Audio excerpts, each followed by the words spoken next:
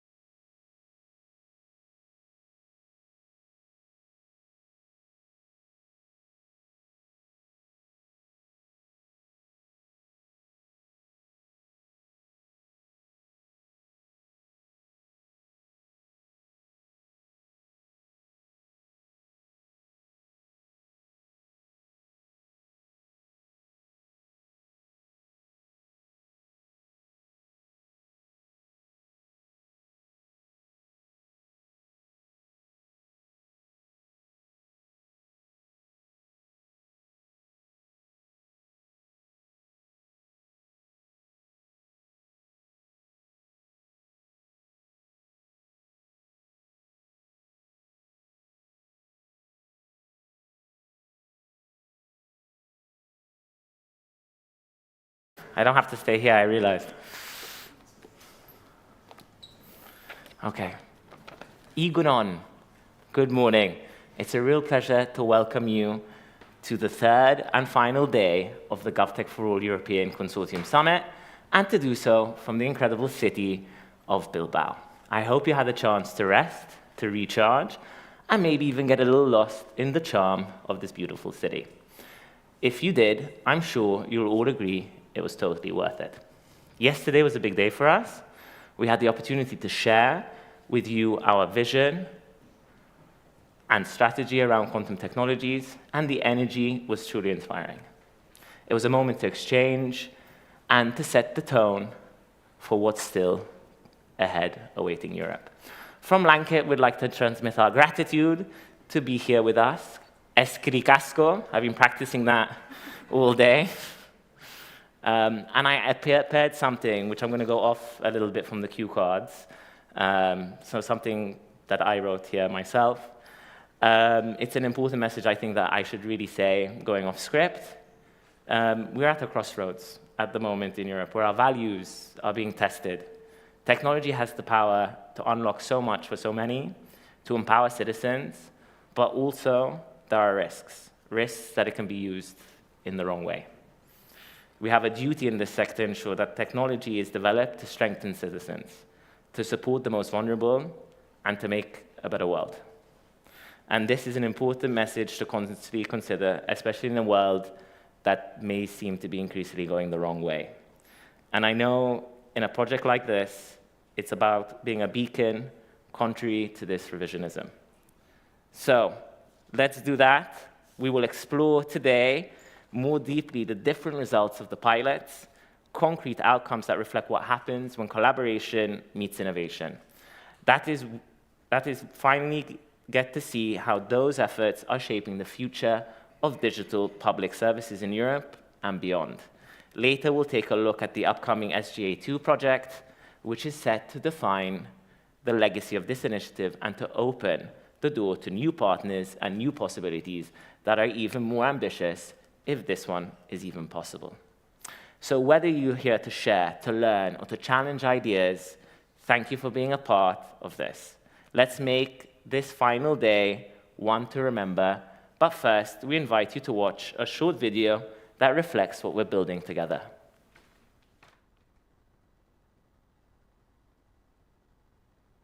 A new era of technological innovation for a smarter, more efficient public sector.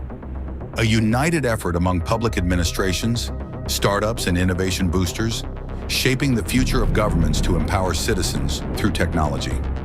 A GovTech ecosystem with 29 organizations in 20 countries across Europe, transforming governments with cutting-edge technology to deliver secure, proactive, and sustainable services. Encryption techniques to secure information sharing across borders, because data protection is essential. A personal regulation assistant, ensuring social benefits reach those who most need them. A GovTech Startup Challenge, accelerating digital solutions for energy-efficient cities. A stronger, smarter Europe starts now. GovTech4All, innovating together.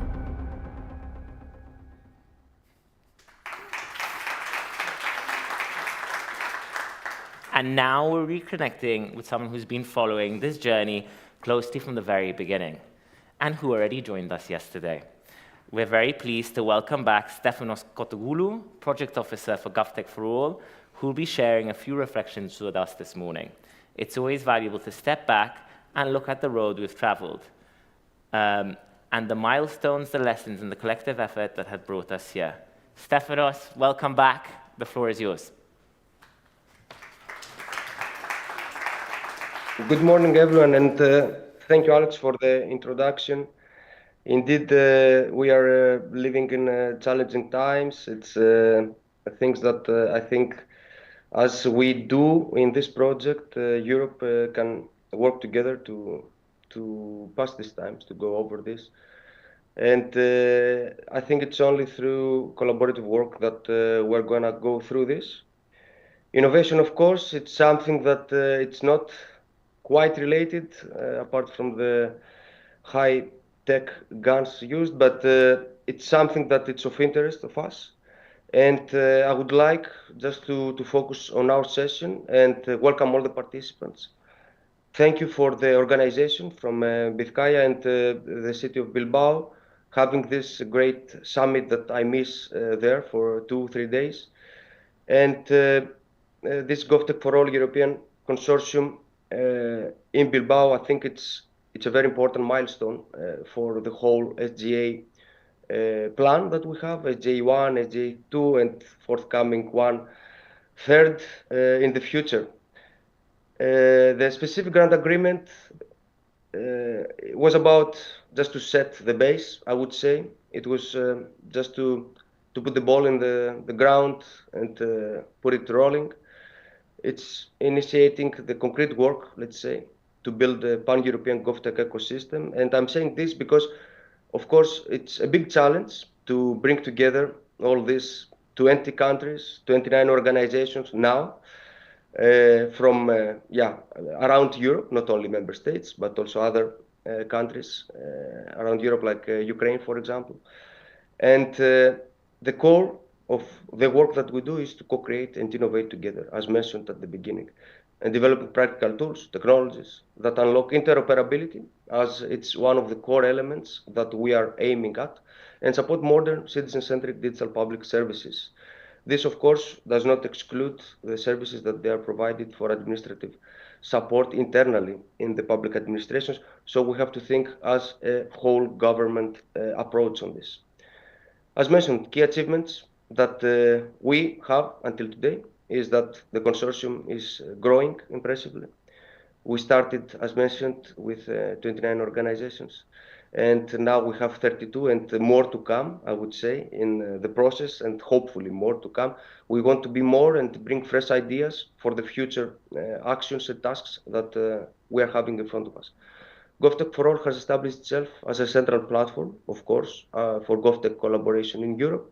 We have a GovTech4All dedicated space under GovTech Connect, and we are also aiming to further improve it to reflect, let's say, the messages and actually the very useful material that you produce under this work in the first 2 years of the first SGA. So concrete results delivered through the pilots and these 2 first years are, of course, the 3 pilots. So at least the most important, I would say, apart from all the different other journeys, all the different frameworks and communication frameworks that you developed, and amazing work there that you managed to deliver without, I would say, big disturbances. And I have to give, just before going to the results for the pilots, to give the big congratulations from my side for also the good coordination that we had during these 2 years. So going back to the pilot, the first pilot, it's about security framework for cross-border data exchange, related, of course, with the quantum algorithms. So developed key security frameworks enabling trusted cross-border data sharing, particularly relevant for post-quantum security challenges that will shape Europe's digital infrastructure, and supports long-term interoperability across national systems. As mentioned, interoperability is the core of these innovative measures, innovative pilots that we introduce and we want to test for, of course, achieving interoperability in public administrations. Second pilot was on personal regulation assistance, and developed an AI-powered tool to assist citizens in navigation complex benefit systems. Concrete use cases that we used during this pilot, there were 2, child benefits in Greece and housing allowance in France. Demonstration of how GovTech can directly empower citizens, simplifying administrative processes and improving accessibility. When it comes to pilot 3, it was more like the innovative approach and the methodologies that we tested and we used there.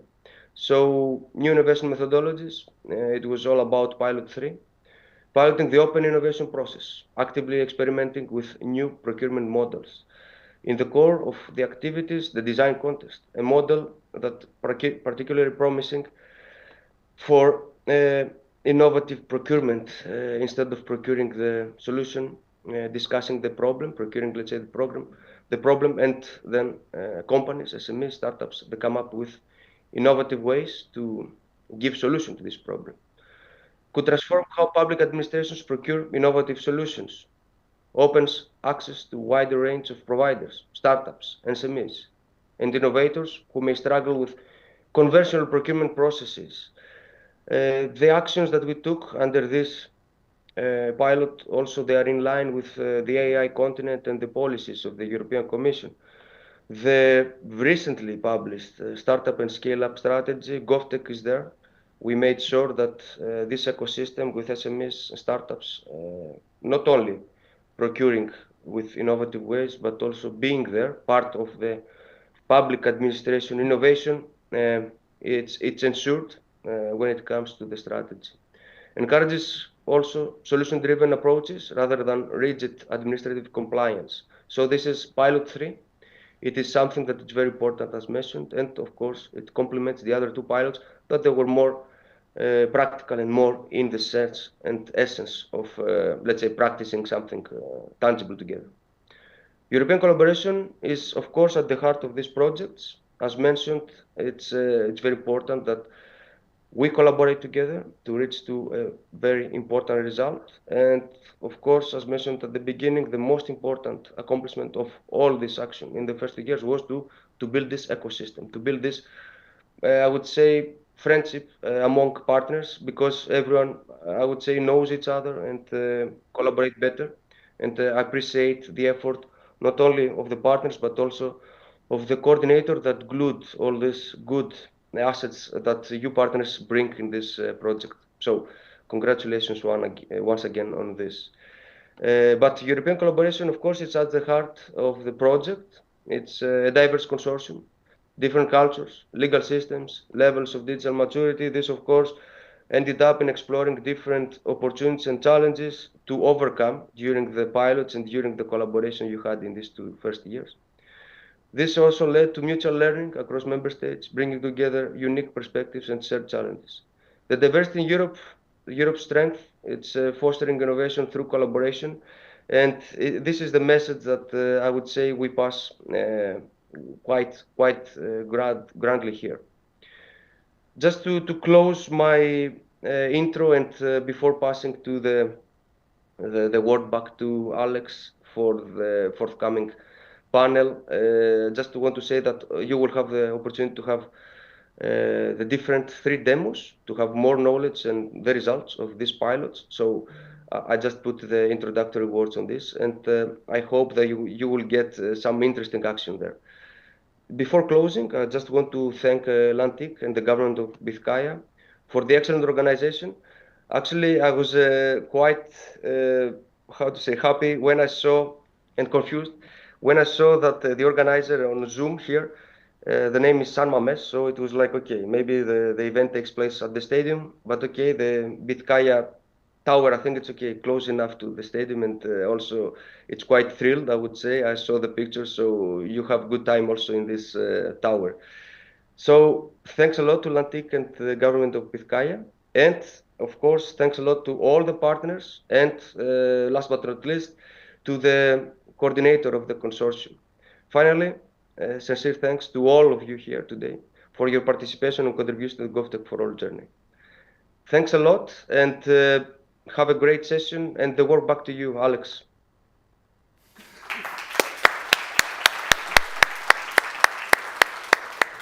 Thank you, Stefanos. If you're still there and listening to us, you have some surprises in store for you.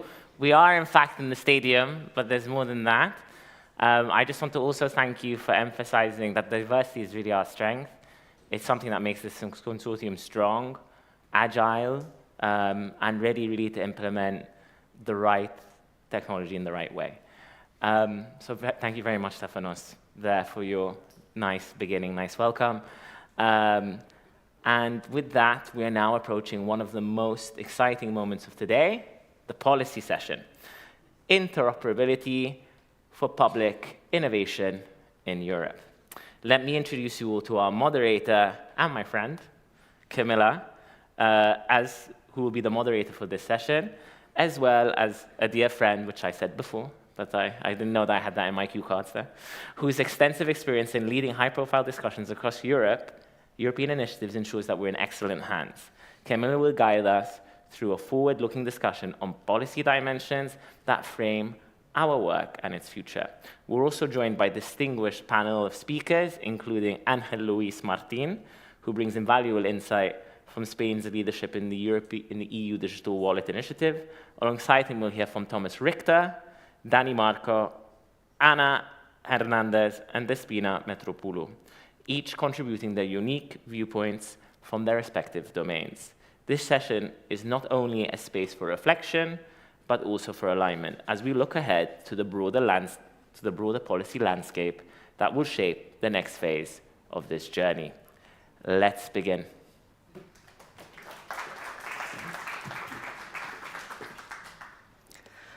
Good morning, everyone, and I'm very happy to see so many friends in the room, and I hope even more are joining us online. And for those who are not here in person, know you're missing a lot. And Lantic went above and beyond to organize and host us here in Bilbao. And to say that we are surprised would be an understatement, so thank you. And I guess everyone will be thanking you, Gorka, and the whole team here many times today. So welcome to today's session called Interoperability for Public Innovation, Bridging Invest, Interoperable Europe Act, and the European GovTech community. And it's great to see such a diverse group. GovTech startups, digital teams from all around Europe, researchers and policymakers, because this session will be about connections, and not just metaphorically. When we're talking about GovTech, we focus on innovation, agility, user centricity, but for those solutions to scale, which we're talking a lot also yesterday, and we'll be talking even more today, and to integrate into existing systems, to be replicated across regions or even borders, one ingredient is absolutely essential, and it is interoperability. It's the bridge between innovation and impact, between a brilliant pilot and a system-wide transformation. Yet we often see those efforts happening in silos. Projects like Invest or Interoperable Europe Act and various GovTech pilots run in parallel but not in sync, and we're going to try fixing it with this session. So what you can expect during the next hour? We'll start with framing input from experts behind the Interoperable Europe Act and Invest project, grounding us in what interoperability really looks like in practice. Then we'll hear lightning talks from GovTech voices across Europe, short, sharp pitches showing real-world solution and the challenges they are facing with interoperability. And finally, we'll turn over to you, both those here in person and also joining us online, to map your ideas, your insights, and your examples using interoperable solutions while with interactive tool. By the end, we want to have a clearer picture of where GovTech and interoperability meets and where we as a community should go next. So let's get started. And to open this conversation, I'm pleased to welcome Ángel Luis Martín, Deputy Director for Planning and Governance of Digital Administration at Spain's Ministry for Digital Transformation and the Civil Service. Ángel, floor is yours.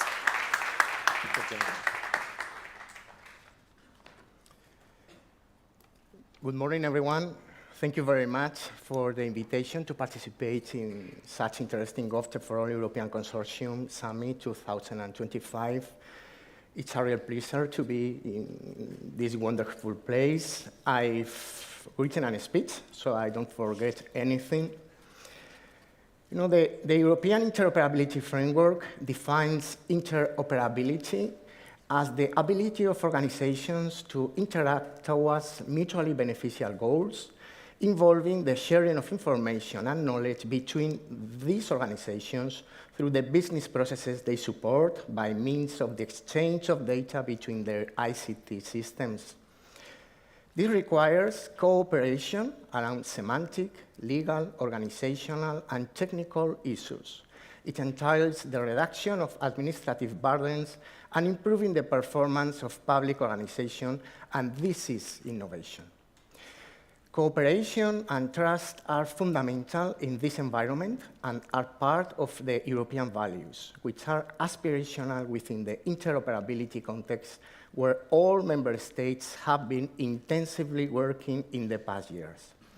Moreover, interoperability enables the so-called one-only principle, which states that citizens, institutions, and companies only have to provide certain data to administrations once.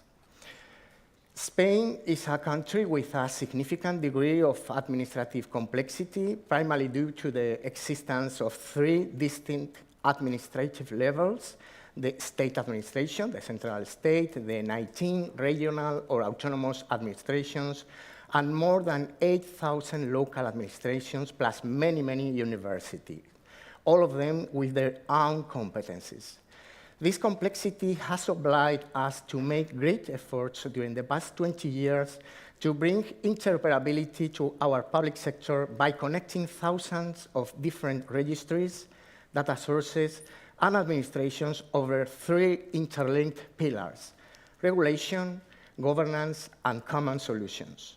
Thus, from a legal point of view, Spain has developed many regulations that stand digital by default, interoperability, cooperation, and collaboration as basic operational principles for all the Spanish public sector. As a result of this cooperation and collaboration, implementing through several working groups, the Spanish interoperability framework was developed and approved by Royal Decree in 2010 and extended to 2025, along with many technical interoperability standards that implement our framework. Examples of these standards are those referred to electronic documents, entry registry, electronic signature, electronic files, digitalization of documents, or the data intermediation protocol. From these standards have been built common and shared interoperability solutions, such as the broker of administrative files, documents, and data with the same legal value than paper certificates, known as the intermediation platform, which is also behind some digital public services that offer to citizens the related information stored in multiple data sources from many different administrations, a single point of contact. That intermediation platforms connect almost all Spanish administrations and the registries so they can exchange information about citizens and businesses in order to comply with the once-only principle. Nevertheless, the Spanish experience is straightforward because people of any given country typically share a common understanding of concepts, objects, meanings, and terms. This is not only because they speak the same language, but also because they share a common history, a common culture, and follow the same regulations. Therefore, people in Andalusia and those in Galicia, for instance, have a shared comprehension of subjects such as work and retirement, healthcare, family rights, education, disabilities, driving licenses, heritage, and much more within an administrative context. The complexity of interoperability significantly increases when addressing cross-border scenarios. Of course, language and translation often act as barriers, making interpretation challenging, but additionally, difference in cultural and regulatory framework often result in information being stored and represented differently across various countries.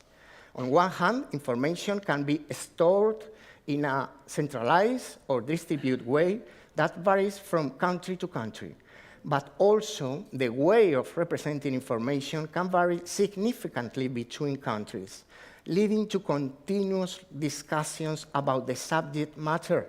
So we wonder, are we indeed referring to the same concept?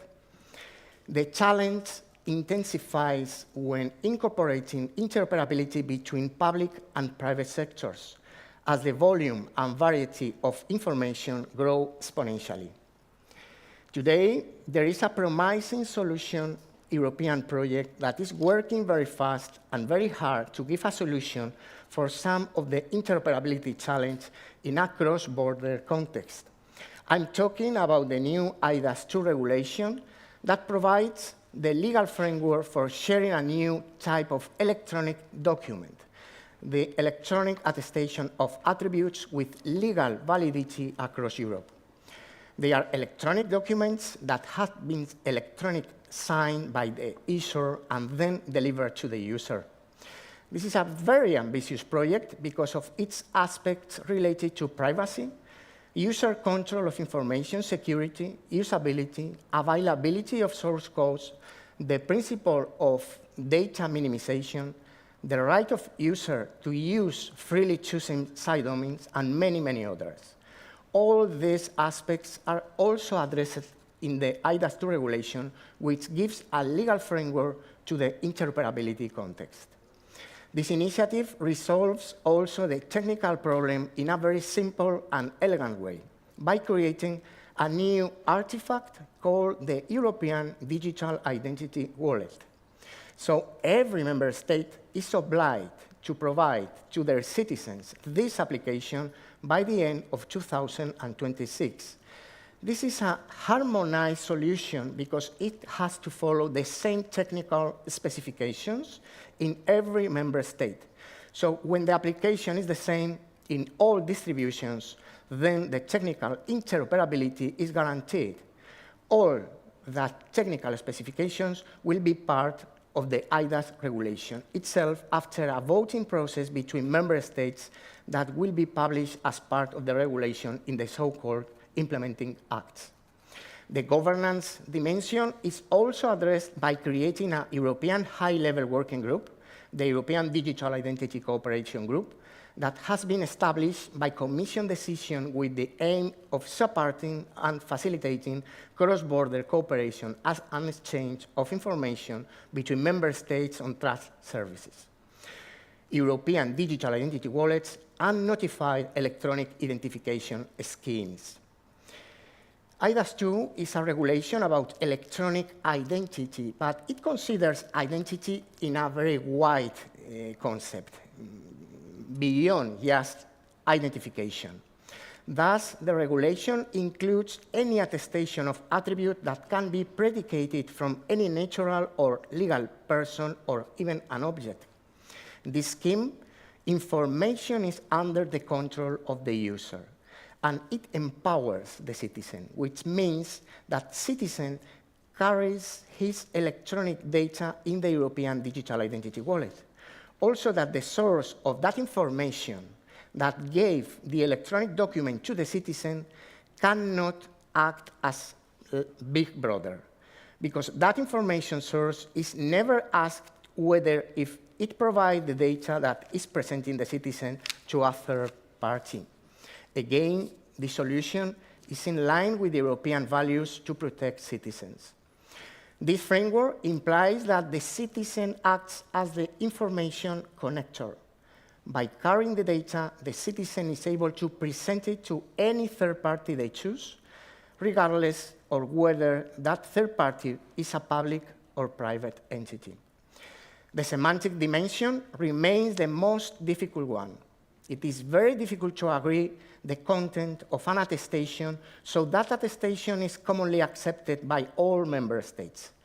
To move forward in this issue, the Commission has promoted the creation of large-scale pilots where many countries work together around some use cases to be included in the European Digital Identity Wallet. Some examples of use cases we are working in are the driving license, the European health card, or academic diplomas. The idea is to agree the content of these digital credentials and to describe them in the so-called rule book, so anyone in the European Union will be able to recognize and to accept these credentials. In this new ecosystem, a variety of different players in significant number are anticipated. All public administrations will accept the European Digital Identity Wallet, and some private sectors, such as banking, transport, energy, and many others, are also required to accept these wallets. Additionally, there will be several new entities that will issue electronic attestation of attributes with legal recognition across the EU. New European regulations provide EU-wide legal basis, governance structures, and common interoperability solutions, such as the new IDAS2 regulation and the single digital gateway regulation for the one-only technical system, along with interoperable Europe regulation, which is focused on the cross-border interoperability issues of digital trans-European public services. However, we still need more cooperation and more collaboration between the public administrations of the member states to overcome legal, organizational, semantic, and technical cross-border interoperability issues that still exist. There is much work to be done among the member states, but we are on the right track in this very innovative path. Thank you very much for your attention.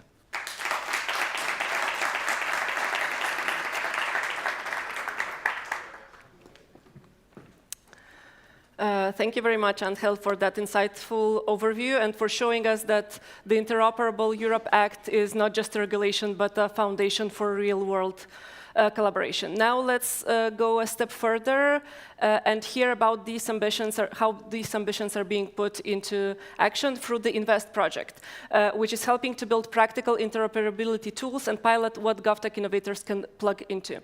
I'm delighted to invite on the stage my dear friend, Despina Mitropoulou from GRNet, who is uniquely placed in today's conversation since she's being a big part of both GovTech4All project, but also INVEST initiative. Despina, the floor is yours.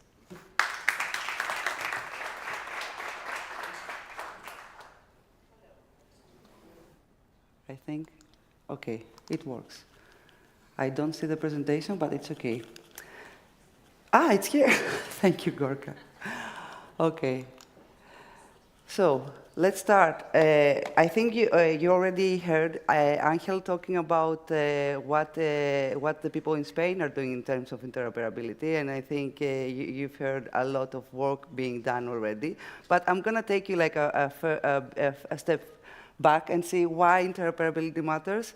So I think Angel already touched these aspects, but interoperability is an enabler, especially for us, for GovTech and for scalable innovation.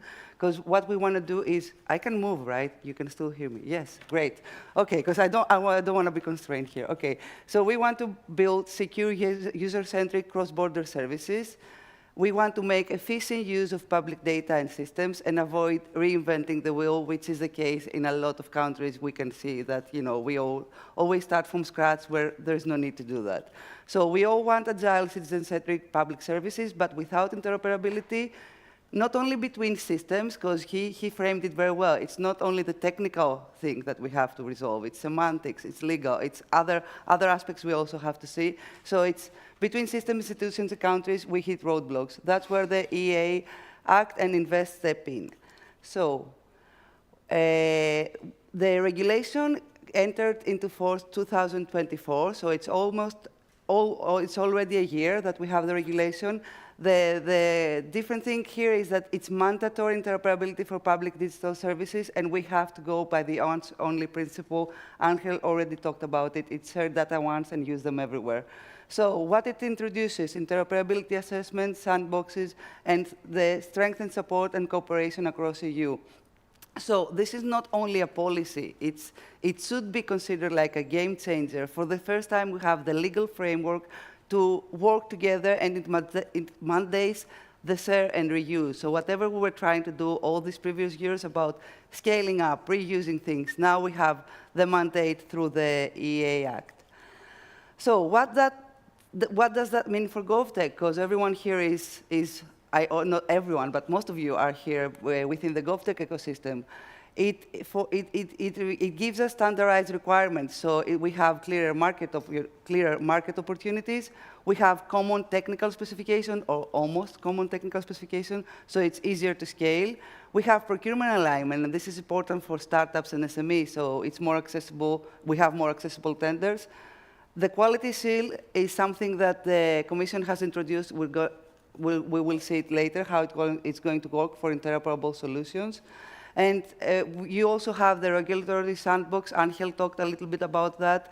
In order to test solutions more safely, we have reused frameworks and stronger links to public buyers via the coordination structures. So Camila already mentioned that I am also involved in the INVEST project, as well as the GovTech4All project. What is the INVEST project and why it's introduced here? So INVEST, as you see the title, is Interoperability Vision in Europe Strategic Time Plan. It's a supporting act for the Interoperability Europe Act. So it's a one-year project that supports the implementation. What we are doing, and we are halfway through this project. It started January 2025, so we are literally halfway through. We are mapping and aligning interoperability solutions. We are supporting the uptake of the Act by member states by connecting technical, policy, and community. We provide a strategic roadmap, and we are also analyzing the impact of existing GovTech solutions. And this is why we wanted to come here and talk to you, and we will have a small, can I say that, Camila? We have a small surprise as well, because it's not only Gorka that has all the surprises. So what we want to do with the INVEST project is to work as a delivery vehicle for this vision. So we want to translate the strategy into concrete steps by identifying the initiatives, the ecosystem, the synergies, and creating the baseline that we can build on how to actually implement the Act. We are also, this was the one aspect, but the second aspect is because through INVEST, we are establishing the solid foundation by, as I said, identifying what are the needs, what is the evaluating potential solutions and relevant projects. We are also supporting the multi-country projects, which is a very important aspect of how we can make interoperability works within the different member states. So we are also hoping to create this impacts ethic, and this will build on top of the work already conducted in the context of undergoing projects. I don't want to go into more detail about impacts ethic, but me and my colleagues from GRNet, we are here through the day. If you want to join, I also have the email there, but you can talk to us later on, because it's a great opportunity of how we can work together into multi-country projects. So what is your and our role in the ecosystem? And what we have to have as a takeaway from the Act is that now, when you start building a solution, you have to think about interoperable solutions from day one. So interoperability by design has to start from the beginning. We cannot think interoperability halfway when we're building a pilot or a project or a POC or whatever. We have to make sure we collaborate with each other and European innovators to create and co-create with the public actors. We have to share. We have to talk more to each other. We don't have to reinvent the wheel, as I said before. And we have to scale our impact across border. So key messages to remember. I had them here. I didn't know exactly the audience, so I said I will have some key messages. Startups, public sector, for everyone. I will just go to the everyone. Interoperability is not a constraint. You have, because I think sometimes people, when they hear mandatory, policies, they are like, what do we have to do now? It's an opportunity. It's an opportunity to collaborate more, to innovate more, and build on top of everyone's knowledge. And collaboration always drives innovation. And as Alex said at the beginning, this is times that we have to reevaluate everything of what's happening globally. So European solutions can and should be able to compete globally. So this is the key message for everyone to remember. And that's it. Thank you from my side. You'll hear about me in the future. Thank you. Thank you. So thank you very much, Despina, for a clear and practical overview of how INVEST project is helping GovTech solutions become truly interoperable. And you'll see more of her on the stage today for sure. And to make this event even more tangible, we now move to GovTech Voices Lightning Talks segment. We'll hear 3 short pitches from across Europe, each spotlighting an innovative GovTech solution that touches directly on interoperability challenges or opportunities, whether it's data sharing, cross-border potential, or integration with existing systems. There are real examples of what interoperability looks like in action and how local solutions can become scalable models. Let's start with our first speaker. I'm pleased to welcome Tomasz Richter from Digitality, who will present a fascinating case, Poland's flagship GovTech app, mObywatel. The solution brings together multiple public services into one unified citizen-friendly interface and shows what interoperability what's possible when interoperability is built in from the start. Tomasz, you're welcome.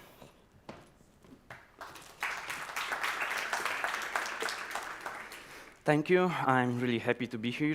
Gorka, thank you for the invitation. It's wonderful organization, well beyond my expectations. Like, kudos to you, kudos to all of the team that was involved. I really appreciate that. My name is Tomasz Richter, and I'm a co-founder of Digitality, the NGO GovTech Center of Excellence, but in my previous job, I was working for the Ministry of Digitalization of Poland, and I was responsible for bringing the new version of mObywatel, which is translated to mCitizen app, to Polish nationals in our country. So mObywatel, it's been around with us in Poland for, I think, like 7 years. And with this comes a great baggage of lessons that we've learned through introduction, the first version, then the second one, and the third one probably will be coming because there is this EU identity that we've just talked about, and we will also need to be aligned with that. But first, what's mObywatel? So as I said, it's like the national super app, which is containing not only the documents, the wallet for documents, but as well there are several e-services. There's actually a lot of services, and the catalog is growing and growing. And also, we have in mind that this is the go-to app for everyone in Poland who needs some assistance with anything connected to the government. Of course, there are different layers to it, especially that we are working, and we want to be open not only on the national level, but also on the level of local governments. So, for example, in mObywatel, you can have not only your ID, your driver's license, but also, and this is important for interoperability and being open, also you can have like your card from your local government, and this card will allow you to, for example, to get the discount in some local workshops or use the local library, etc., etc. So this is the case of the app that is not only done and delivered on the governmental level, but it is also open for the cooperation on the local level.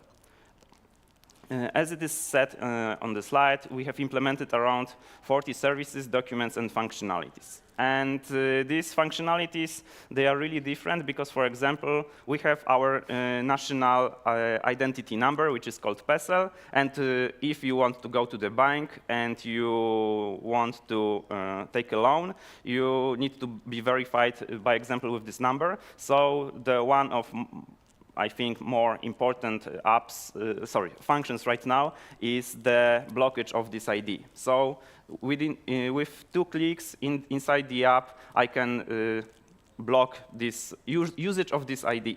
So if someone steals my identity, goes to the bank, tries to use my identity to take the loan, but it was blocked in mObywatel, she cannot do it. So it is really important. But also we have totally different example, like we can pay for some of the taxes, local ones, in the app. As well, we can report incidents about the environment. So, for example, I'm going for a walk through the forest. I can see some garbage or something like that. I can message through the app the environmental protection services to do something with it.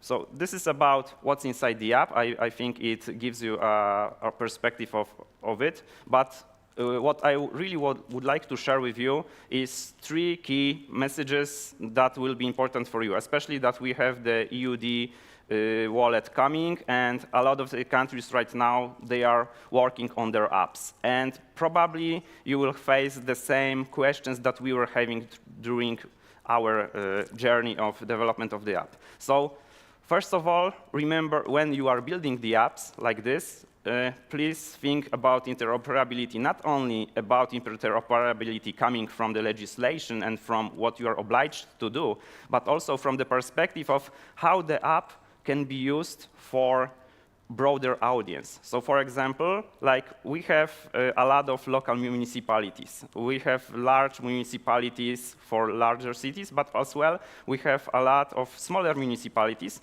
where the IT potential of this municipality is a guy or a girl that can connect the printer for someone working in the municipality, but that would be it about the IT for manpower that they are having.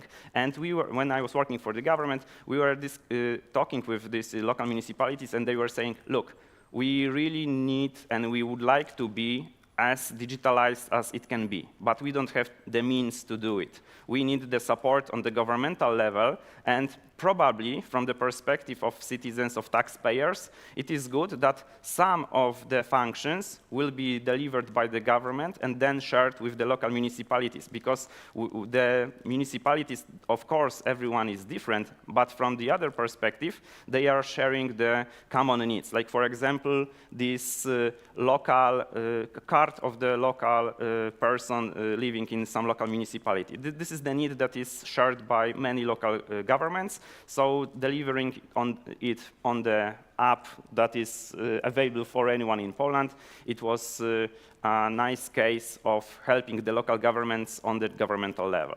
So the one thing is try to be as open as it can be, considering bringing the app. Also, we had like a really big research department. We were doing a lot of research with our users, and of course, it may be tempting to introduce several apps. We have this one app, and the one team is delivering it, so maybe the other thing has some other vision. Maybe it would be nice to provide some other app. For example, Ministry of Health, they have the idea for the health app for citizens, the Ministry of Environment for environment, etc., etc. Please don't try not to do it. People are really confused with all of the things that are provided. We think as people who are working in the digitalization, we always think that it is always not enough, more can be done, etc., etc. But from the perspective of the average citizen, there is already a lot of solutions, a lot of things, terms, etc., and they don't want to study this. They want to have like one go-to app, everything should be inside, local government, national government, and that it's easier for them. So please also think about being as open and connecting whatever you can connect within one app. And coming to a bit shorter advices from my side. Think about naming. Of course, we say that there is this EU identity, and there will be some kind of a wallet. And at first, mObywatel was described as a wallet for documents, because we started with ID. Please don't call your app a wallet, because most likely, because of what I said just before, you would like to introduce into the app also some kind of services, also some kind of information, etc., etc. If you will call it wallet, it is not that easy to understand for the citizen that there is more to it than only the wallet.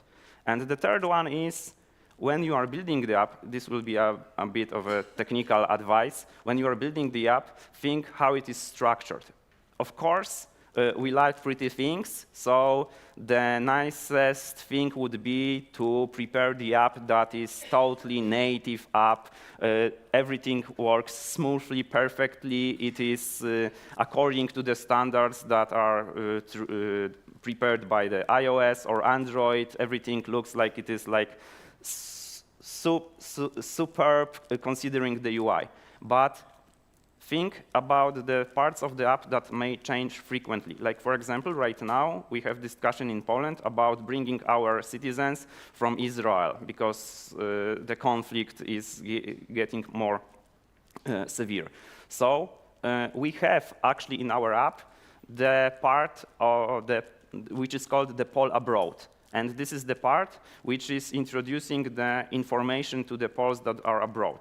And if we would have this part developed in a way that the rest of the app is developed, the main functions. So if it would be developed natively, if we would like to introduce something new, like for example, I don't know, chat functionality for these polls or anything else, we would need to go through the whole process of releasing of the app. And to release the app, you need to get through the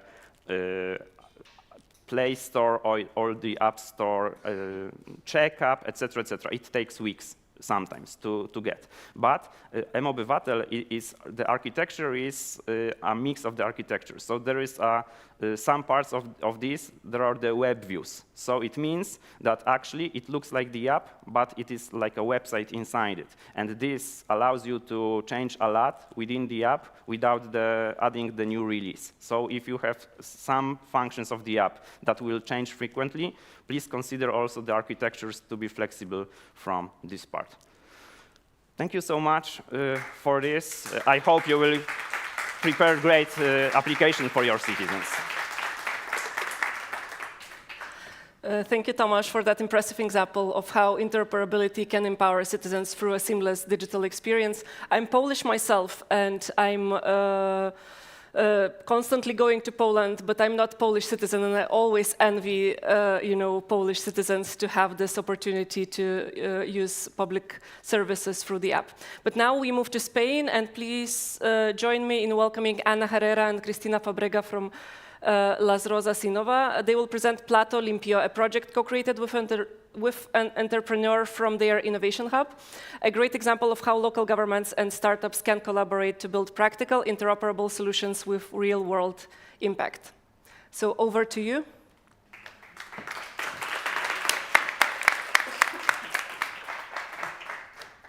This is a click for you. Okay. So hello. Good morning, everyone. Thank you for having us. Thank you for inviting us to be here to introduce ourselves, because we are just new members of the GovTech4All Consortium. So for us, it's a good opportunity, this event here in Bilbao, to getting to know more of each other, as we are going to work for the next 2 years, at least. Hopefully, in another projects, we can work more years. So let me introduce, first of all, ourselves. I'm Ana Herrera, this is Cristina Fabrega. We are of a company that is called Las Rozas Innova. We are the innovation company of the City Council of Las Rozas. Las Rozas is a city that is located 20 kilometers northwest from Madrid. We have 100,000 inhabitants and one of the highest per capita income in Spain. We have been created to promote, to boost the strategy of the City Council to promote Las Rozas as an epicenter in Spain for the entrepreneurship, innovation, and technology applied to the city. We have been created 4 years ago, and now we have a startup hub with 50 companies. Very welcome the startups that want to be with us there in Las Rozas. We are members of 14 consortia, most of them related to mobility and sustainability. And we are offering our city for testing innovative solutions. We are sharing with you an example which is called Plato Limpio, and Cristina is going to explain this for you. Thank you, Ana. Okay, so this pilot is called Plato Limpio, which means clean plate, and it's an initiative designed to reduce food waste in school canteens. So it's an AI-based system with which schools can estimate the daily amount of food that is wasted every day in their school canteens. So the main goal with this, and with every pilot that we do, is to connect and test technology and innovation, and in this case with a solution in the educational field in schools.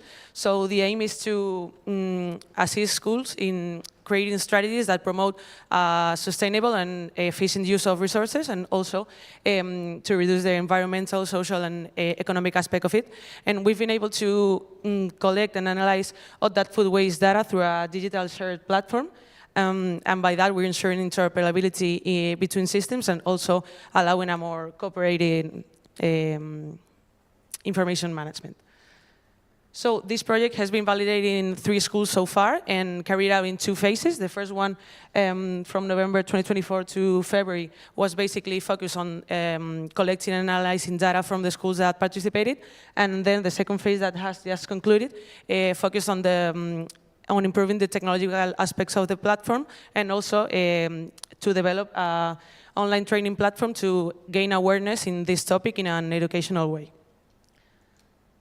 Okay, and data we've collected so far, more than 2,000 daily meals have been measured, and knowing what kind of foods generate more waste allows us to make adjustments in the type, quantity, or frequency of certain types of food that has been served. And the most important thing is that it doesn't only measure the food waste parameters, but also sets up action plans to reduce that waste even more.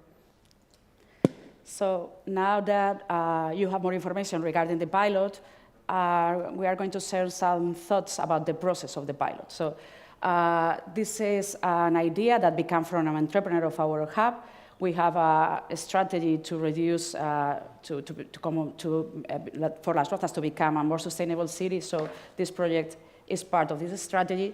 We have somehow co-created the solution with the entrepreneur because we subsidize a little bit of the money he needed to start the development of the technology, but also because of the pilot processing, because from the beginning till the end, we were with him all the time.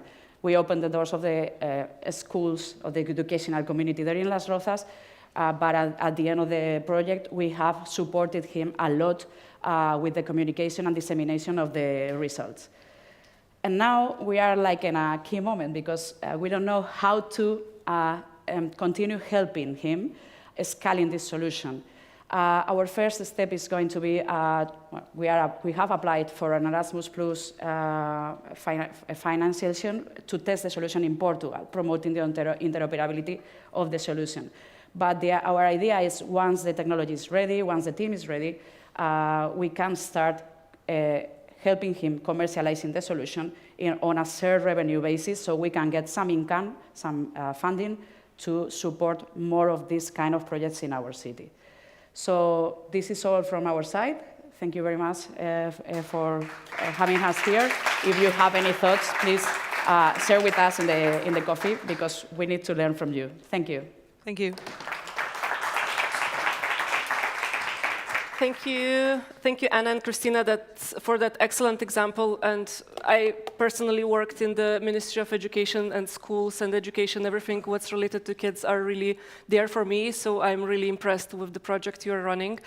And now we are moving. We're still staying in Spain, but we're moving a bit to Catalonia. And please welcome Dani Marco from Government of Catalonia, who will share how they are applying artificial intelligence to address some of the most pressing data interoperability challenges and what that means for scaling smarter, more connected public services. Dani, the floor is yours. Thank you very much, Camila.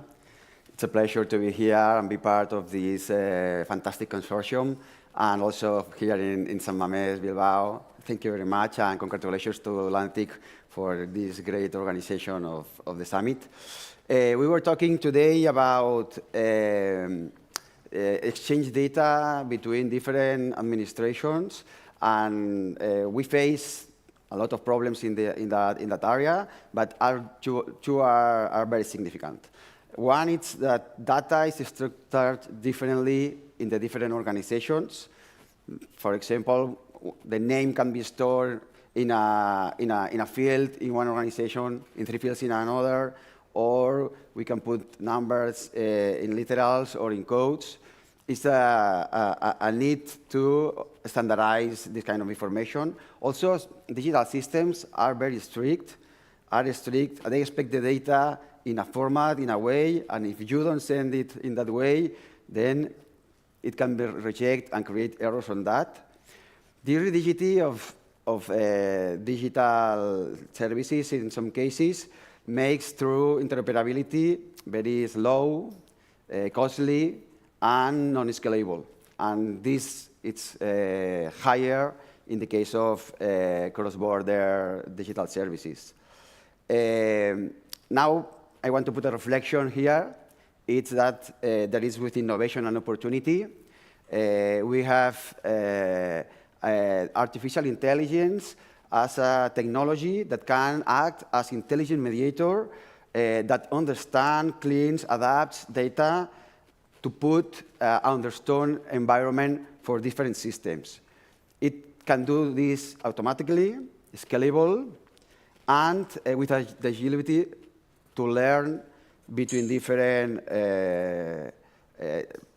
frameworks that are available in the digital space. This transcends from organizations, languages, and platforms. We have a key tool to transform interoperability into operational reality. Artificial intelligence can provide examples of actions related to interoperability based on data exchange. Can structure the data, transform unstructured data to expected formats that we need to exchange this data. Can digitize information. We can extract data from PDF, from images from not digitalized information.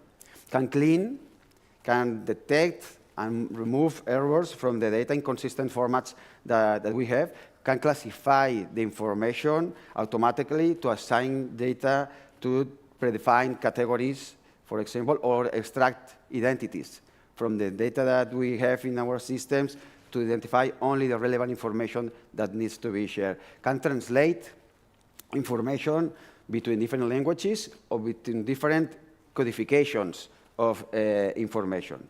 And can anonymize. One of the big challenges is the personal data and the privacy of our systems, of our citizens in the exchange of information. All these actions can be done by artificial intelligence. In Catalonia, we develop within the framework of the GovTech Catalonia program, in collaboration with the Department of Justice, a suite of generative AI applications for justice that helps the framework of interoperability between the Department of Justice and together with other departments to anonymize information, to share documents and data with privacy, to classify documents, to summarize some documents, and also to translate this document to more plain information to understand for other kind of citizens, to extract metadata from the documents to, for example, for our classification of the files that we already have, or extract, exploit entity from this kind of text. Also, not related directly to this topic, but we incorporate speech to forms. That is, for example, in forensics is important. In the personal data it's on the field, you can talk to your smartphone, and then the assistant extract only the data that is needed to put directly in a form and integrate it in the system. We believe that artificial intelligence, it's an opportunity to be combined with all other interoperability frameworks to connect more in a faster way, in a more innovative way, and also with total consistency. This example that we are doing in Catalonia, it's planned to be extended in other areas of the government and could be a solution to be provided abroad. Thank you very much.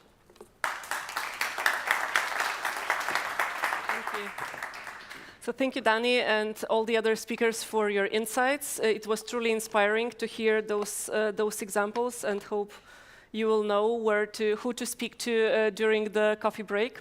And now let's bring the collective wisdom to the room and our wider GovTech community into the session. And to hold this session, I will again want to invite my dear friend Despina. You can never have too much of her on the stage. So we're going to run a short interactive Slido exercise to gather your thoughts, your experiences and examples.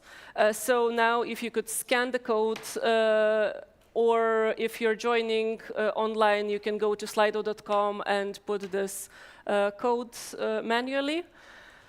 You're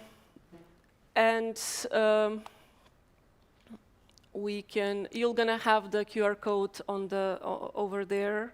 And so, yes, and the spin up to you. The idea was to see how we can, because as I said before, now with the introduction of the Act, the GovTech community has to think a bit more about interoperability, how we make everything work. And OK, we only have one answer. OK, here. So the idea is to gather a little bit about your knowledge and your expertise, because we have a lot of that in this room. So first question, I don't even have to read it. You already went through that. Which sector has the most promising GovTech solutions in your experience that could benefit from better interoperability? So 14 people. I know we are more. Come on. 18. I see 18. already. OK, great. Yes. Yeah. I love how we put citizen services and engagement on top. OK, the other. Is anyone brave enough to say what the other means? Who put the other? It was online. It's always online. It's OK, don't worry. 26. Anyone else wants to vote? I think we're good. We have a few more questions. Yes, so, we have so a the few next, more questions. Question is in one word. What's the biggest interoperability barrier you've encountered with GovTech solutions? And I think Angel already said at the beginning, like semantics is one problem. So what's the problem? Is it standards? Is it legacy systems? Is it governance? Yeah, data formats, funding, whatever comes to your mind. GDPR, I like how this is a constraint.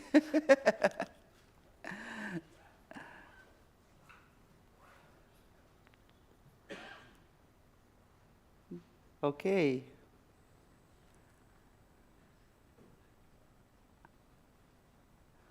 Political buy-in. I think we're going to talk a little bit about political buy-in in the upcoming sessions as well. Yeah, I see that still a few people are typing, but the governance is winning. And regulations. Yes, yeah. Oh, communication. Communication. That's a good one.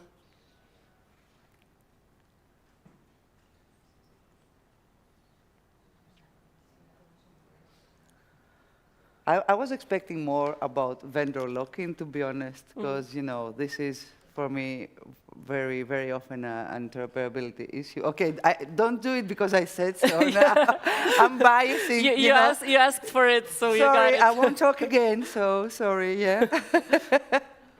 I'm leading, I'm influencing the results here, so I won't talk again. OK. So I see no one is typing. So the next question will ask you to rank these factors by importance for successfully scaling GovTech solutions across different public administrations. Which ones do you think are the most important, the least important? And we have technical interoperability standards, legal regulatory alignment, financial sustainability model, stakeholder engagement approach, and data governance framework.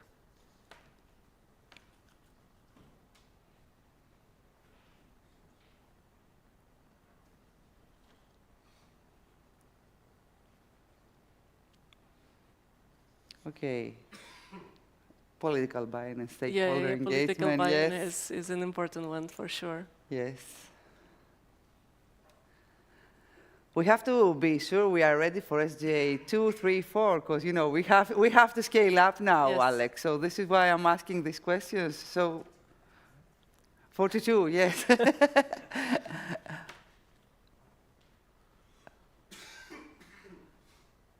And I think we have people here from public administration, so it's really good to have their input as well. Yeah.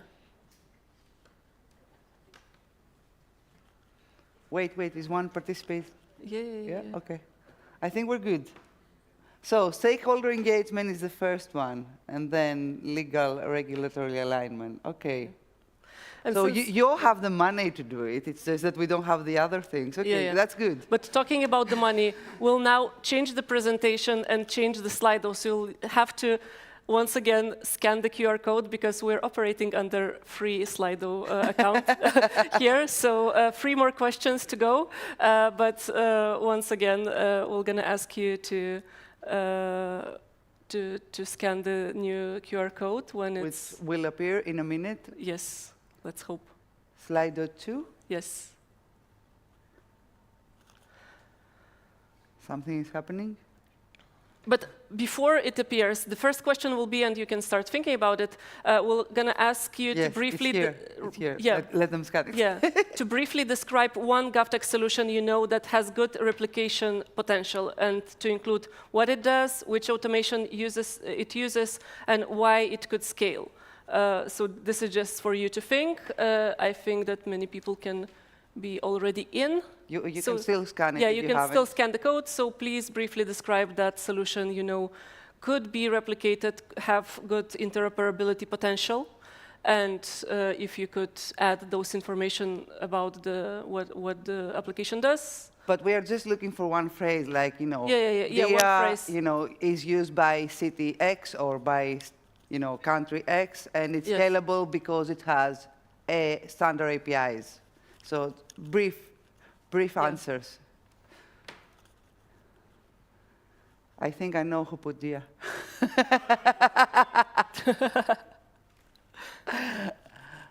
Where's M-Obyvatel, right? You just presented it.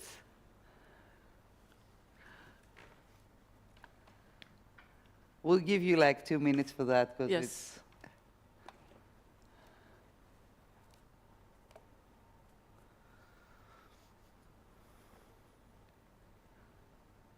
Mobiwater, okay. Here it is. Use accessibility, yes. So this is not the right, but this is the kind of answers I would like to see. You're like a teacher, you know, like. Yes. Yeah. Where is the Swedish people? Where is the Sinkwala people? I was expecting to see Sinkwalas here. You're here. So still a few participating. Yes, Or, it's here here. it is. Yeah. Those teachers' suggestions work.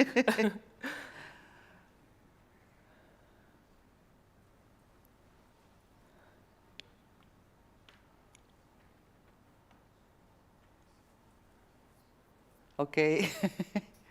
So we have a few are reappearing. Okay. Yeah, a few more participants are typing, and we have 2 more questions to go, so we're going to soon go to the next one. Let's wrap up with those. It's okay. We can wait 1 minute for the people to finish typing. Yes, exactly.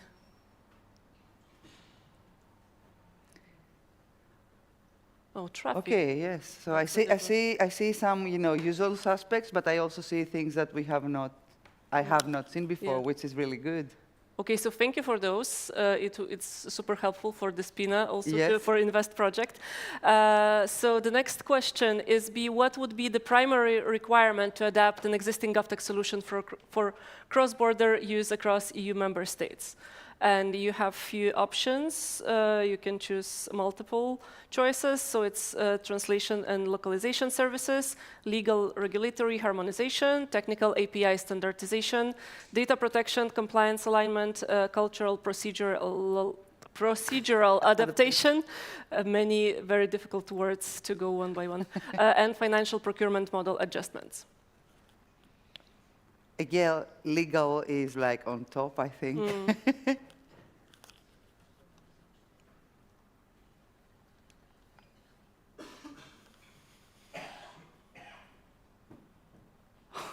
Okay, we already have 22 people. Okay. Yeah, let's wait for another 30 seconds. People are still voting. Yes.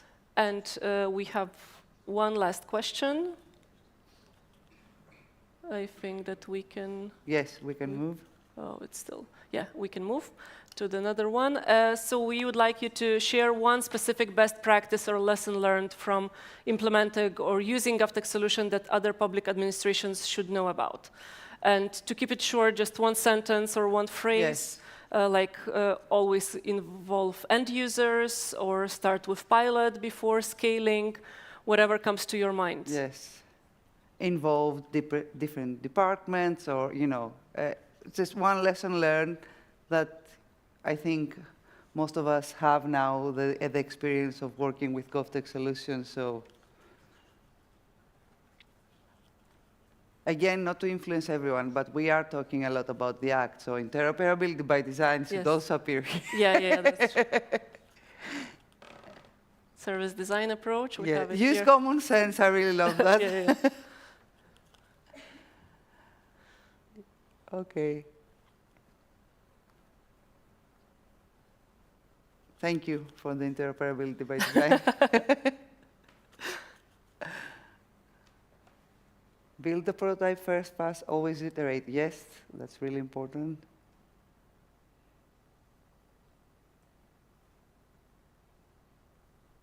Okay. Yeah. I thought somebody wrote avoid Slidos, and I was like, we've done everything wrong here. We do not want to do another Slido ever again.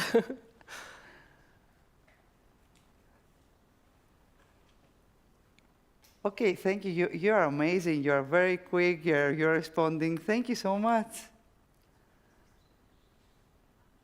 Because we had a bit of a time constraint, but I think we're doing good. Yeah, we are very good. This was the last question. And Alex will have 2 minutes for a wrap up. We know how good he is with the timing, so we'll finish on time. Yes. Okay, also the Slidos will remain open, so Yes. if somebody wants to come back and you thought of something and you're like, oh, I should have written that, you can always go back and do that if you want. So I think we are good. I don't see anyone else typing. Yes. Thank you so much for your participation. Yeah. So thank you for your contributions, both in the room and online. Your input will be super valuable for when we move forward together on interoperability in Europe. And to close our session, I already mentioned, we're pleased to invite Alex Borg, Project Manager at Lisbon Council, to share a few reflections and wrap up the session. So I've been given an instruction to be really quick. You know, that's my skill, is conciseness and quickness. So I'll try to be really good here. I want to just thank Angel Luis for highlighting some very important elements, and in particular, the once-only technical system or principle. It's something that we've incorporated into Pilot 1, so it's something that's very important. The administrative, I really liked how you used Spain as an example of interoperability. I really think that Spain mirrors the complexity of the interoperability challenges that we have in Europe. It's very similar. You have lots of different jurisdictions that are in charge of their own data, and they have to share it across different levels. So I think it's an absolutely fantastic example. I also really like the concept of objects, terms, and this commonalities and common history and common culture. I said at the beginning that we're united by diversity, but one of the things I didn't say, we're also united by our commonalities. And I would say that's the values, that we all share the same values. And that's something that really defines us in Europe. And it's part of this rich tapestry, right, of Europe. And obviously the EU ID wallet, I think, is an example of how technology can be used in the right way for good, in a way that doesn't inhibit on people's freedoms as well at the same time, right, and protects their anonymity, for example. So I thought this was a really great example. I just want to thank you there, Angel, for providing that. Then the Spina, you really highlighted that interoperability is not just a challenge of obviously the semantics of the technical part, but there's also the legal, operational. It's so complex and there's so many different layers that we have to all take into consideration always. You also underlined the once-only technical system and principle, which is a really critical element, going back to Angel, to stop this big brother, right? I mean, that is a real danger. That is a real risk that we always have to consider and that citizens consider, right? We have to develop trust in the citizens. Invest, I think, is a really important example as well about mapping solutions. I think these kinds of real practical projects will be critical if we're really to develop interoperability and fully unlock its potential. And it's not just a constraint, but it's an opportunity as well. I really believe that truly, that this is an opportunity, and here we're innovating together, we're collaborating together, and this is a shared mission that can really unite us further. And of course, collaboration drives innovation. I think that's something that I hold to my heart and something that's fundamental. Thomas, I think the EU identity wallet, the example of my mobile wallet, which I took years to learn how to pronounce, but I finally managed to do it, is a really powerful example of how a world-class solution can really empower citizens, right? And really liberate citizens, the ability to have this all in your phone in one space, where you don't have to navigate a complexity of 5, 6, 7, who knows how many different digital public services spread across and fragmented, I think is a really powerful example. Also, the levels of, which is a commonality with Angel Luis's also presentation, is this sort of different layers of local, regional, national, and that really defines this complexity as well. So we have it both in the national sense, but also in the pan-European sense as well. And this is really an example of a citizen-centric solution, which I think is absolutely fundamental when we're creating solutions, because I think user centricity is really trust at the end of the day, right? If it's so complex that it's difficult for one person to be able to navigate it, especially if they're not a digital native, then it's something that they can lose trust in. So being citizen-centric, being user-centric is fundamental for trust.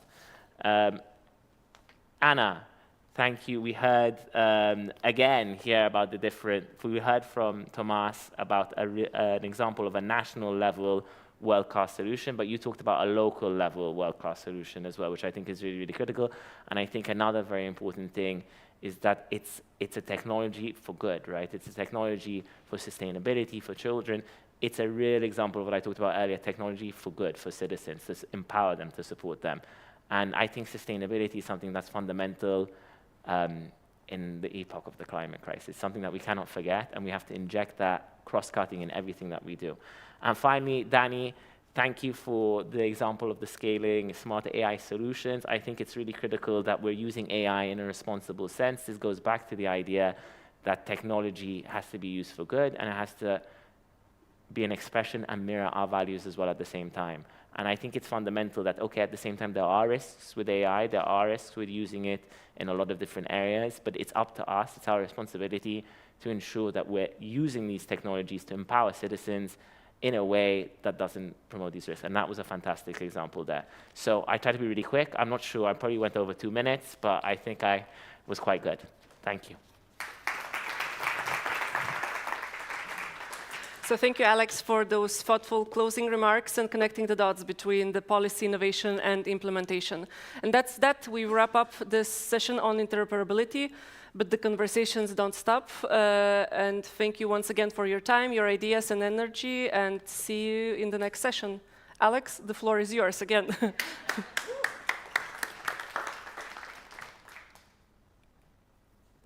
Almost forgot my cue cards there. I would have not known where we were going.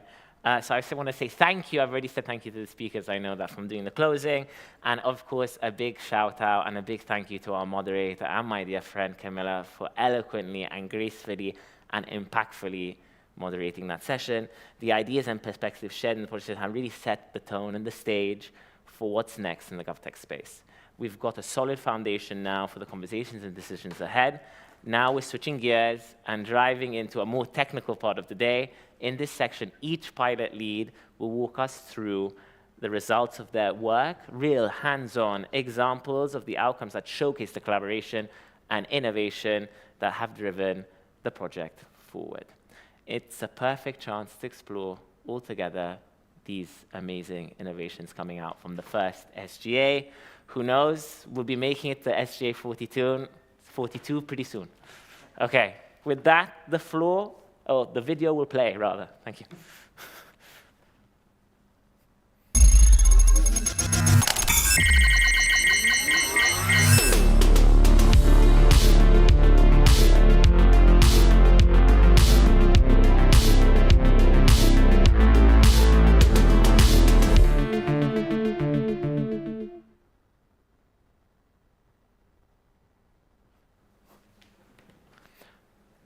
All right, the first pilot to present is Pilot 3, which is all about tapping into the power of startups.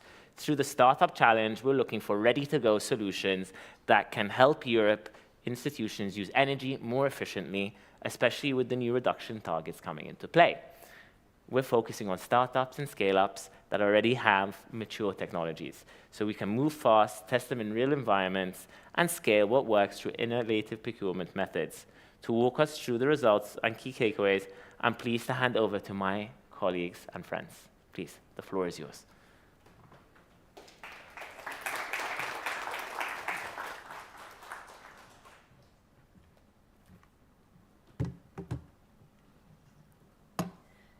Morning, everyone. My name is Sofia Silva. I am head of growth at Golbe Studio. We're a GovTech innovation advisor firm delivering open innovation for the public sector, both in Europe and in Ibero-America. And we have been working over the past year leading Pilot 3. So I'll be walking you over the next 40 minutes onto the work that we have been doing.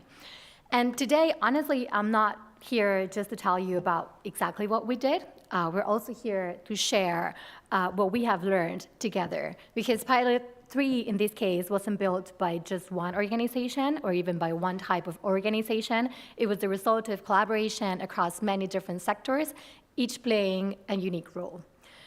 We led the coordination and overall design of the pilot, but several organizations supported this implementation, including Bron Innovation, Beta-I, GRNet, the Lithuania Innovation Agency, and GovMind. They worked closely with cities and regions to bring the methodology to life. 6 public institutions implemented the process on the ground, testing how open innovation can work in real settings. And these institutions were the government of Catalonia and Madrid City Council in Spain, Ørnsköldsvik in Sweden, Tauraj and Siuliai in Lithuania, and the municipality of Kalamata in Greece. And of course, none of these would have been possible without the startups. Brisa and Tactica TIC in Spain, AI Labs and IT Baltic in Lithuania.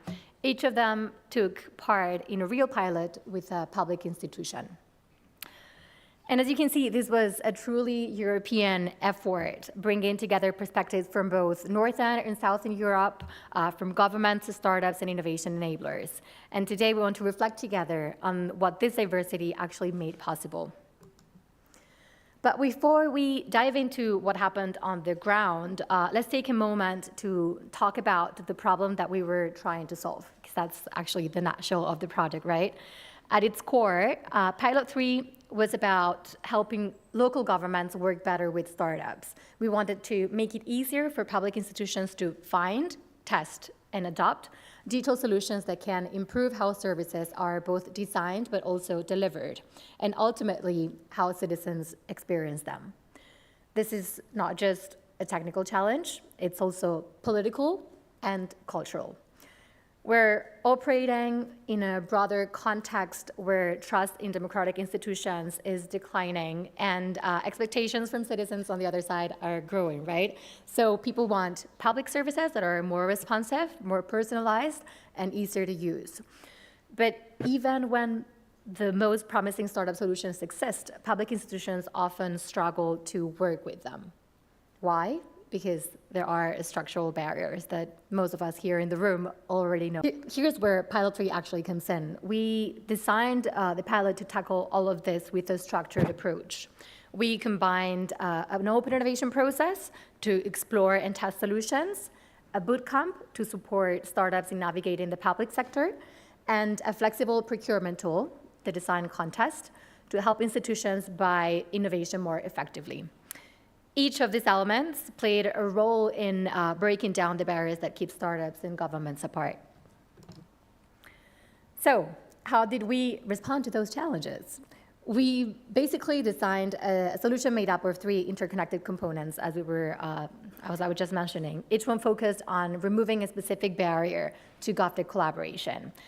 The first one was the open innovation process, and this was the backbone of the pilot. It was a structured 5-phase journey from challenge definition to scalability that guided municipalities through identifying real needs, scouting solutions, testing them, and planning for scale. It gave public teams a clear, replicable way to work with startups and learn through experimentation. The second instrument was the design contest. It's ideal when the public institution clearly understands the problem, but that doesn't know yet what the best solution looks like. So instead of writing detailed technical specifications, you open the door for startups and SMEs to propose new ideas. That's the sphere or the space that we would ideally work in. Why? Because it's more agile than a traditional tender, and critically, it's also anonymous. Proposals are evaluated without names or branding, with which levels the playing field and ensures fairness in the process. And lastly, the third instrument is the startup bootcamp. We knew that startups needed support. So this program helped them refine their business to government or B2G strategy, understand how public institutions operate, and prepare for effective collaboration. So it was a key enabler for building mutual readiness on both sides. Together, these 3 components created the conditions for real collaboration between governments and startups, not just for a one-off pilot, which is critical here, but with the tools to actually do it again. We're going to take a closer look at the first instrument that we were just exploring, which is the open innovation process. It was implemented by 6 local and regional governments from across Europe. These were Madrid, Catalonia in Spain, Kalamata in Greece, Sweden, and Lithuania. And we asked all of them to identify a challenge related to energy efficiency in public services as a theme to actually explore. The theme was especially relevant given the climate emergency, the war in Ukraine, and the European Union's push to reduce dependency on fossil fuels, so it had some kind of policy and strategic alignment. In other words, why is this relevant? Because it made the problem real, urgent, and it's a policy priority that was explored before, but it just needed new approaches. The process itself unfolded in 5 key phases. First one, it's the challenge definition. Each city worked to identify a specific problem related to the theme, one they didn't have yet a solution for, but that they were ready to address. And this is important, the kind of unknown space that cities were working in. Second phase is the open call. We launched a call for startups and SMEs to propose solutions to these challenges, generating that visibility and that outreach across Europe. Third phase is selection of companies. Proposals were reviewed through the design contest anonymously, fairly, and also based on how well they fit the specific local need. Fourth phase is pilot implementation. So the selected startups then worked hand in hand with the public institution to test the solution in real conditions over several months. And lastly, scalability and visibility. We captured the learnings, we assessed the potential for scale, and we shared the results with other institutions and ecosystems. So what really makes this process powerful is that each phase is a building block. You can replicate the full journey or adapt just one phase to fit a new context. How does this translate in the implementation side? We can see here the 6 participating municipalities and the startups that were selected to pilot their solutions. We won't go into too much detail here just yet, because in a few minutes you'll hear the stories of each local pilot firsthand, told by their different team members. But I do want to highlight that each government launched its own design contest, some earlier, some a bit later, but most of them took place during the summer period of 2024. And a small disclaimer here, Kalamata wasn't able to launch its contest in the end due to internal restrictions within the municipality. So while it was a missed opportunity, it also gave us valuable insights into the kinds of institutional barriers that can arise. So those are lessons that we'll come back to later in the presentation. We always talk about success and unsuccess, because every unsuccess, it's a lesson, so we're always succeeding technically. In terms of the methodology, we offer training to all partners involved. We're bringing in some photos here to show that this was actually delivered by real people, because all this methodology sounds like a lot of buzzwords, but this was actually work that got done on the ground. And what you see here is a part of the toolkit that we use to guide the challenge definition phase, along with a photo from one of the hands-on workshops, which we held with the public institution to help firm their challenge. Beyond the structured process itself, we also organized 2 key events to support visibility and engagement during the implementation phase. This was the first Challenge Info Day, which took place in Vilnius. This was a hybrid event where the participating public institutions presented their energy challenge proposals live, both to local audience, but also to the startups joining online from all across Europe. And it was an important moment to give visibility to the pilot, also to generate interest and to connect with potential applicants before the design contests opened and were launched. Later in the process, we also hosted a demo day held within the GovTech4All conference framework.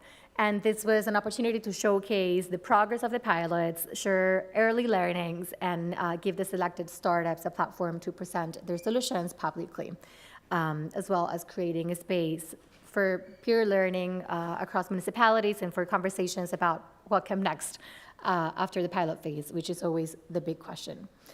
So these two events ultimately helped anchor the process a little bit, not just as a set of internal steps, but as a shared, visible, and outward-facing initiative that also engages with the external world. Here's some of the photos from our Resilience Challenge Info Day. And now it's it's time to shift from the overall process and the methodology and the macro perspective to what really matters, which is what happened on the ground. Each pilot tells a very different story about how this methodology played out in a real institutional context with real teams, real challenges, and also real constraints. So to walk us through these experiences, I'd like to invite Ulrika, Eduard, Marta, and Victoras to join me on stage. They will each share the story of one local pilot, including the challenge they tackled, the solution they tested, and what they learned along the way. So please join me on stage.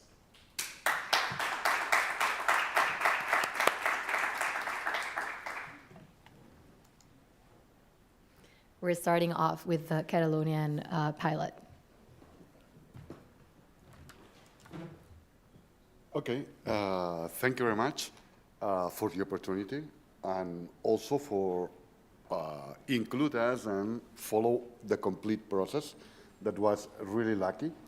Our problem was easy to define because we had a real problem. We have contact with, we are regional government, and we have more than 6,000 buildings, public buildings, and we have control all the environment of that buildings. So it was a real problem, and we don't know if it has a good solution or not. So we had the problem, and we didn't know how the startups can help us. We don't know which was the level, the maturity of the technology, even if the technology can help or not. Traditional solutions, we know they are expensive. You have to model every building. You have to model a lot of things, a lot of data.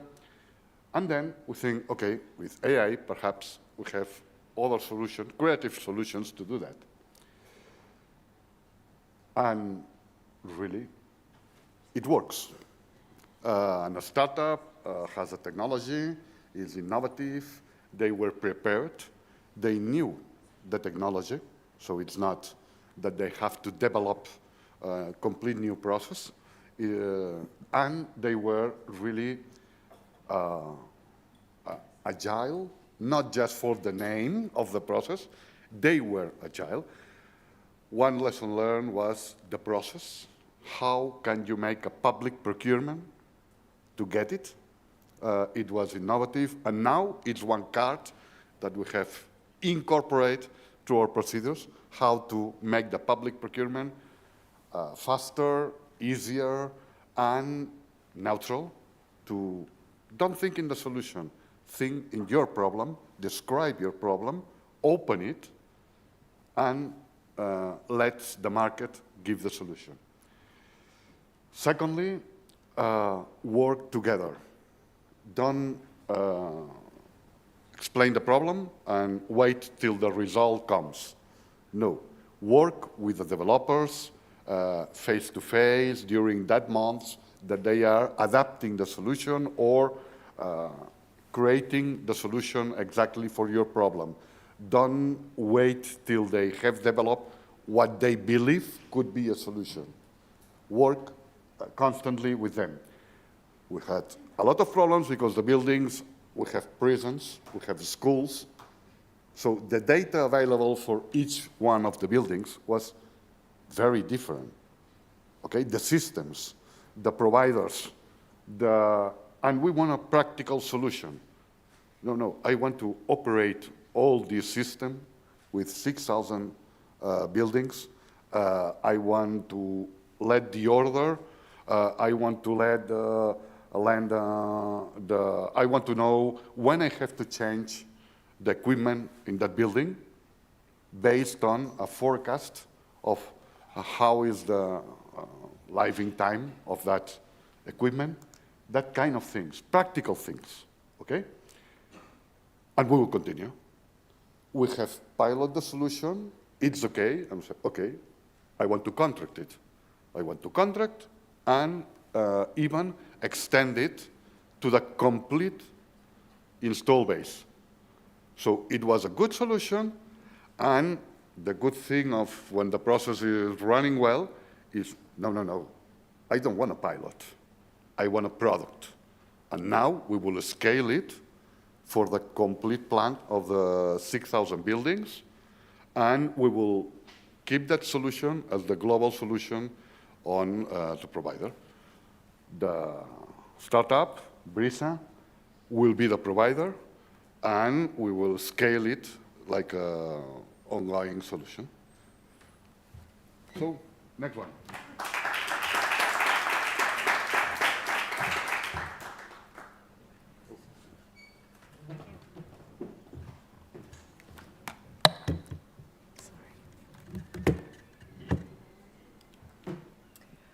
Okay, hello.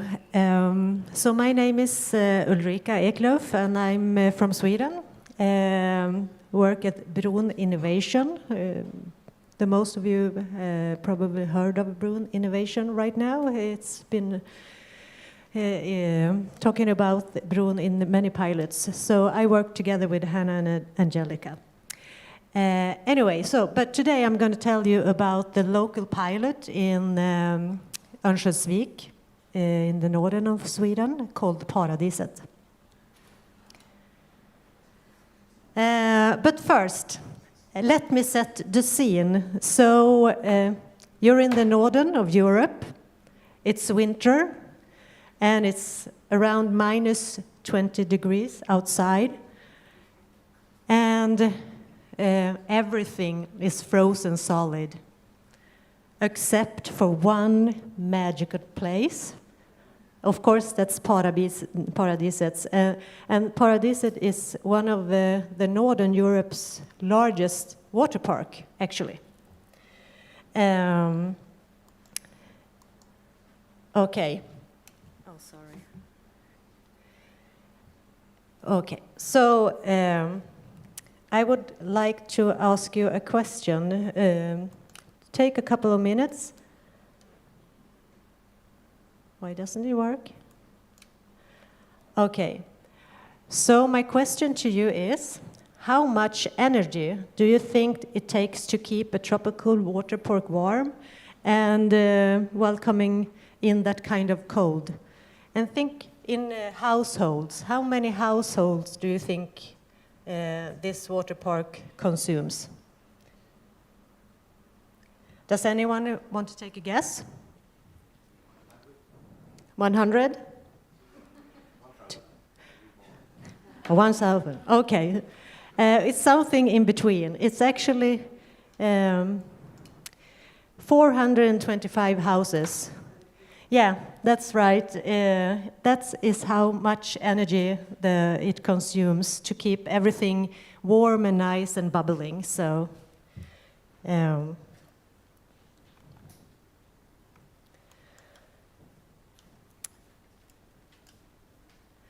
Okay, so this is Paradiset. And for years, the team at Paradiset had done everything they could to reduce energy. They optimized settings, upgraded systems, and chased every efficiency hack they could find in the book. But eventually, they hit a wall, or perhaps a steamy glass facade, I don't know. So we at Bron, together with the municipality, posed a new question. Could artificial intelligence help?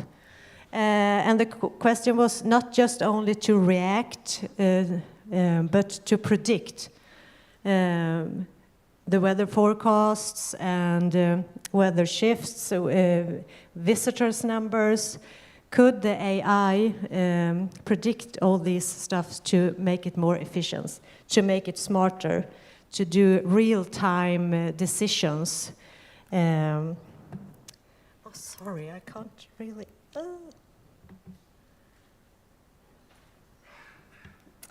So that was the question. And then we entered the open innovation process that Sophia just told us about.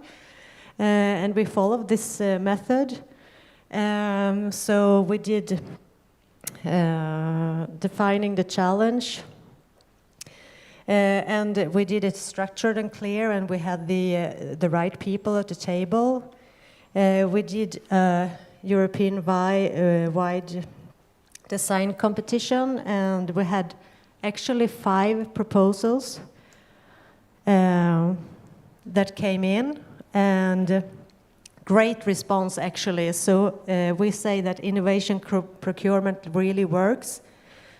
And then we went to the pilot execution, and AI went live. We had the real data, real testing. So together we launched this 6-month pilot. And to see if this AI could monitor the Paradise's waste data, temperatures, humidity, energy use, visitors flow, and everything. Exactly. I think I'm missing a slide, but that's okay. Let's jump into what we learned. And also, I would like to say that feel free to nod along if you can recognize the lessons learned. I guess we all can recognize them. So, lesson 1. Even with the best intentions, we ran into delays, and we also find ourselves in unknown and unclear ownerships and incompatible systems. I don't know if you heard of incompatible systems, but next time we will treat data sharing like its own mini pilot. And also, virtual meetings, they are great, but real collaboration starts when you shake hands over the whiteboard. And language is key. And I'm not talking about Swedish versus English. I'm talking about the technical language, the project language, the legal language. So try to align on terms that saves a lot of things. And lessons 4, prepare early and thoroughly. And I know that yesterday Alex told us to be proactive so that we plan ahead, not only resources, but responsibilities, systems, and everything. And make sure that you have a technical expert. And last but not least, pilots are about learning, not perfections. So we did not only test AI, we tested ways of working across teams, across countries, across public and private borders. And also, I think we actually emerged a little bit smarter, clearer, and honestly, also a bit prouder. So, what's next? Okay. The pilot is still running, and the solution has real scaling potential. I think you should think schools, care facilities, and other municipalities, buildings. Anywhere, actually, that energy and comfort intersect. So next time AI goes to a water park, I think it will be packing a technical project manager, a translator, and a pre-designed sharing agreement. So, thank you.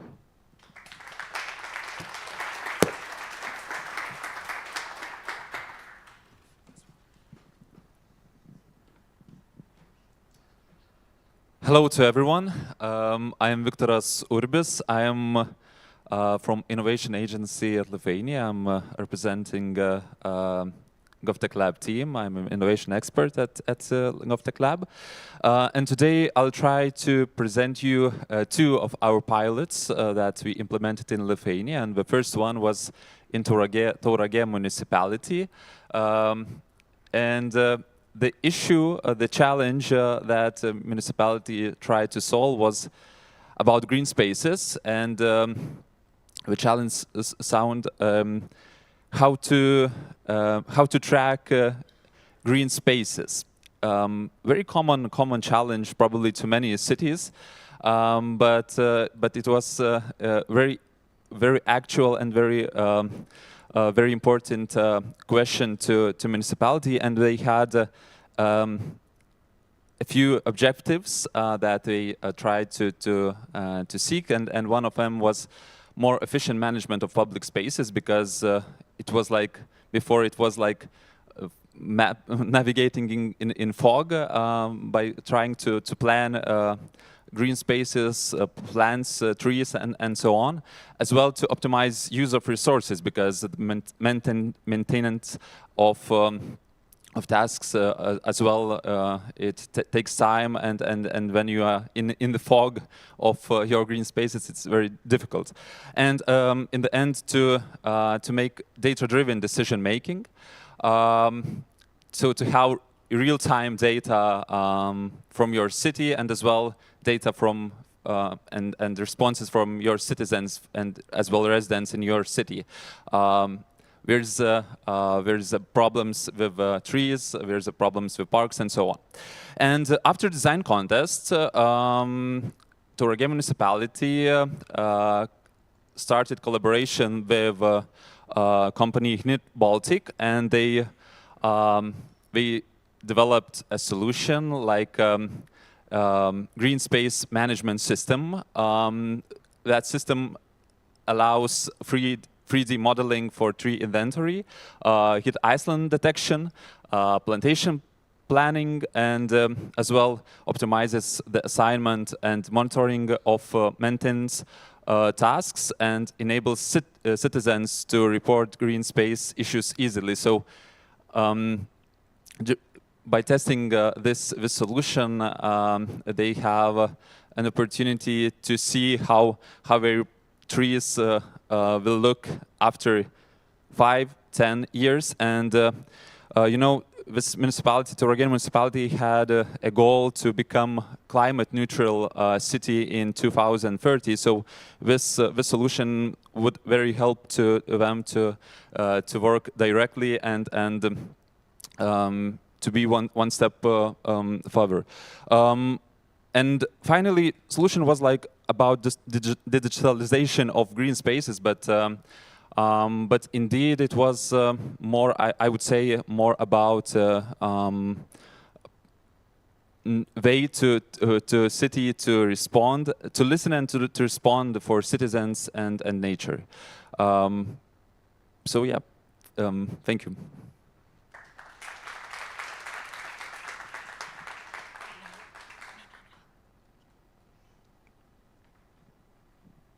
Hello, good morning, everyone. I am Marta Cruz from the Digital Office from Madrid City Council. And first of all, I want to thank LangTIC for this opportunity to share our ideas here in the cathedral. I don't know if you are aware of that, but this is called La Catedral. So thank you very much for this astonishing organization of the event. So I'm here to present our pilot about a smart irrigation system in Cuña Verde de la Latina Park in Madrid, and our broader initiative, which is Smart Urban Spaces.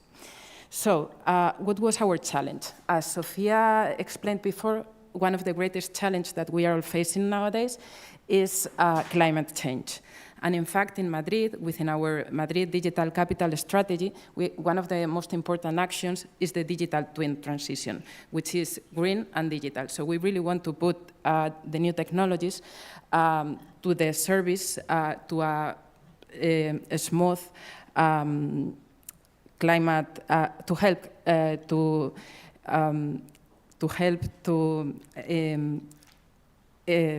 I'm sorry, but yeah, so for the climate change transition.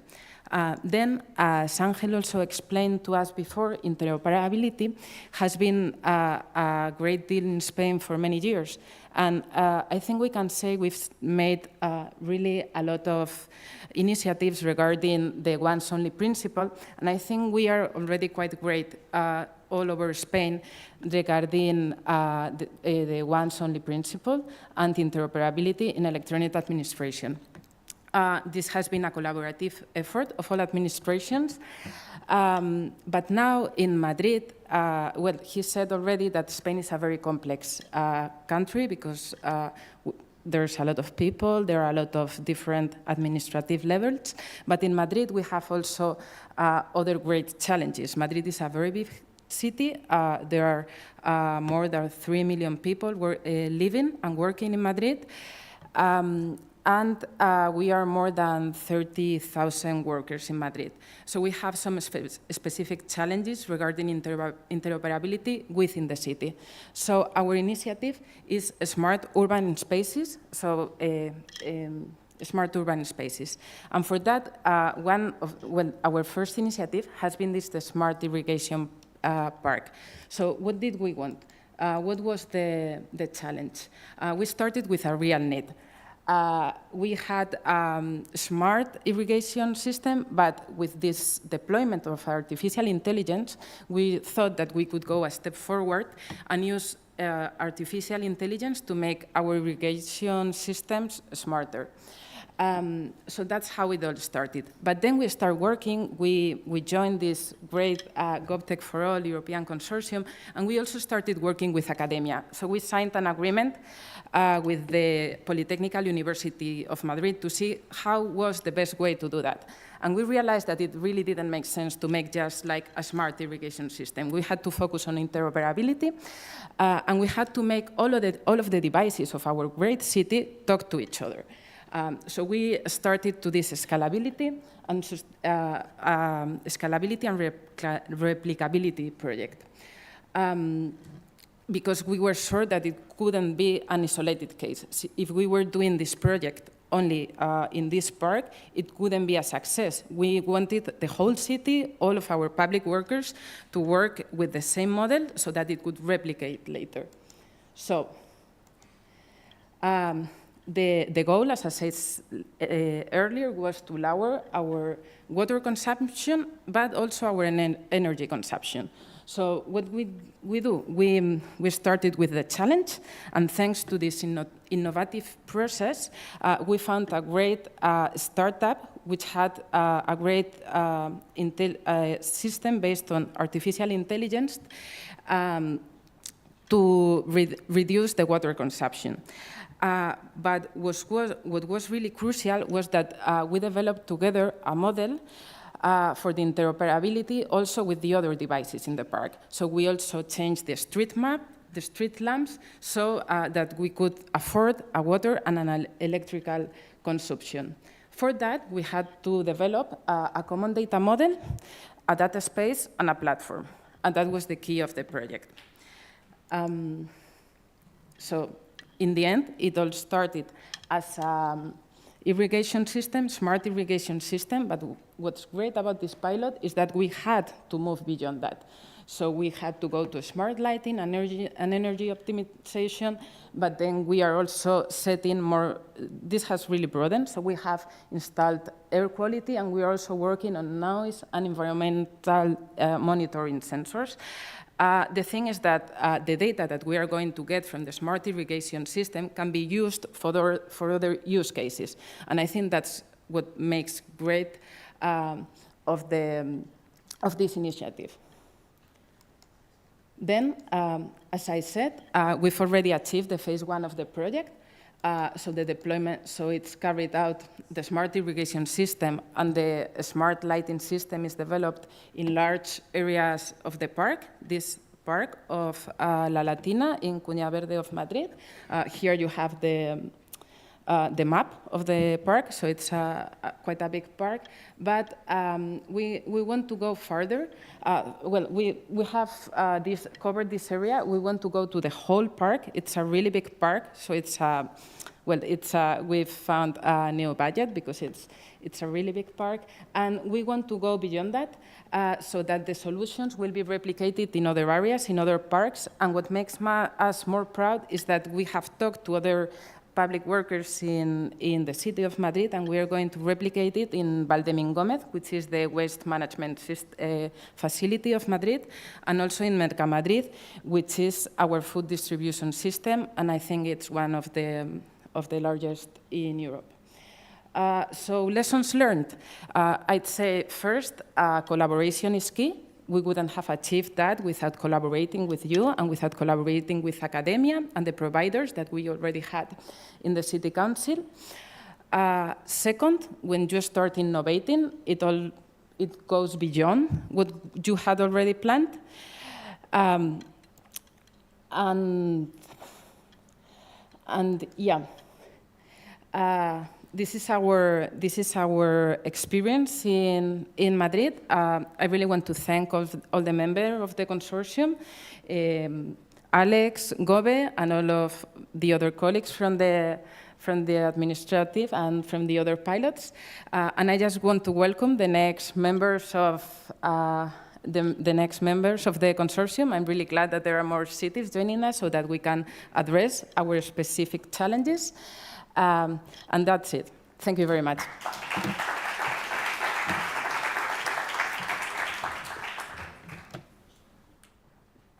Here I am once again, and now I would like to invite you to another city of Lithuania, to Šiauliai. And Šiauliai municipality solved a problem that is, of course, related to energy efficiency, and it's related to winter. Winter, as in Sweden, in Lithuania, winters are very cold as well, and Šiauliai. Šiauliai came to challenge how to ensure warm classrooms and, of course, controlling, rising energy costs. So it is like this challenge sounds very simple on paper, but it's quite difficult in complex reality because it is related not about bills and heating systems, but it's related to data. Because if you cannot manage that, you cannot measure. So Šiauliai wanted to improve energy efficiency in educational institutions. So we took 3 different institutions to pilot their solution and to ensure warm classrooms and as well to have smart spending and safe environment. And after design contests, they started collaboration with startup AI labs, and they have created monitoring and benchmarking system for real-time and historical data for selected periods of energy resources. And as well, this system allows shows energy consumption by institution, by per pupil, per square meter, and as well allows to group and compare, information and data between different institutions. At this case, they tested with pre-educational institutions, but as well they discussed in the future to scale it to another institutions that are administrated by municipalities, and as well it is important to institutions to compare between each other. So after testing the solution, they had to stop the development at this stage, differently from Tauragė municipality, which is planning to procure a full scale of product. But so Šiauliai decided to stop the project at this moment because they saw that its accuracy of data is not very high as we expected, and it needs more specific sensors that would be integrated in different institutions. They integrated some sensors, but it should be integrated, in water pipes and so on. But despite of that, they discussed that in the future, if they will find a way how to develop a solution that would be more accurate, so they would look more for ownership of institutions, ownership and interest from public sector institutions to use this product, and as well opportunity to open data for public, because it is very important to citizens and to all of us to know how much it costs and how much energy it needs to have warm classrooms for education or for other public services we use. So thank you all for listening, and that's it from Lithuania.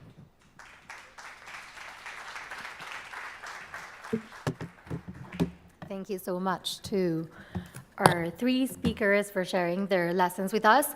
Before we close, we want to share some of the key lessons we've taken away from this experience, because what no one really tells you about running GovTech pilots with startups is how complex and how human the process actually is. Pilot 3 made it clear that public innovation isn't just about methods and tools. It's also about people, timing, politics, and institutional structure. So we've gathered the lessons that mattered most to us, and we think that this can help others running some similar pilots in the future. I'm going to ask Gustavo from Beta I and Despina from GRNet to join me on stage, and we're going to be extremely quick sharing these lessons because I'm very conscious of time. So please join me here. Do we have another hand microphone by any chance? Because I think we have slides for... Do we have slides for that? I think so. Yeah. And I think yours are first. I think, Is this one yours? I'll take this one. I'll just start with what we deem it's most relevant. Basically, what we have found is that local adaptation is essential because the one-size-fits-all doesn't really work across municipalities. So the takeaway is design for flexibility. Build the methodologies with like modular elements and plan for hands-on support to help teams adjust the process to their local context without losing sight of the shared objectives. Not sure which lesson comes next. Oh, okay, all of them are here. The second lesson, or on our end, so that I get rid of all of them at the same time and then leave the time for Despina and Gustavo. Time buffer matters. Bureaucracy takes longer than planned. We usually just tend to ignore that, but the real situation is that it does affect timing. So build Slack. You do need to build Slack into the timeline from the very beginning. So expect things to take longer than planned and prepare the teams to also anticipate and navigate these internal hurdles early on. I want to highlight a success factor before I leave the floor to my colleagues. And what we have deemed extremely relevant is cross-department collaboration. IT, innovation, and service teams must co-own the pilot. No one pilot can succeed if it's just owned by one department. So in the cities where the pilot moved faster and deeper, there was a clear effort to bring in different departments together from day one, not just in implementation, but also during the challenge definition phase. So this meant better alignment, fewer surprises, important, and ultimately more realistic and impactful solutions. So the lesson here is form multidisciplinary teams early and make collaboration part of the process, not an afterthought. Despina, Gustavo? Yes. I'll just highlight, because I'm also like time conscious, so I don't know if we have, no, it's okay, I'll go back. I think the one that I would like to highlight, because I know you mentioned that, we have the pilots from all countries that participated, and you saw Kalamata here, but you didn't see the results of Kalamata, because Kalamata didn't finally go through with the final stage, which was the procurement and the piloting, but we did go through the first phase. So we did the methodology, we followed the methodology, we did the challenge definition, so we developed the procurement, but it didn't actually launch at the end. So for us, what was an important lesson learned is like political leadership and political buy-in. We said at the beginning, it's truly important, because I think we missed our opportunity to have that, even though we did involve them from the beginning. So bear in mind, this is a very important issue. You have to convince, the higher leadership that it's a project that they have to throw resources in it. And at the end, they didn't have enough resources to finalize the whole process. So political buy-in, and as Sophia already mentioned, resources. This is something that you have to involve at least a few people from different departments to be there and have it as not as a side thing that they have to do, but truly believe in it and put their effort into it. So I'll just go to Gustavo. Thank you. Okay, so I'll be very quick. I'm going to just highlight one lesson learned here, which is the time buffers. And so I just want to, this is very practical. I think inside at Beta I, we have done over 100 open innovation programs. We've designed and executed them. So I'm bringing something which I think is a methodological innovation that we brought, and hopefully is not just for us to feel proud, it's that so you can bring that to your own pilots and even outside GovTech4All. So typically when we do open innovation, you bring together at least two sides, and two sides of very different speeds, public sector and startups. And this was the case with the aspect that made it even harder, that we were using a new instrument called the design contest.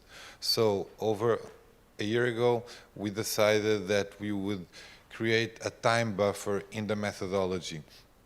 And what that helped was we allowed the different timings of the municipalities to work across a buffer time of around 4 months. And at the same time, we made a little tweak which allowed startups not to apply to the program, but pre-apply to the program. So we managed their expectations and we kept them in the buffer for a few months, and we activated them as soon as each municipality opened the procurement process. This worked very, very well. I believe that this is an insight so that you can bring this idea of time buffer in different stages of your programs or inside the stage of the program. So hopefully this will be helpful to you. Thank you. Thank you, Sofia. Thank you. Thank you. Thank you to both of you. Before I wrap up, I do want to share one final thought about why this work matters. GovTech is not just about bringing technology into government. It's about rethinking how we build public services with new actors, through new methods, and for real people. So startups, scale-ups, and digital SMEs bring agility, user focus, and fresh ideas, but for them to work with government, we need to change the rules of the game, or at least adjust them. So we need to open up procurement, create space for experimentation, and build bridges between institutions and innovators. Pilot 3 showed us that this is not only possible, it's already happening. And when the right structure is in place, and this is crucial, when there's political will and when people are willing to learn and adapt, public innovation becomes real. So thank you, heartfelt thank you to every person who made this pilot possible, for your leadership, energy, lots of energy, and patience, also lots of patience throughout this journey. So we want to thank you, Hannah, Ulrika, and Angelica from Braun Innovation, Gustavo, Anna, and Luma from Beta I, Camila, Lucia, Milda, and Victoras from the Lithuanian Innovation Agency, Daniel and Eduard from the Government of Catalonia, Despina from GRNet, Marta and Jorge from the Madrid City Council, our dear Laura from Gove for her effort, like relentlessly energy and commitment to the pilot. You each brought something essential to this process, and the results belong to all of you. So we're really proud of what we have built together, and even more excited about what we're going to build next. So thank you so much.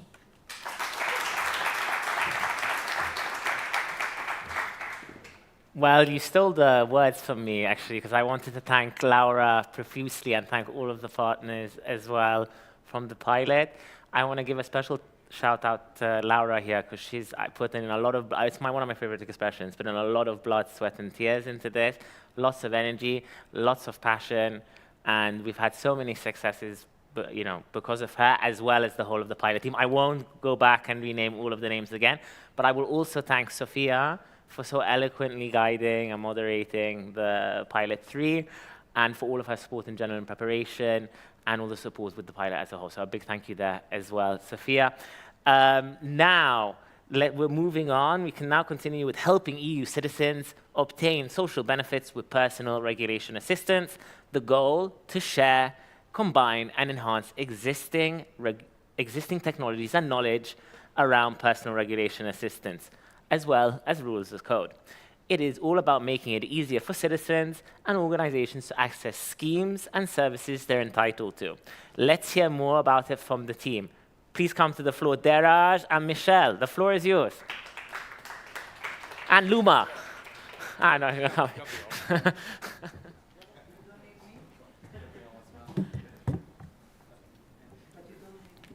Test, test.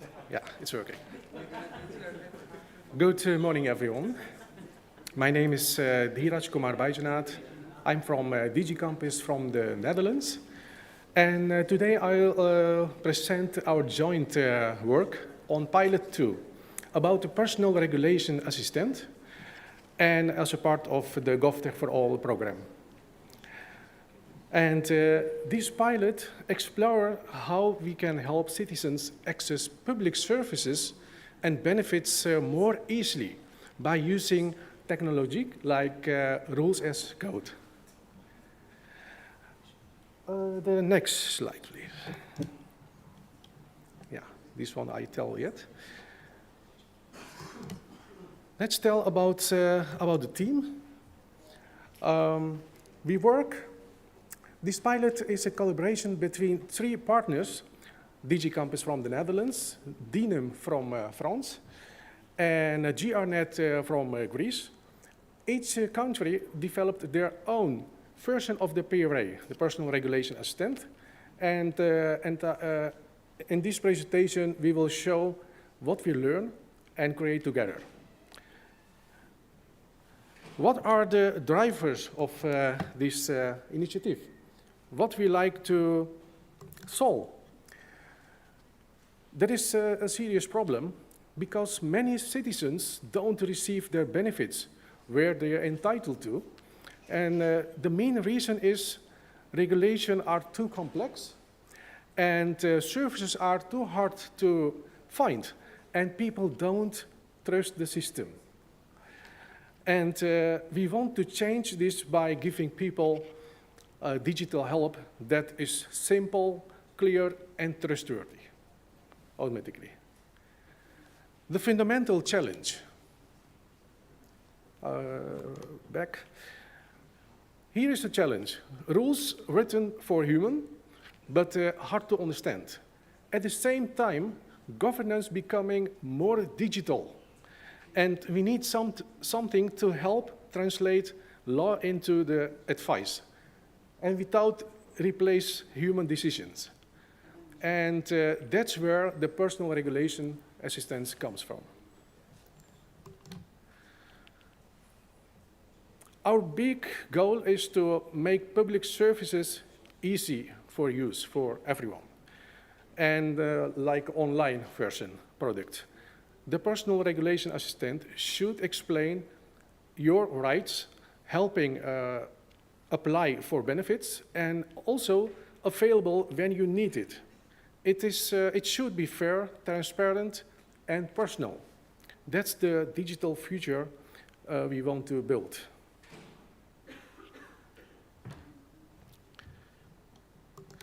And what is it? This is the personal regulation assistant. It's a digital assistant that helps you understand which rules apply in your situation.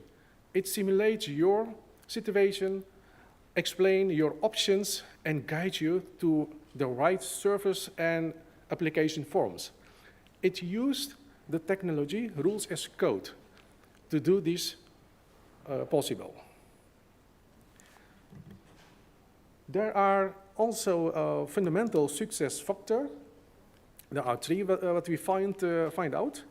To build a good personal regulation assistant are 3 things. You need a clear, structured rules, formalized with rules as code technology.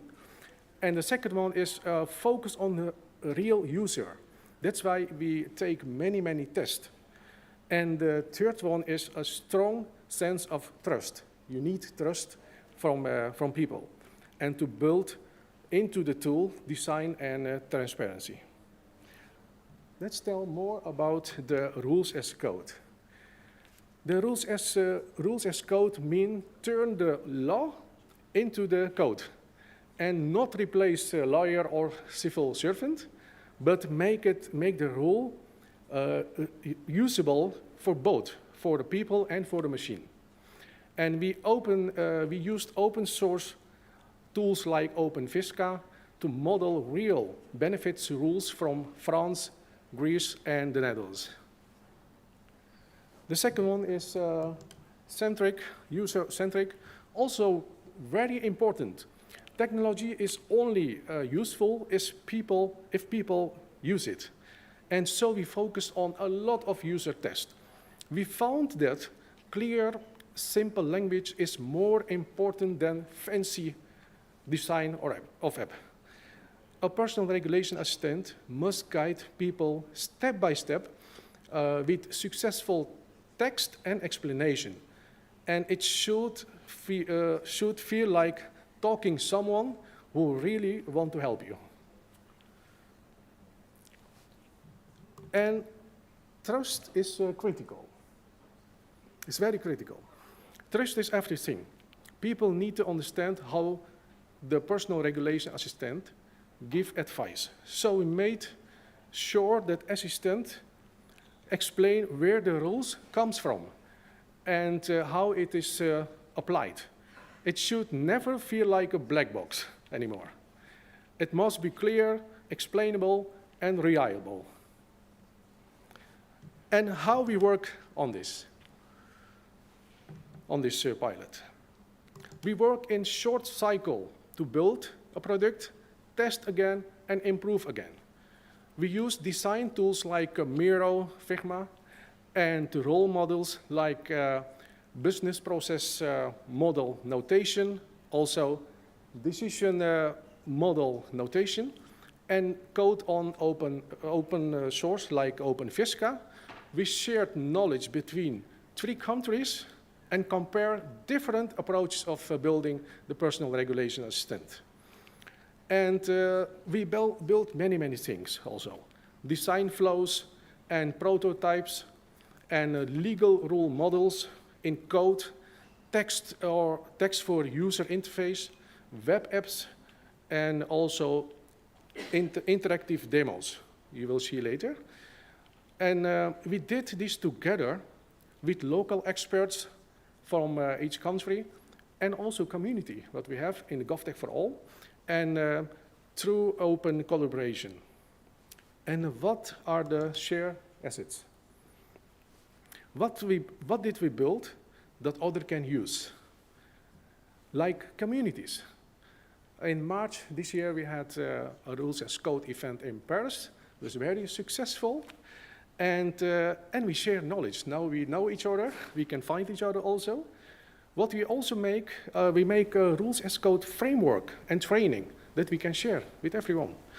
And design tools and patterns also available. Prototypes and apps. We made most open source and products and also reusable. And you can explore by the link. Everything is available. So next, we show some demos about the products from these 3 countries. It's different products. First one, my colleague Gabriel will tell more about it. And after that, Despina, our colleague from GRNet from Greece, will tell. And finally, Michel from France, a colleague, will tell. And I give now the floor to Gabriel to tell the Dutch version, the PRA. And thank you for your attention. And speak to you later. Gabriel.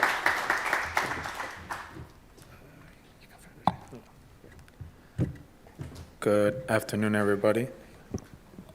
All right, yeah, you can hear me. All right, so I'm going to talk a bit about the Dutch side of the PRA, how it started, what their key insights was, what the prototype was for us. Can I get to the next slide? Yeah, perfect. So the key insights. One of the, not all people can, want, or will use a digital tool. The PRA was designed not just for direct users, but also for intermediaries. These compose of family members, social workers, or support staff. This makes it easier for people who can't or don't want to use any digital tool themselves to still benefit from the PRA. One key insight as well was to make it really, really simple and accessible. So we Dutch focused on clear minimalistic interfaces, avoiding bureaucratic languages or long forms. The design was co-created with users, including people with low digital literacy, to make it initiative and non-threatening. So we're always keeping the end users in the back of our mind, which is also one of the cornerstones of our philosophy back at DigiCampus as well. Make it give or extract truthful, personalized advice. If the PRA says you're eligible for something, you really, really are, and must be able to do this most of the times. So the PRA relies on formalized Dutch regulation models, such as OpenFisca or DMN. If the system says someone is eligible for a benefit that's legally accurate in almost all cases, it will reduce false expectations, which we consider extremely importantly in the PRA. Make it anonymously usable by orientation. A key feature is that users can explore their options without logging in or providing personal data. This allows, according to us, to build trust between the citizens, users, and the government, and to use it as an orientational tool before engaging in official procedures. Now, the next slide will include a UX design of the PRA as done in the Netherlands. In the Netherlands, the PRA reached an advanced prototype phase with strong user experience design, architectural groundwork, and positive user testing. It allowed anonymously exploration and worked across services. The project concluded successfully, I might add, in 2024, so last year, but scaling was put on hold, unfortunately. Not for lack of readiness, but due to missing political or institutional follow-up. So as we've seen throughout this event today, political buy-in is insanely important.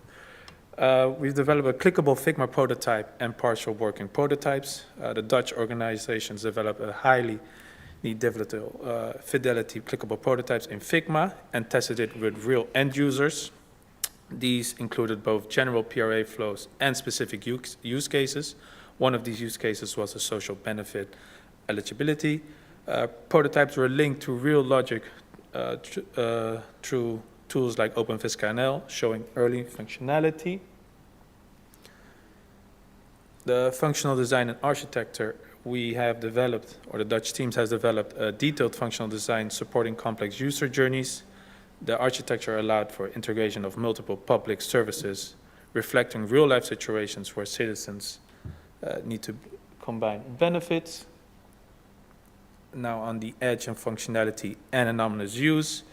Defining feature that we found quite important that in the Netherlands was anonymous orientation, where users could explore eligibility without identifying themselves. This would allow them to see if they're eligible for something without putting in their personal data, such as social security number, bank account, or birthdays, or their street names. The system could work well with variable information, such as a wallet, when users were ready, but it was not mandatory. So the multiple service support works for all services simultaneously. Unlike tools focused on a single benefit, the Dutch PRA focused and mainly across different services simultaneously. This addressed scenarios where citizens qualify for multiple overlapping benefits, which is common in real life as well.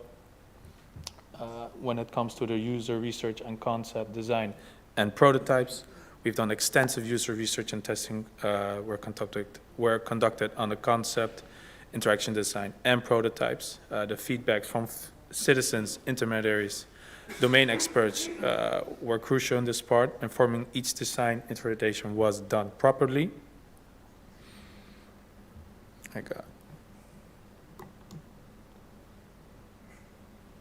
However, of course, not all innovation projects comes without their cost. What we have seen as obstacles or key blockers was the lack of mature AU digital identity wallets, or the AID, and variable credentials as a QEAA. Lack of traceability between agreements. When we say lack, it could also be no clear traceability between laws, policy, rules, or digital implementations. Lack of interoperability, fragmentations in rule languages and modeling methods, such as OpenFisca or BPMN, which was one of the languages we used within this project. To address this, we have developed, or co-developed, so to say, a standard for public rule management, the core public rule management vocabulary, it's quite a word.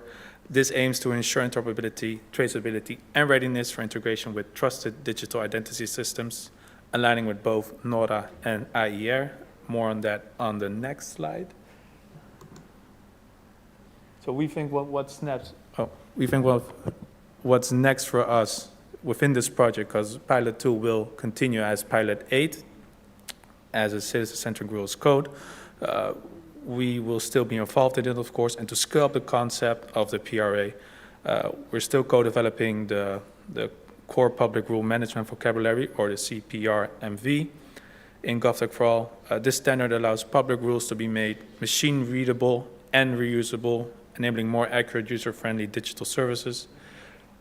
This work is anchored in a Dutch project called regels.overheid.nl. Loosely translated, for those who don't know Dutch here, rules@government.nl. And it relates to the NORA, so the Dutch Governmental Reference Architecture, and it aligns with IERA, which is the European Interoperability Reference Architecture. This ensures both natural consistency at a national level and a European level. As we just heard, that interoperability is a key aspect in the upcoming SGA, so we want to make sure that we're on top of it as well. This will make it easier to scale the PRA across borders, which we hope to achieve, of course, in the upcoming 2 years.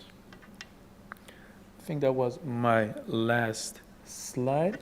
Right now, I'm gonna give the word back to Ms. Spina from GRNet. Thank you so much.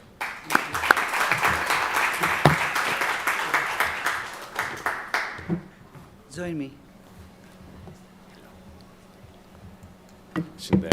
Okay, so I will give you, don't do it yet because I need to, okay. Okay, so I'm back on stage. So I'm going to tell you what we did as GRNet for Pilot 2. So for the Pilot PRA, we tried to identify some social benefits, and our goal was to create a realistic proof of concepts in terms of research and application. So we have the word leverage, but I just want to say I think we collaborated and we reused the methodologies that Dinum and DigiCampus have already used before, because they came into this pilot as an expert. We came into the pilot just wanting to learn more about that. We were not an expert when we started this pilot. And for us, the added value was to focus on the analysis and the formalization. So the way we worked is we did a lot of analysis and collect a lot of relevant legislative texts. We decided early on that we wanted to go and build a PRA or a proof of concept of a PRA for social benefits. So we had to collect all legislative texts, extract and mind gap the basic info text, and then to formalize that. So we created a lot of, as you can see on the slide, decision trees, glossary and variable tables, rules expressions in decision tables, so the DMNs, and we also used a little bit of BPMN. So what we came up at the end is we had a clickable Figma proof of concept, similar to the one that Gabriel just talked about, but we also managed to create a web app. So all the coding was done in OpenFisca, and we had Dinum to thank for that because they were the experts on that. And I think, can I use, because I think the link will not work here, so how can I, is it? Here. So I will go very, very quickly, and I hope you can see, but I will show a little bit of how it works, the application that we use. So it's about child benefits, and the idea, and I just want to set that straight at the beginning. I think we've already said about that. PRAs are not there to actually, replace the formal application process of how somebody gets the benefit. It's just there to inform citizens and be proactive services, inform citizens if they are entitled to a benefit or not. So this, the child benefit works in, we have the both English and Greek version. I'm going to showcase the English version so you can understand a little bit what we're doing. So you are starting, okay. So you can select your beneficiary status. So we have a list of, different type of citizenship that you can have, and they all derive from the legislation that exists. I'll just go for, just to make it a bit quicker now. I'm a Greek citizen. Are you filing a tax return for 5 years in Greece? I will say yes, which is actually true. So what is the composition of your family? I will go for family with 2 parents, but all these questions derive from the legislation that exists for this benefit. Again, we try to minimize the information that we need from the citizen. Do you have non-married dependent children in Greece? I'm going to say yes. Number of children, I'm just going to put 1 here just so you see how it works. So when you put 1, then you just have to provide the date of birth from your child. I'll go for, does it work? Yeah. So I'll go for like 2014, which is the date of my daughter's birthday. Not the exact date, but whatever. So you have to put if it's the status, so the educational status, so basic education, high school, university. And I'm saving that. And then if I go to next, I have to put like my annual family income. I'll just put here, this, as you see, it's like self-evaluation. So it doesn't actually gather any real information. Again, it's for information purposes. So at the end, it will give you if you are entitled or not to the child benefit, the amount you are entitled, and then you have the process of how you can apply for the actual benefit. So it's just, a service that helps people and citizens learn about the benefits that they need. This can be applied to other social benefits as well. So we wanted not only to do the proof of concept of, how it works in a clickable Figma, but we actually built the application here. And it has also like reasons of how the allowance could be terminated and stuff like that. How do I get out of here and go back to the presentation? Okay, you will manage it for me. Thank you so much. So, key insights, critical success factors for us. The institutional organizational buy-in, again, you will hear this is the most important thing you have to do at the beginning. Bridging gap between legal experts and developers. This is a tricky thing because, most of legal people and developers work like in silos. Sorry about that. So we have to bring together different expertise in order to make it work. User-centric design and development. This is what you always have to work thinking the users. And we did actually some iterations when we had stakeholders coming in, like people that we know that usually apply for this kind of benefits, coming in and testing the questions with them and getting their feedback and coming back and doing changes into the applications we had. And we would like to have the regulation streamlining and simplification. This was beyond the scope of the project, but this is the ultimate goal. This is where we want to go. So what's next for us? We have found that now that we have done the proof of concept and the applications, we have to do, find opportunities to go to market. So we are thinking about potential integration of PRA in the next gen and National Public Service Registry. And this is why we decided to also work for the second SGA, again with the rules of code methodology, because we think we have to now expand the know-how and involve more people. We think it's a methodology that it's worth spending more time into it and deep diving into it.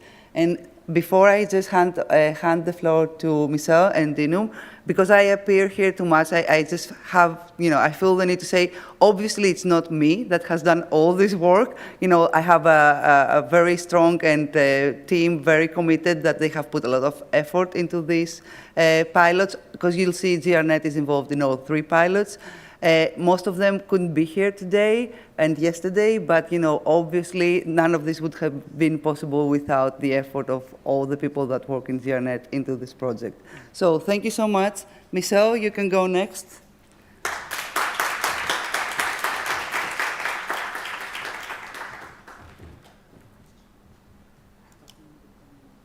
Hi everyone, so I'm Michel, I'm from Dinum in Paris. And today I will talk about PRAs and what we did actually back in France. So it was a few months ago, we tried the first PRA, to build the first PRA in France. Not in France, but for a specific topic that I will talk a little bit more in a few minutes.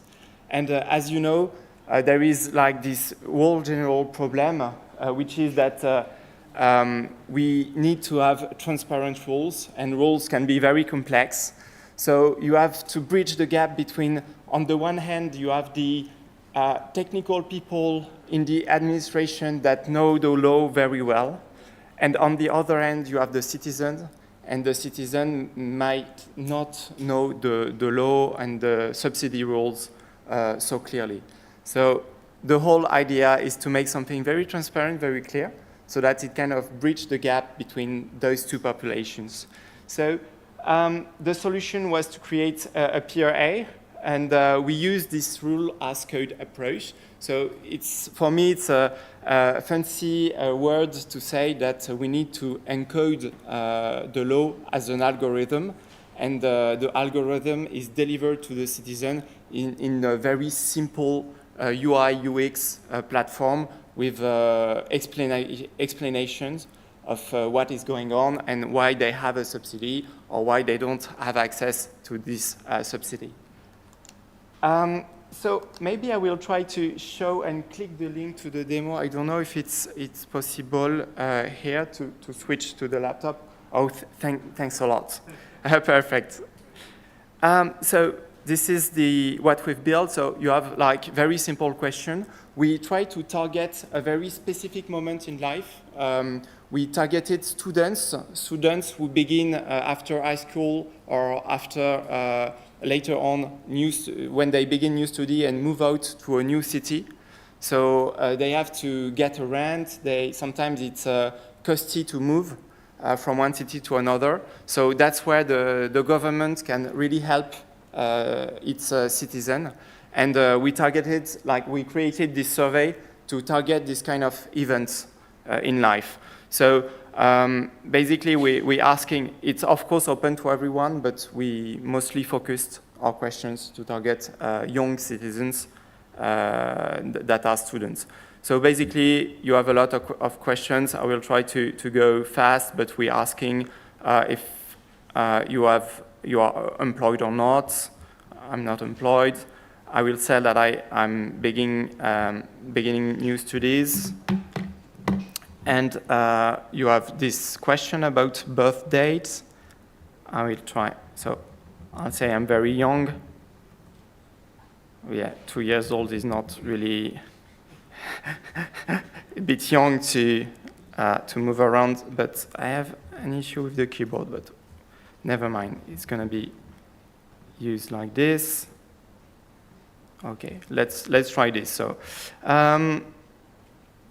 yeah, I'm not in situation of handicap. Sorry, I'm going through the whole form. So as you can see, it's also difficult because you have to take into account that depending on the cities, you might have local subsidies or different subsidies. So you have to implement all these kind of different rules.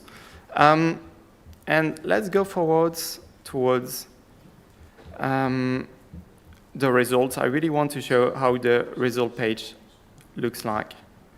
So we are basically trying to make the calculation for 6 different subsidies here, hence the numerous questions.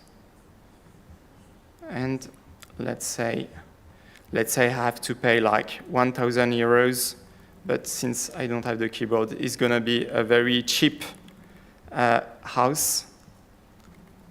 Up. And here we go. And then there is like this open fiscal calculation that is going on under the hood. And then you have access to all the different subsidies that you might access. And of course, you might go into detail. So this is very important to show the citizens what are the source of truth, which are actually the regulations and the laws that you can check on. And finally, there is a call to action to make the actual ask to the government to get the subsidy. Okay, so let's go back now to the PowerPoint presentation. Yeah, thanks a lot. And so I want to talk, so the rule as code as improving transparency and automation. I will be very quick with this. We get why this is important. We are all also citizens, and we want to understand if we are eligible to an aid or not, and we're not really technical. But what is very interesting, and for me was very interesting in our experiment, is that we chose deliberately to use a strategy of reintegration. So basically, the idea is to make the whole code base open source and very accessible for reintegration. So once we made this survey, the survey that you have seen can be integrated in any website, whether you are a public agency or even a private company selling services to students or to the parents of students. You can use a one-liner of code and reintegrate through eFrame our survey. So this was our strategy because we don't have a broad audience by ourselves, but we can have partners and onboard partners and who are already known by the students, for instance, or by the corporate law in the future when we'll create a second PRA for corporate law and SMEs. A lesson that we've learned is that early feedback is very important. You never spend enough time on UI, UX, and on how to ask the question to your end users. It's really different from what the experts are telling you to write, because they come from different backgrounds, and you really have to bridge the gap between them. So if you can early on, while you're still modelizing the law as an algorithm, if you can already test it with your end user, it's good. So you're never too early to test what you're trying to code. So this is one of the key lessons that I've learned. But of course, you have like regulatory challenge that will remain. So the basic problem, I think, that is unsolved at this point, from my point of view, is that there is no referee. So you can go to the administrations that are creating the laws and are instructing all the files that citizens are sending them, but they won't be able to really stamp your algorithm and say, okay, what you've done is good, it's true, I 100% agree with your line of code. So this is the problem. The problem is that you need to find the referee, and most of the time there is none. Even though there are many people willing to help you and test your program. Yeah, so what's next? We've talked a little bit about this already, so I'm going to be very quick and concise with the end of this presentation. But we really want to focus on stronger integration. As you have seen by the end of our survey that I've just demoed a few minutes back, at the end of this, there was only a link to go to email, like the ask for the subsidy, but it would be so much better if we could integrate with an API of the agencies that are receiving files from the citizens. And we are going to try to test it, but these kind of projects are very hard to scale, and I won't go much into details because I think my colleagues have already spoken a lot about the importance of interoperability, and this is exactly one use case where interoperability could be great for every party involved. And finally, I'm going to talk about AI. So my question is KPI based. If you don't use AI and if you do like one PRA, like the one I've shown you, it took us 3 months. The second one we're trying is almost in production, and it took us half the time. And I think there is room for decreasing and streamlining the production of PRAs. So the goal is to aim for 24 hours production. I think this is feasible, but you have to. We are testing AI, how this can improve the streamlining of this production. One use case is when you see at the different laws, you can use web scraper, and then you can have an AI interpret the HTML text that was scraped in all the different websites. And once you have this, you can also, again, use the AI to transform it into either OpenFISCA or public code. And in the end, I think you can onboard different human experts to check and have a tool for the experts to generate test case. So and this can be also generated by AI, so that you can have reliable meta-language, rule-as code representation of law, even when the law changes. So you don't want to break anything. So yeah, basically that's it for me. I think we've all shared these findings, and I will finally just emphasize that organizational buy-in is very important to have everyone around the table, because we all share the same goal, which is to make the law very accessible for the citizen and help them at the critical moment of their life. So for that, you need to have a different set of skills, and you have to onboard so many different organizations. And but we live in the real life, so regulatory challenge will remain, and hopefully we'll take a step further. That's it for me. I was very pleased to be here, and thanks a lot for your attention once again.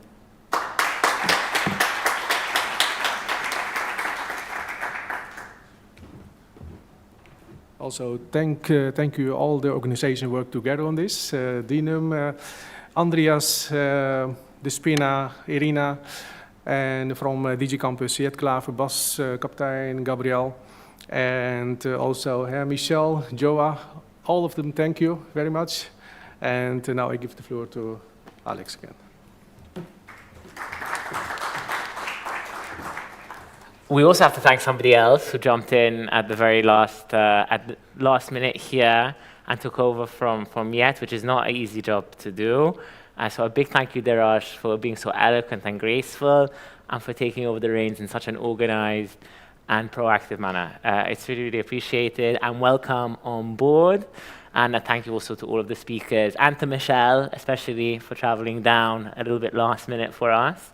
It's very much appreciated, and Gabrielle, obviously, as well. And Despina, of course, but I've thanked her a lot, so. Okay. Last but not least, we now turn to the final pilot of the first implementation, and who is led by our hosts, actually. The secure information in cross-border data spaces, which addresses one of the most critical challenges in the digital era, ensuring trust and security in the exchange of cross-border information, something that is critical for interoperability. The solution developed incorporates advanced technologies such as post-quantum cryptography and data spaces grounded, and I think you've heard this a million times today, the once-only technical system. That is a real example of the once-only principle. Let's welcome our colleagues and hosts, Lante, Gorka, to the stage for the final demo of SGA1. The floor is yours, Gorka.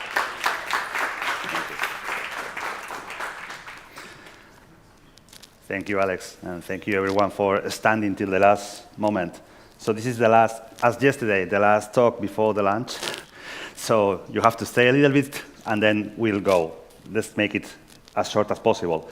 So pilot one, okay, secure information in cross-border data spaces. The title is very ample. We could go many ways, but we wanted that we knew that we wanted to do something technologically different. And we are into quantum technology, so we knew that quantum cryptography could play a role there. So how did we do it? Let's guide you through the process. This is the agenda. Let's talk about the 2 years of work, the use cases we started with, and what we finally ended with. The security framework, a small demo, and a recap. So pilot one, you can see 3 organizations here, GRNet, Greece, DINUM, France, and Biscay Atlantic, the 3 of us. 3 organizations with different profiles, but also with different roles. Atlantic provided technological grounds, while GRNet and DINUM provided all the business model and business cases. Also, GRNet had a lot to do on the OTS, the data spaces ground that we used. So here's the team in a map. We continue. And which ones were the overall objectives of our pilot? We only had one. Was to implement a proof of concept, okay? We knew we were dealing with cryptography technology that's very new. We didn't know if it was going to work. So we wanted to try it, test it, and see if it was going to be feasible.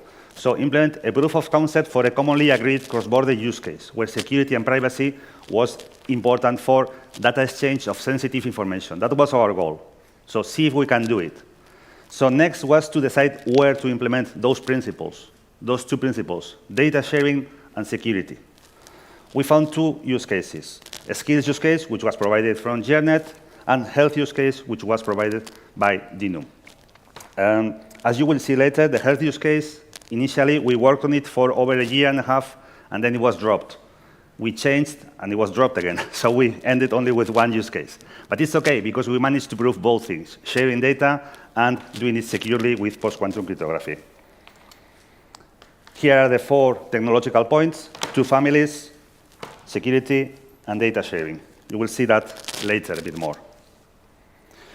This is a boring chart of the first year that says we prepared to do the things. And this is another boring chart of the second year that says we did the things, mostly in many, many points, control points gathering together. I think someone in some of the pilots said earlier that's important to meet face-to-face. We did two control points that were really relevant. Now better. OK? Yeah? Thank you. So we did two control points that were really relevant for us, because we met in person, first in Athens, then in Paris, and we advanced a lot in our work. So it's important to meet with people not only on Zoom, on Teams, face-to-face. And the final control point here, when we ended everything. Okay? So this is the second part, the second year of our pilot. Let's talk about the health use case. Secure information in cross-border data spaces. So what did we want to do in health use case? France came with a problem. They had many hospitals, many clinical medical facilities that were not really connected. They didn't share information. So when a patient went to somewhere, they had to file over email, over WhatsApp, send all the documentation, which was not secure, which was not centralized, which was difficult to know what was going on. So they said, we can use an instant messaging app that's centralized, and we can take the patient data from a data space, kind of aggregate all the data, and we can share that to professionals so they can give a better service. That looked nice, so we started working on that application based on open source, metrics protocol, and an application that was built on top, which was TeachApp. TeachApp is also an application that France uses internally for public servant communication. This was going to be a different version of this application that met health standards, but it was discarded. Okay? This is a diagram of what we wanted to do with all the extended connectors for the data spaces and blah, blah, blah. But this application, in October of 2024, the French government said, we don't have funding, we don't have priorities for this, we are going to move on to something else, so this got stopped. So what did we do? We tried to apply the principles that we have here in someone else. So France had also a file transfer application, so we said, why don't we do our data spaces part with the file transfer application? If you want to send something from some ministry to another ministry, let's have a way to aggregate data instead of consulting many different databases or systems. So we proposed this other diagram and schema, but this arrived too late. It was around February, March this year. We didn't have enough time to implement it. So we didn't want to risk the skills use case, which was the one that was working well and was going to be finished. So we decided to stop this part and focus on the other part and deliver. And we did deliver. So the skills use case. You will see much in detail later, because GERNet is going to be on a stage explaining in detail the case, but it's basically a student that moves from one country to another and wants to study, apply for a degree, a diploma, whatever. And then he needs to provide certificates from the origin country, the original country. So if you want to study in Greece and you come from France, you need to provide your diplomas from the university. So you can either have them, scan them, upload them, or enter in an interminable hassle of bureaucracy to get those things going on. But with the portal Study in Greece and the OTS system, which is this one, that was feasible. Okay? I'm going to explain a bit more about the OTS later. So what we said is, the one's only technical system is the European Union standard. If I'm not mistaken, no, it's not here. Okay, we'll get to that later. It's a European Union standard that provides government-to-government information exchange. That's defined, that's working. So we decided to put an encryption layer on top of that, because information travels in an unsecure way, because they are assuming that the networks are secure by default, which is not always true. So we decided to use what was going on in that Greek procedure portal for the diploma exchange and add security on both sides. As we had the experience of what happened with the health use case that was dropped mid-development or nearly the end of the development, we thought it was interesting to get some commitment from the participants. So from the study in Greece, we asked them to sign a letter of intent saying, yes, we are going to commit to the project, we're going to do this and that. So it was difficult for them to back off. They could, but at least they have a letter signed, so that makes much more difficult to get on. So they also provided the diploma specimen for the application to work, so we had everything, and it went very, very well. And going to France, we needed the French counterpart. We found 2 universities willing to participate, Université de Lille and Sciences Po, with many different campuses. So Université de Lille contacted and agreed, sent the letter of intent, signed the diploma, and Sciences Po, yes, we are on it, yeah, we are on it, yes, we are on it, yes, we are not on it. So we also lost that one. So as you can see, the road of innovation is full of lessons learned and things that happen in a different way as you expected. But we managed to get 2 universities, 1 on each side. We managed to get technology working. So it all went well. Let's talk a bit about the technology, because later my colleague Iker will go on stage to talk about the security framework, which I think is our masterpiece because it's going on the second SGA too. So we have these points. A security framework that uses post-quantum cryptography, which allows secure exchange of information between 2 points, 2 servers, and is resistant to quantum computing attacks. The second one is the fully homomorphic encryption. That's encryption that allows data to be treated and used without knowing what's inside. I mean, you can give a number to an external provider. They can make calculations, give the calculations back, but they don't know what's the original information there. So that is used to train AI models, for example, to get information for medical diagnosis or systems. And the points 3 and 4 were the data-related points. The data framework with the once-only technical system that GRNet knew, had the expertise and developed, and the data framework that finally was discarded but documented. So here is, now yes, this is the slide, the once-only technical system. If it's should be on your radar because it's very interesting, it's the first EU-wide cross-sectorial and cross-domain data space. So this is European Union standard. And it's used for secure government-to-government data exchange. So it's designed in a way that there are many servers, many layers, many different, let's say, identity providers, evidence providers, receivers, requesters. So everything is defined. So you just have to plug the right components, and your system could be on it. So going on, the security framework, which is our centerpiece. Secure encryption algorithms. Why? Because quantum computers can break current technologies of encryption. Maybe not now, but in a few years, because it's a question of having the right amount of, let's say, the right algorithms that provide the mathematical capability. So quantum-safe encryption algorithms are algorithms that run on traditional machines, the ones we have now, but you can use those to protect against those computers, quantum computers, and then work with encrypted data. Information we know is stolen every day. You get phishing, you get hacking, you get attacks. So if information is encrypted and you never unencrypt it, you work with information as it is encrypted, it's safe. Even if it's taken out, it's safe. So that's the homomorphic algorithms where they appear. So we prepared a framework which is language agnostic. It's a Docker container that has everything. It can run on any server. It can be called via API, and it was integrated with the OTS system and all the modules, the PQC and the FHE. These modules that you can see here are open source libraries. Okay? We based our development on open source libraries. Initially, when we started the project, we thought that we had to, or maybe we had to at some point, buy IP proprietary libraries, because we had identified some. But at the end, we found, and Iker will explain the roadmap very, very shortly, we found open source solutions that were compatible with the highest standards. This is a framework more in detail with all the APIs and calls, which I'm sure you will like a lot. And I think it's a moment for Iker to jump on the stage and talk a little bit more about the security framework. Iker. So Hello everyone, my name is Iker, and for the next minutes I'm going to talk about post-quantum cryptography. You've just heard Gorka explain the fundamentals, so now we are going to take the next step and go deeper. So we're going to get a little technical, but don't panic.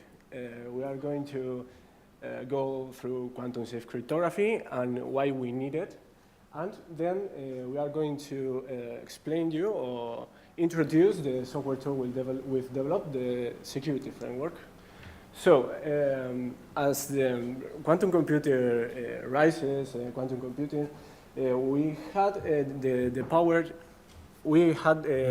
to run new type of algorithms. There are two main algorithms that are the enemies of traditional cryptography. We'll have to keep an eye on it. There's the Grover's algorithm. This algorithm speeds up searches. So if we get encrypted data and we have to evaluate, imagine an attacker has to evaluate all the possible keys for finding the correct solution in order to decrypt the messages. Grover's algorithm will speed up that amount of time in a quadratic way. Imagine it will take millions of years. This algorithm will speed up that process a square root of that millions of years. That is still a large amount of time. With the standard keys we use nowadays, this is not a threat. We are safe against this, but we'll have to keep an eye on it in keys that don't maybe standards or systems that don't use these standards. The short algorithm, in the other hand, is the big algorithm we have to take account. And you may know the algorithm RSA, that is the main algorithm, the hard algorithm we use to get safe communications nowadays. The strength of RSA relies on factorizing large numbers. And this algorithm is known that completely breaks. It allows us to factorize that large prime numbers and allows us get the information in the decrypted messages and breaks traditional cryptography.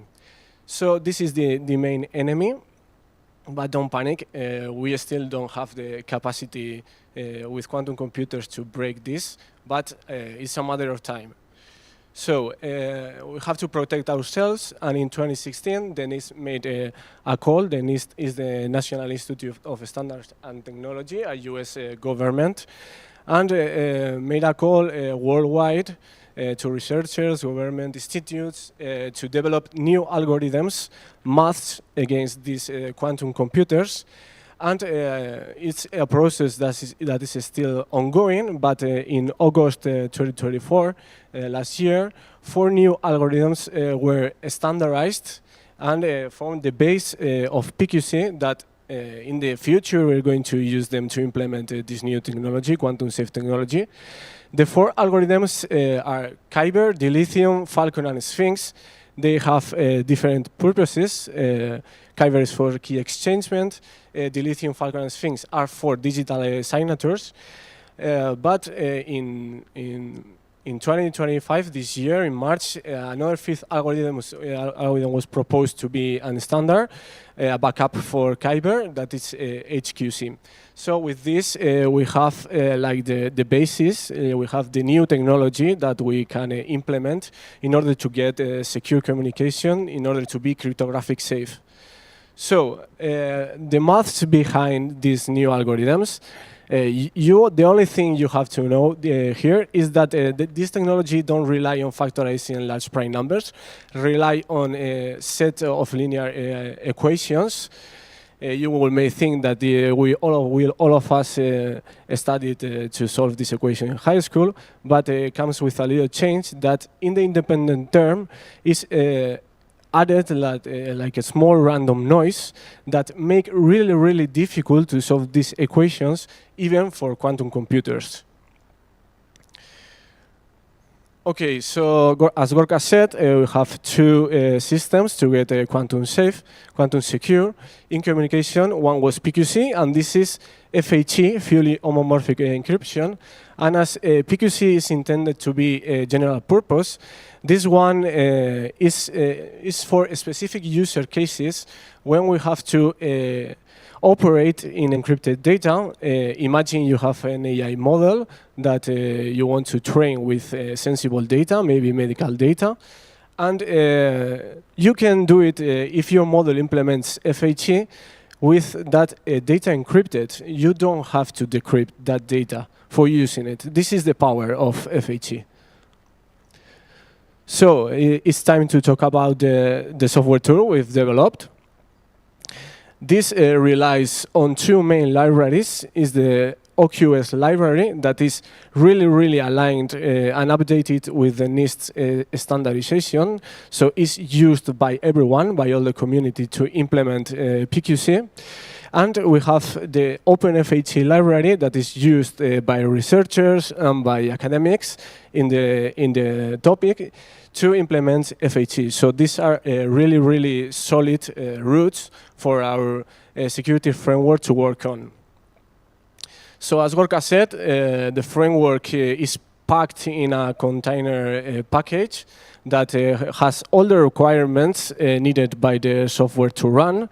And when you run it in your computer, you could run it in any operating system. It's agnostic to operating systems. And when you run it in your computer, it will expose an API. You see there all the functionalities, all the methods you could call in the API. You could decrypt. You could encrypt messages, you could sign documents, verify signs, and also you could do all the operations we mentioned before with FHE. This is a really flexible tool and modular, so you can use it everywhere. Also, we did like a user interface.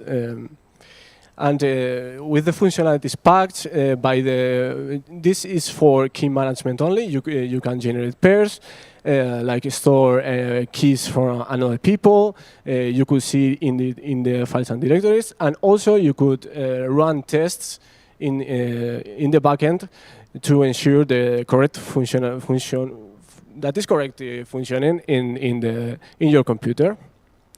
So that's it. Thank you all for listening. And Dimitris will do the spin-out, sorry. We'll talk about the use case. Thank you.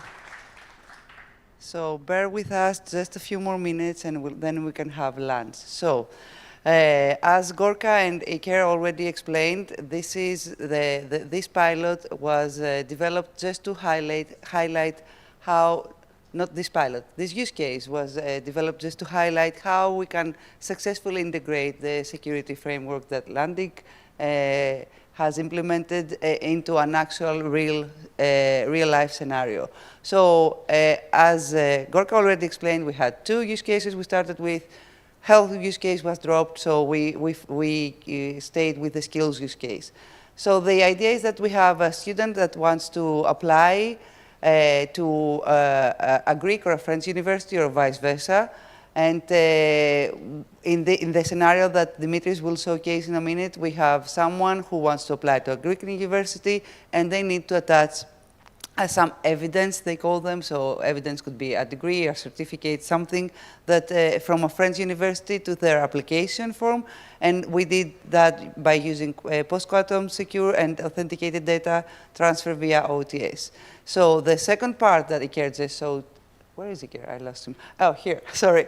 About the fully homomorphic encryption, we did that because we need some data that the user might provide to be also fully encrypted. So because we might not trust, the cloud server that we store everything. And I'm not a technical person, but if I've got everything right, that means I understood what we did in this pilot. So thank you so much. What's important, I think, in this pilot is that the scope of the scenario can be extended to any relevant situation of cross-border data sharing for citizen data with public authorities via the OTAs. So I think we also went beyond the scope, like we did a proof of concept of how this could work, but this can be extended practically everywhere. So why this is important? This is a real need that we had in the use case. We have students increasingly apply to universities abroad, and the problem is not to, how we can exchange documents. I think we have done that before already, but how we can do that in a very secure and a future-proof way. So classical encryption won't withstand quantum threats. I don't want to talk more about quantum. I think there are more experts here that I have talked yesterday and today about that. But the goal was to build a secure GDPR-compliant and quantum-resilient digital service. And I already went through the overview of their case, so I don't want to stay here. The challenges were security, privacy, and interoperability, which we talked a lot about today. So, as already explained, we use the two core frameworks, the security framework by Lightning and the data framework based on the OTS. Our role was to implement and test this in a live proof of concept. Dimitris will showcase more about that. This is the, I think you've already seen this diagram already before. What we have introduced in the last couple of months is that we have the security framework also in the provider and not only on the procedure portal. So the objectives, I think I've already gone through that. I know it's like last presentation before lunch, so I'm not going to stay here a lot. So what were the key outcomes is that we proved the feasibility of post-quantum and fully homomorphic encryption tech in public services.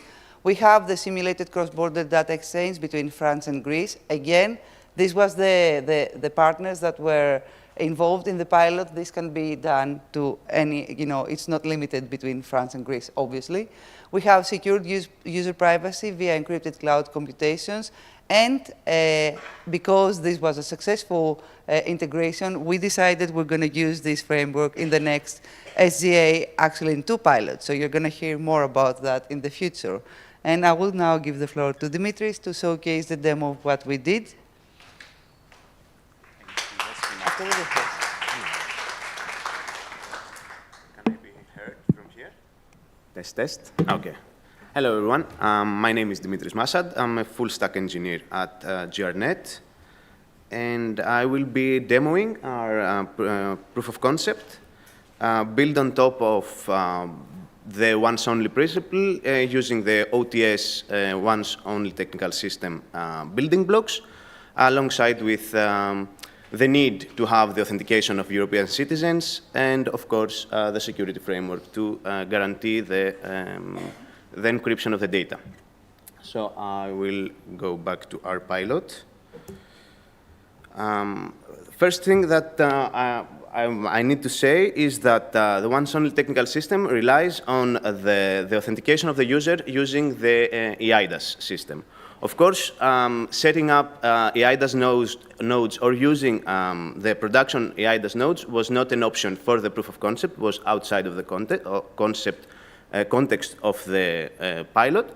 So what I'm going to showcase to you is basically a local login with a test user, but of course our authentication system already has implemented, let's say, the EIDAS modules, so that if we were to go on production, we could do this by connecting our system to the actual Greek or French EIDAS nodes.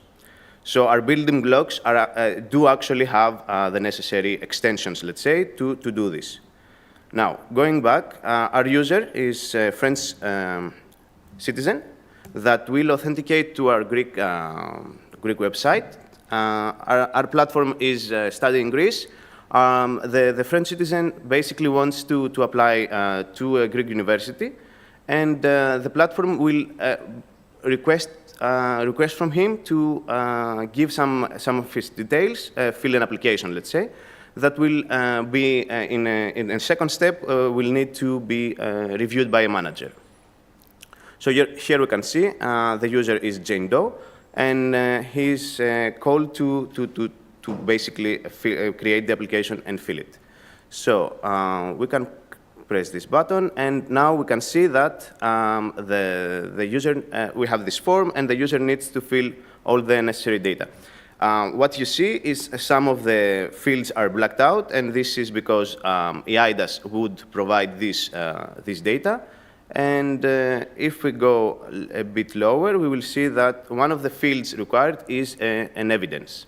Now, the user, of course, of course, have the ability to upload the PDF or to actually use OTS and retrieve it online. Now, I will pause from the demo to explain a little bit about OTS and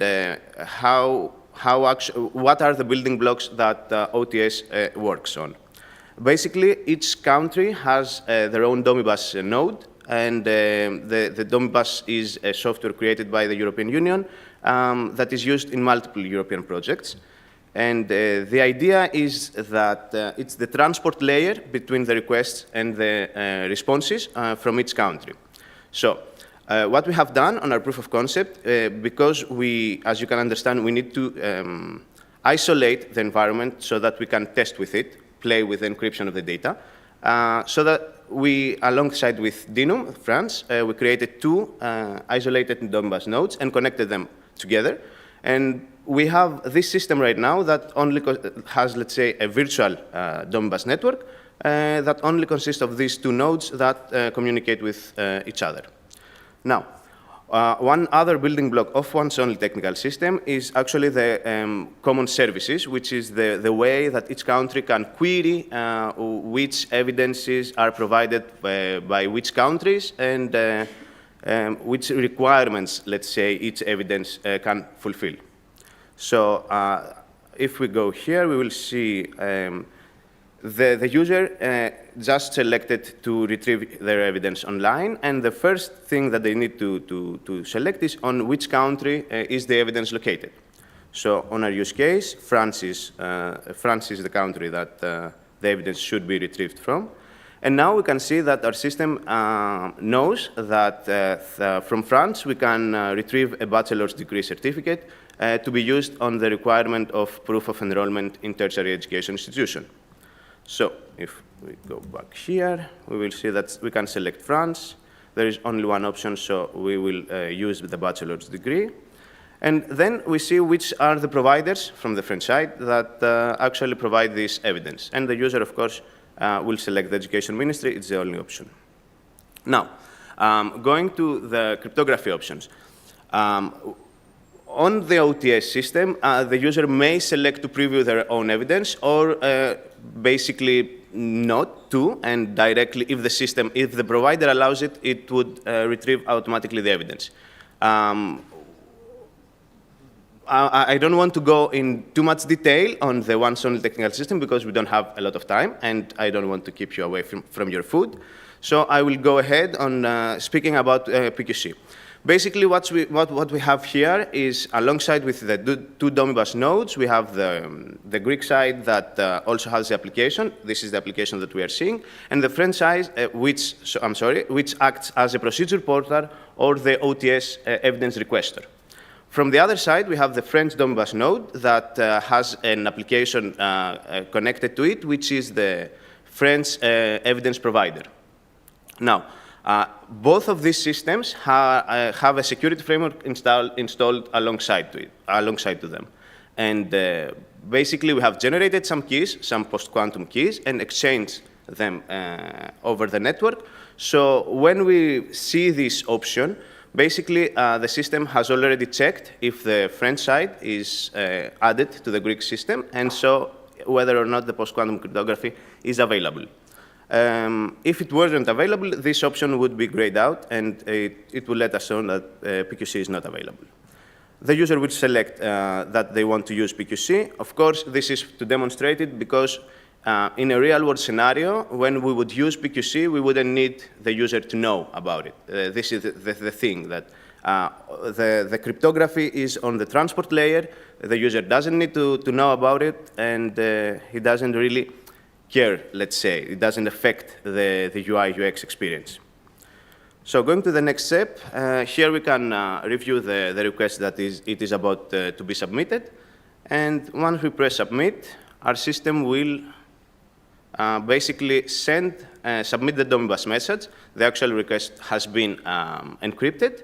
And now we are waiting for the French side to respond to our system. It will take a couple of seconds if everything works correctly. All right.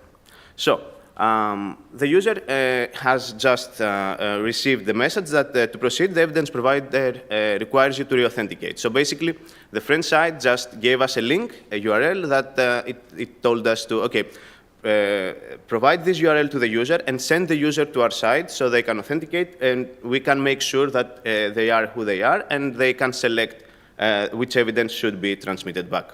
So by pressing continue, we will see that we will change, we should be logged out. Let me simulate this. So we are now on the provider side, and the user, the French side also requires the user to be authenticated in the same matter. We would have the IDAS options here, but as I told you, we are simulating and we are using local logins, so the user can also authenticate from this side. And once we are in, we are now on the evidence provider side, where the request has been received. The available degrees, the available evidences, let's say, are being shown to the user. The user is able to preview them. This is the test certificate from the University of Lille. And actually, there are two options. One is in English and one is in French. The user, other than the preview, can, of course, download them, can cancel the request, or select which evidence wants to send back to the Greek side, and press send. Now, when this finished, we were redirected back to the Greek side, so we are requested to re-authenticate, and we are back on our form. Now, a small change here. If you can see, instead of having the option to upload an evidence, there is already an evidence received from the system. Behind the scenes, Domibus, from the provider side, received the action from the user that they want to send this evidence, encrypted the message using post-quantum cryptography, and send it back to the Greek side. The Greek side was able to receive the message through Domibus, decrypt the contents, see the actual evidence, and store it to the system. Of course, we can verify that the correct handling of the evidence has been done. Let's say that we will download this. Yes, let's replace it. And we can open it and see that is the actual evidence that we saw from the French side. Moving on, now the user, okay, we just see how the PQC is implemented inside OTS, inside an actual use case of a public sector service.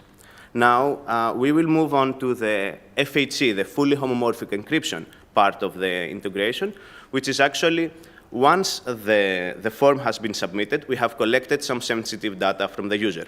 Now, the assumption is that we want to outsource some of the operations in order to validate whether the form should be, let's say, does fulfill some criteria or not.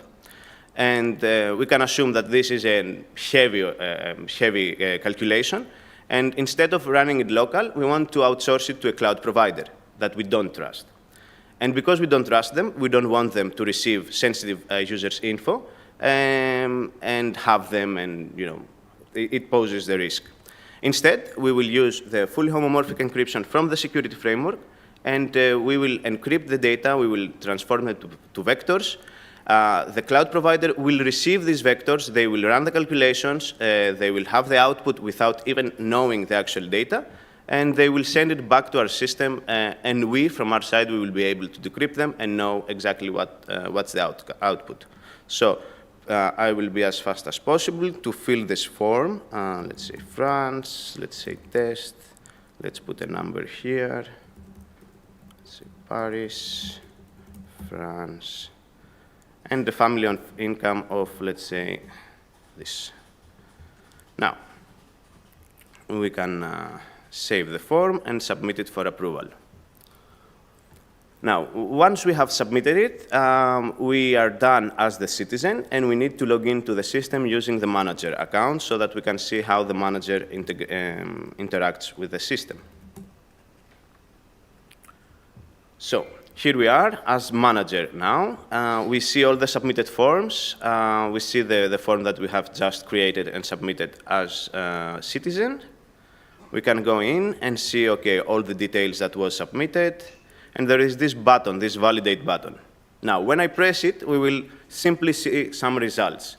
Under the hood, what will happen is what I explained before. We will take the family income and we will encrypt it alongside with the date of birth. The idea is that we want to simulate the need, let's say, for the validation that I described before, and to make sure that the citizen that is applying is making less than X amount of as a family income per year, and is at least 18 years old. So these calculations will not happen locally. They will, we will encrypt the data using the security framework. We will transmit the data to the cloud provider service, and we will get the results back, hopefully. And all right. So as we can see here, we have one validation that passed, which is, can you see it? Yes, okay. Which is the true part, which is the date of birth. Our user is at least 18 years old. And the second one was the fact that the family income exceeds 10,000 that we have. So these simple calculations, they don't need to be simple. We have them simple just to showcase the actual usage. But it could be anything, and the cloud provider side did not know the actual data. It only had some vectors.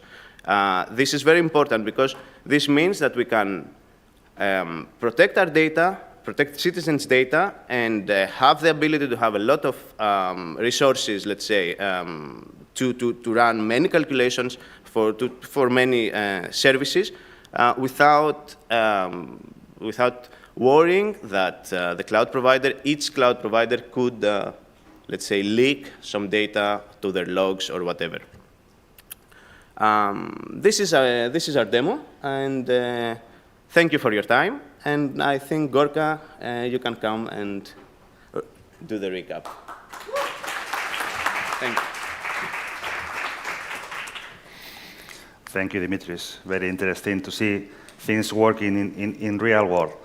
As Dimitris said, there were simple things that we tested, but we wanted to make sure that the encryption algorithms and the calculations were be able to be performed. So we tested, and it works everything perfectly. So let's do a brief recap before ending this pilot one and ending the morning sessions. Then we'll have 1 hour, 1 hour and a half of lunch and networking pinchos so you can enjoy each other. So the recap. First, let's talk about risk management, okay? You saw some of the risks we had in the project and how we managed them. So I'm going to start with the lowest risk. This is low risk now because it's working. It was not low risk when we started. It took 2 years to do this project, but we started, as you know, European projects start earlier. So we kind of presented the concept 1 year earlier. So 3 years ago, we said we were going to do something with quantum cryptography. We were a bit crazy because we didn't know if it was possible or not. Technology was not advanced. You saw the NIST algorithms in 2016, but it's still in process, and we're not finished in October 2024. So we could have guessed right or wrong. But that's why we encapsulated everything in a security framework, in a framework that could be changed. So you could still call the same functions, you could still use the same functionality, and if things change behind, you can change them. You have the possibility. So that was our risk management. We went for a new technology that we thought it was going to work, and that we encapsulated in some framework that would do all the, let's say, dirty job. So that was the risk and the management.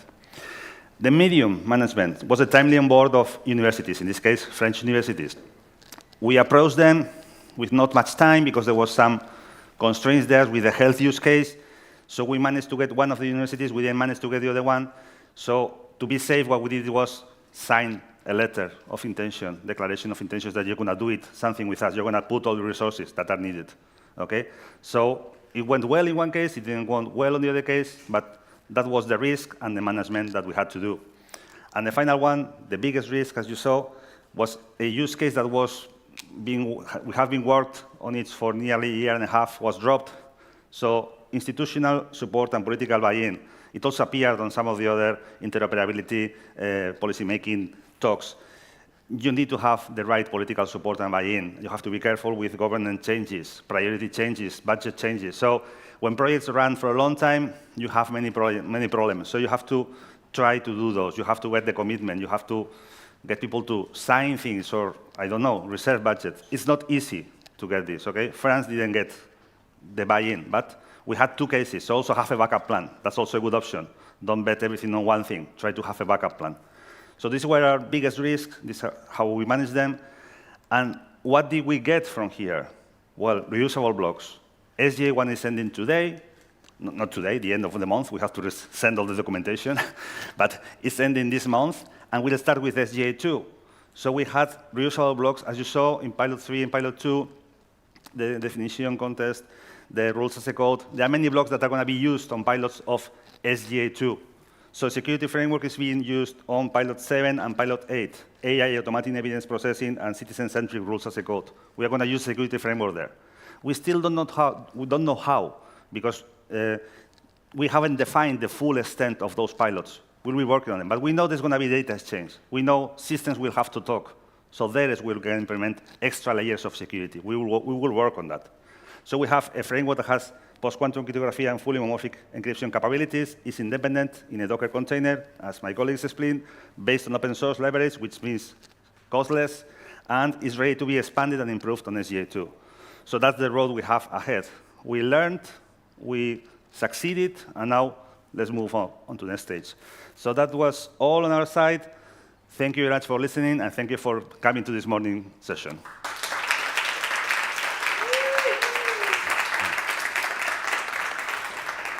Alex, please. OK, I have a cue card, but I think I'll just wing this one.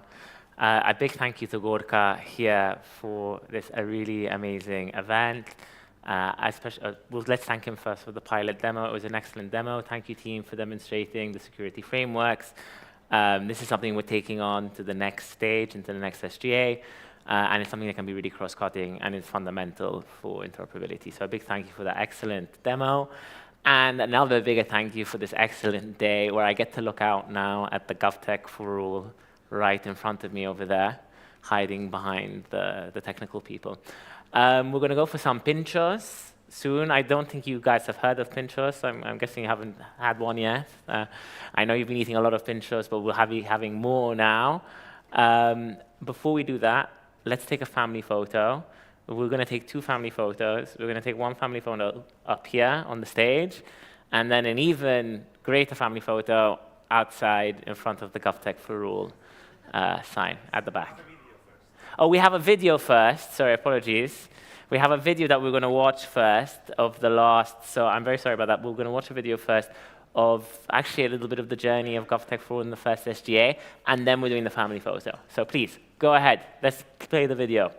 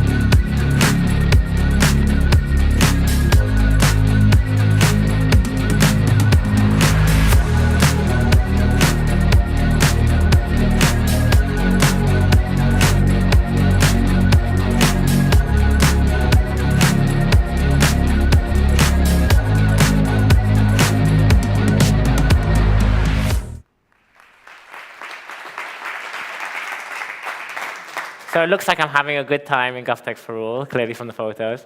Let's go ahead and take these family photos then. So everyone, I invite you to the stage, and then I invite you outside as well.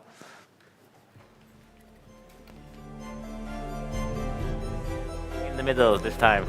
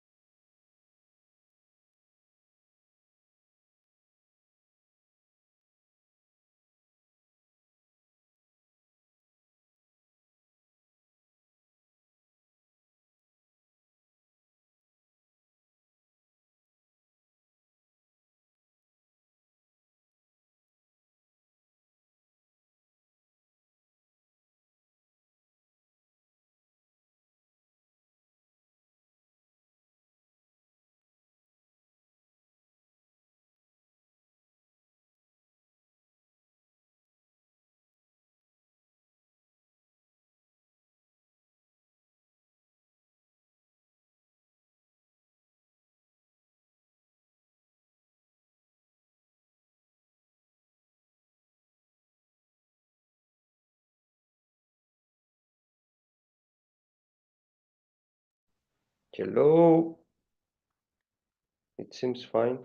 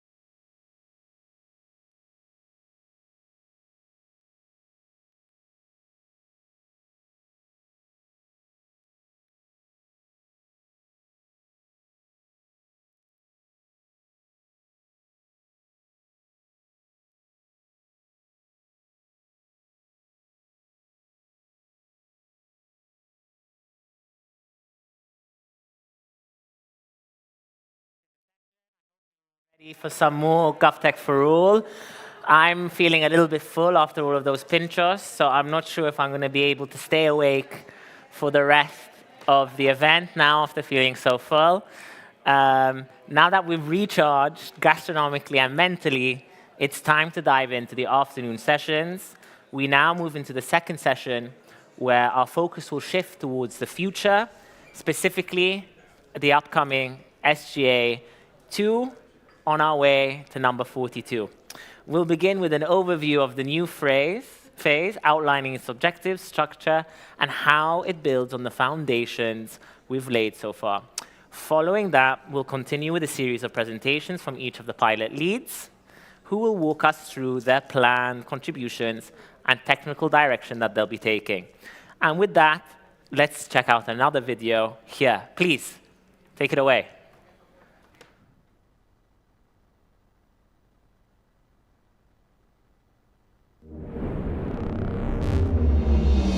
Together, we have laid the ground for technological innovation in the public sector. Now it's time to make it real.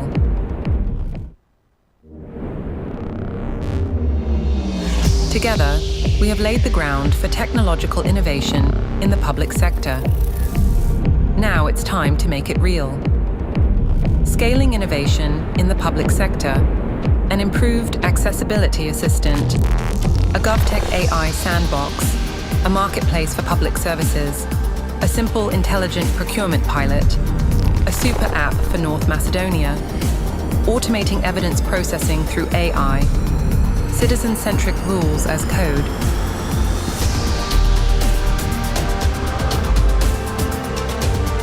GovTech4All, innovating together.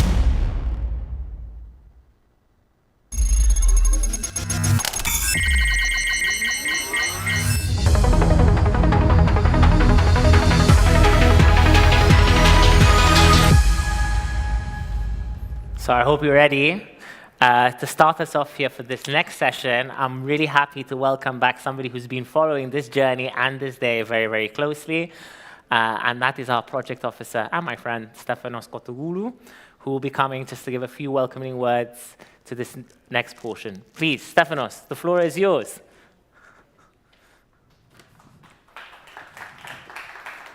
Hello, Alex. Hello, everyone, and have a nice afternoon. I'm pretty sure that you are quite full from the Pinchos, and I'm glad that you are in San Mames at the end of the day. So I really feel even worse now that I'm not there. But thanks a lot for the video and the intro to the next phase, let's say, to the future of the specific grant agreement number 2 of the GovTech4All. After setting the rules, paving the way, let's say, for a good collaboration with the partners, we are in this journey of building up this partnership with adding more members, let's say. And we're embarking on a new adventure with this second SGA, building, as I mentioned, on the strong foundations laid during the first phase of the first SGA. The project now reflects fully the spirit of the Interoperable Europe Act. The Interoperable Europe Act was adopted and was put in force last year, 11 of April 2024. And it's actually the first, let's say, legislation, the first act, at least from the European Commission, that even the term GovTech is mentioned there. The act underlines the need to tap into Europe's world-class GovTech organizations. GovTech4All brings these organizations together, combining national expertise to strengthen Europe's capacity for digital transformation. This type of collaboration is critical for achieving effective, citizen-centric, first of all, and future-proof public services. It's the act that actually helps these innovation measures to be experimented, to be put on board, and bring it on the table for the public administrations. Digital transformation is not only about building new technologies, though, but also about using emerging technologies in a responsible, ethical, and trustworthy way. It's everything about the correct use of these technologies, and not only using and experimenting these technologies just for the sake of using them. User centricity, it's something that we take serious business of it, and you are doing the same, and it's the way forward. It's about our values.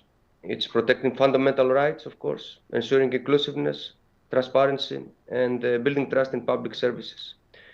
And, of course, this is the next phase of GovTech4All, that will also actively organize and put on the table pilots for responsible use of AI in the public sector, ensuring at the same time that artificial intelligence supports public services while fully respecting European principles and safeguards, and always having as center of the interest the user centricity and the needs of these users, which are citizens, businesses, and also public sectors.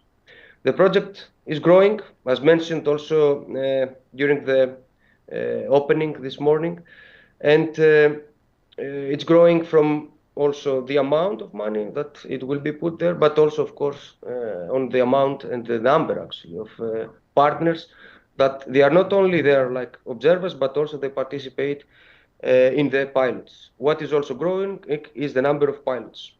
So funding has increased. So we have from 5 billion euros in SGA1, now we go to 8 million euros in SGA2. This 8 million euros, of course, is co-funded by the European Commission. This co-funding mechanism, it also shows actually this commitment that member states, you, the partners, you make by also putting this 50%. So it's something that it's not, we don't do it like just to do it, but it's something that we aim, you aim to bring results. You have interest in this and we can see it, and I have to congratulate you on this and also motivate you to provide and deliver better results, of course, with the European Commission, of course, guidance and support when possible. So from 14 partners in the first SGA, now we go to 21 partners from 15 countries. Additional organizations are in the process, of course, also of joining, and we will soon reach 23 partners. It's something that this 23, the number of 23 might also increase in the future, but this is the logistics for now. This growth reflects also the strong momentum and the relevance of the GovTech4All community, a community that also it's hosted under the GovTech Connect. And as mentioned also in this morning, if you remember, the ones that they were here, it's something that we are working to better improve, let's say, the visibility of the community of GovTech4All, and also to give more space for demonstrating actually the results that you have done during the first SGA, the very useful deliverables that you provided and that we will also conclude in the next month, and also to showcase actually the pilots that they are coming. Moving from 3 pilots, as mentioned, to 8 pilots, addressing a broader range of GovTech challenges. So now the covering key areas that we put on table are responsible AI integration, interoperability, of course, and secure data sharing, meaning that there is continuation and potential to scale up what we have done already. Innovation procurement and cross-border collaboration, development of concrete digital public service components, and more to come. There is also, as mentioned in the video, pilots that they come with this super app for North Macedonia and the use of generative AI in different solutions and services to be provided to public administrations. The open structure of the framework partnership agreement now continues to deliver real added value, allows us to flexibly grow the ecosystem, as mentioned, so more partners to be there, more than 20, as mentioned before. Brings in new member states, of course, public authorities and expertise, supports Europe's long-term ambition to build a sustainable, scalable GovTech ecosystem. But yeah, I think I said enough. I think it's also after lunch. I think your tapas might, boiling in your stomach is so. I don't want to spoil also the presentation. That's why I didn't come with any fancy presentation. Your project coordinator, Alex, will also go in more details in these pilots.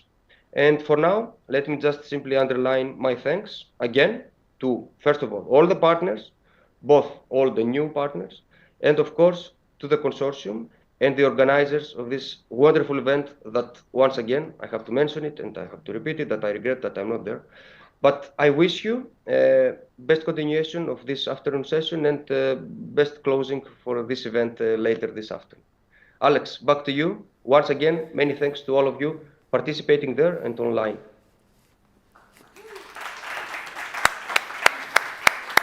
I have my cue cards here, but I'm going to go off script again just to tell you a big thank you from the whole consortium. You've been with us for this whole journey. You've supported us all along the way. You've added so much meaning to the project, and we have our eternal gratitude to you as well, Stefanos. Thank you for joining us 3 times today during this event as well. You're here with us in spirit, maybe not physically, and we've eaten enough pinchos for you as well, so don't worry. Thank you very much, Stefanos. Thanks a lot.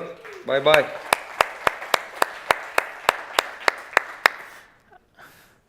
So now actually, I'm going to introduce myself to do a short presentation. So I'm introducing Alex Borge to start with a presentation that provides an overview of the GovTech4All project. I have no words written for this.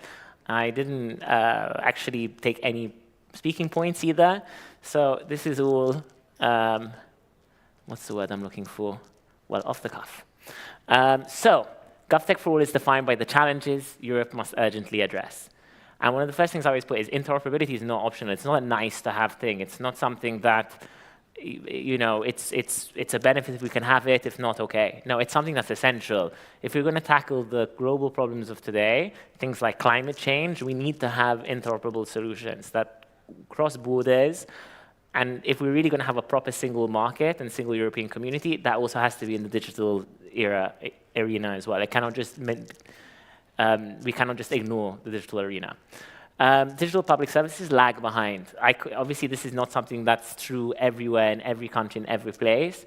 But on Europe as a whole, they lag behind. We could have better, excellent digital public services. I don't think that we should replace the physical services. I think digital natives, you know, obviously, having digital services online make a lot of sense. Maybe for people who are older, for example, it might not. They might still need the physical services. It might be difficult to change. But it doesn't mean that we shouldn't have these excellent digital public services. They shouldn't replace the already services in place, but we should also think about digital transformation. And digital transformation isn't just digitizing paper services. It's also rethinking how we interact with these public services. Infrastructure is the backbone of the digital transition, which kind of builds off of what I've said before. We need to develop this infrastructure. There are other people in the world globally who have, and we need to keep pace with that if Europe is to maintain its values. And then European competitiveness. I mean, as you saw with the Draghi report, European competitiveness is waning, and we've rang the alarm bells there. So this is an opportunity where we can use this mission of interoperability, we can use this mission of digital transformation, and we can also support other things like competitiveness as well, right? And tap into those world-class GovTech startups that the Interoperability Act speaks about, right? And we can rely on that. So I say it's a prototype for the Interoperability Act. If you read the Interoperability Act, it has many of the components in it. Interoperability by design. All of the technologies that we developed in the first round had interoperability by design imprinted into them. I mean, if we take a look at Pilot 1, for example, the security frameworks, which you've heard a lot about today, are to support interoperability, right? Then building a European GovTech community together. At the moment, maybe we have a community, but it might not be the most cohesive, right? And I really think we've done a good job here in trying to really foment that cohesive community. Excellent digital public services. We have a lot of examples of them in Europe. We have to keep going, and we have to keep pushing forward. And we have to be driving innovation in procurement as well. The way that it's not just about procuring innovation, but it's also about innovating the actual procurement cycle as well, which Pilot 3 exemplifies, epitomizes. So, just very quickly, this is for the people online, because you all know, well, a number of you, most of you know this here, the Digital Euro program with 2 and likely 3 specific SGAs. I think we can say it is 3 SGAs, because Stefano said it today earlier as well, so we can guarantee that now. We can count it as 3. Permanently open for top-tier GovTech organizations and national digital public agencies. This is new, right, that we're focusing on the GovTech organizations as well, and provides continuity and vision for a shared GovTech ecosystem. So we went from the first SGA, which was 14 partners from 10 countries, driving 3 cross-border pilots, as Stefanos has noted, to now 21 partners, soon to be 23, driving 8 cross-border pilots, focusing on emerging technologies, and especially the responsible integration of AI. And I think that's really about our values as well, right? So, I love this map. Thank you, DG Campus, for creating this beautiful map for us. You can see how big our consortium is, because we have the wider framework partnership agreement. We've almost conquered the Baltic Sea. So if anyone in Finland is watching this, please call us. But there's many more places that we can grow. But it's something really proud of when I look at this map. So, and that the consortium is growing. And this is really about us being united in our diversity, right? And we've gone beyond the borders of Europe, because if you look, we have Iceland, we have Norway, we also have Ukraine and North Macedonia, and Serbia as well, not to forget. So you can really see that this is about the wider European community, not just the European Union. GovTech4All is where Europe's leading GovTech actors come together under one roof. So we have national digital agencies, we have top-tier GovTech programs, we have digital innovation hubs, we have research institutes. So we have a real lot of power and resources to tap into. So I'm just you've heard this a million times today, so I'm not going to bore you with it again, but just to say these were the first 3 pilots that we had. And the big thing that I always point out is that Pilot 1 and Pilot 2 are about the technology, whereas Pilot 3 was about the methodology. So you're really seeing the diversity of the kinds of pilots we're doing, right? We're not just about innovating the technology, but we're also about innovating the process to procure that technology as well. And here we are. This is where we'll be heading to today. So these are all the different pilots that we have, all in one space. So just to give you a really quick run through as a teaser, we have the scaling innovation in the public sector, which is about empowering startups through partnerships with legacy providers. Improve disability assistance, about supporting vulnerable group with AI-driven accessibility, empowering them using open data, which I really think is what technology should be, right? Should be enabling. A digital public services marketplace. I forgot the digital.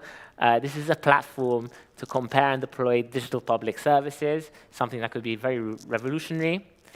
Simple intelligent procurement, which is about using AI in a responsible way to support the public servant in drafting and matching public tenders. Then we have the super app for North Macedonia, which, as the name says, it's an all-in-one single government portal, which will be using actually the DIA app and the open source elements of the DIA app, which really highlights this European cooperation. We have the AI for automating evidence processing, which is AI for classifying and validating evidence securely, another example of the responsible use of AI and how it can be incorporated into the public sector.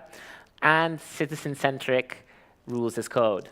I think it should be human-centric rules as code, so I need to correct that, with the idea being that we should always have a human in the loop. So here we're not also just thinking about the technology, but we're thinking about how to implement it in a responsible way. And finally, the GovTech AI Sandbox, which is a space. So this is about the methodology rather than the technology, and it's a safe space for experimentation with scale-up already imprinted within it.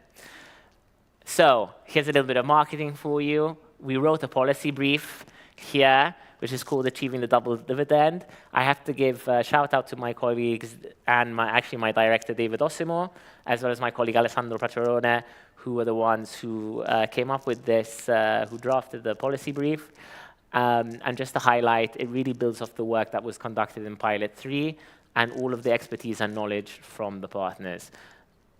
And that's me, in case anyone's watching online and wants to reach out to me to possibly join the incubator. We want to get to, so now we're almost at 32, but we want to get to even more than 32, maybe even 50, 60, who knows? I heard today Angel Luis Martin from Spain. Apparently he's in a consortium with 105 partners. So that could be the goal, that could be the mission. But anyhow, without further ado, we're going to head to now the pre-pilot demos, as I call it. And we'll be changing this photo, by the way, I think, to now the photo outside with GovTech4All in the stadium. So thank you very much. That's the end of my presentation. I'm going to change my hat back again. I'll take it off and put on my hat again. And now I'm the MC again. So let's start now with, it's going to be a bit confusing. We're in a little bit of a different order today. As one of our colleagues and friends has a flight to catch, was very kindly going to rush through here. So without further ado, I would introduce Thomas Richter, who is the lead for, Digitalis is the lead for the super app in North Macedonia. Please, Thomas, the floor is yours.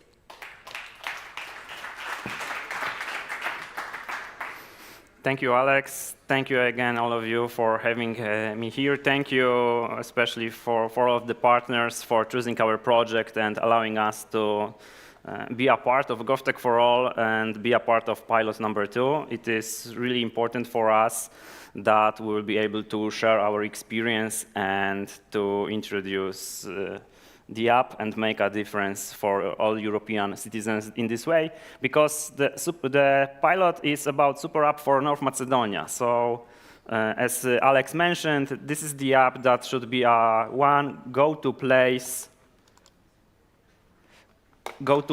for everything considering the life of a citizen in North Macedonia. Documents as well as e-services and any other kinds of communication with the government. North Macedonia already they are having web portal, but of course web portal is about e-services, and if you would like to introduce documents, then some kind of a wallet or the app that is actually having both a wallet and a services part is needed. Of course, why this idea came in North Macedonia? So, for example, one of the key challenges that the North Macedonia is having is low level of popularity of public e-services. Other one is that in general lack of digitalization is causing problems with for example, petty corruption among the officials. And of course, North Macedonia wants to access the EU, and petty corruption or any of these kind of problems are the problems that they need to be tackled before joining the EU. So it is super important for North Macedonia to change it. And of course, it is super important for North Macedonia just to make lives of their citizens easier. So they come up with the idea that the app that will contain services and documents and will shorten the way how the citizen is interacting with the government will help solve these problems. But from the other hand, North Macedonia is not the biggest country within the Europe. They have limited resources, and they need to think outside of the box about how to tackle them. So the idea was, and this is why we are here in the consortium, to use the solution that there is already in the market. And now the DIA comes into the picture. DIA is the super app of Ukraine, and Ukraine decided to open source the app so the other countries can use the app as well.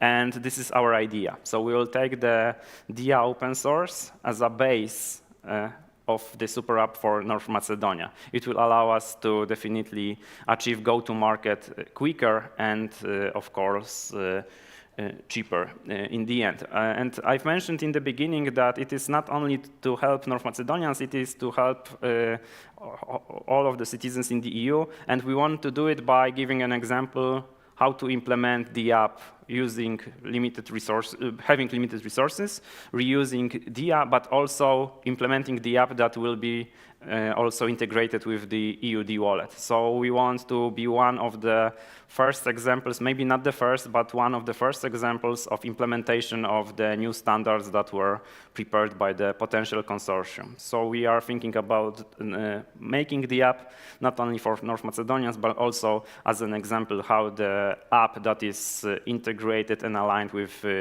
EUD wallet can be introduced. Thank you so much.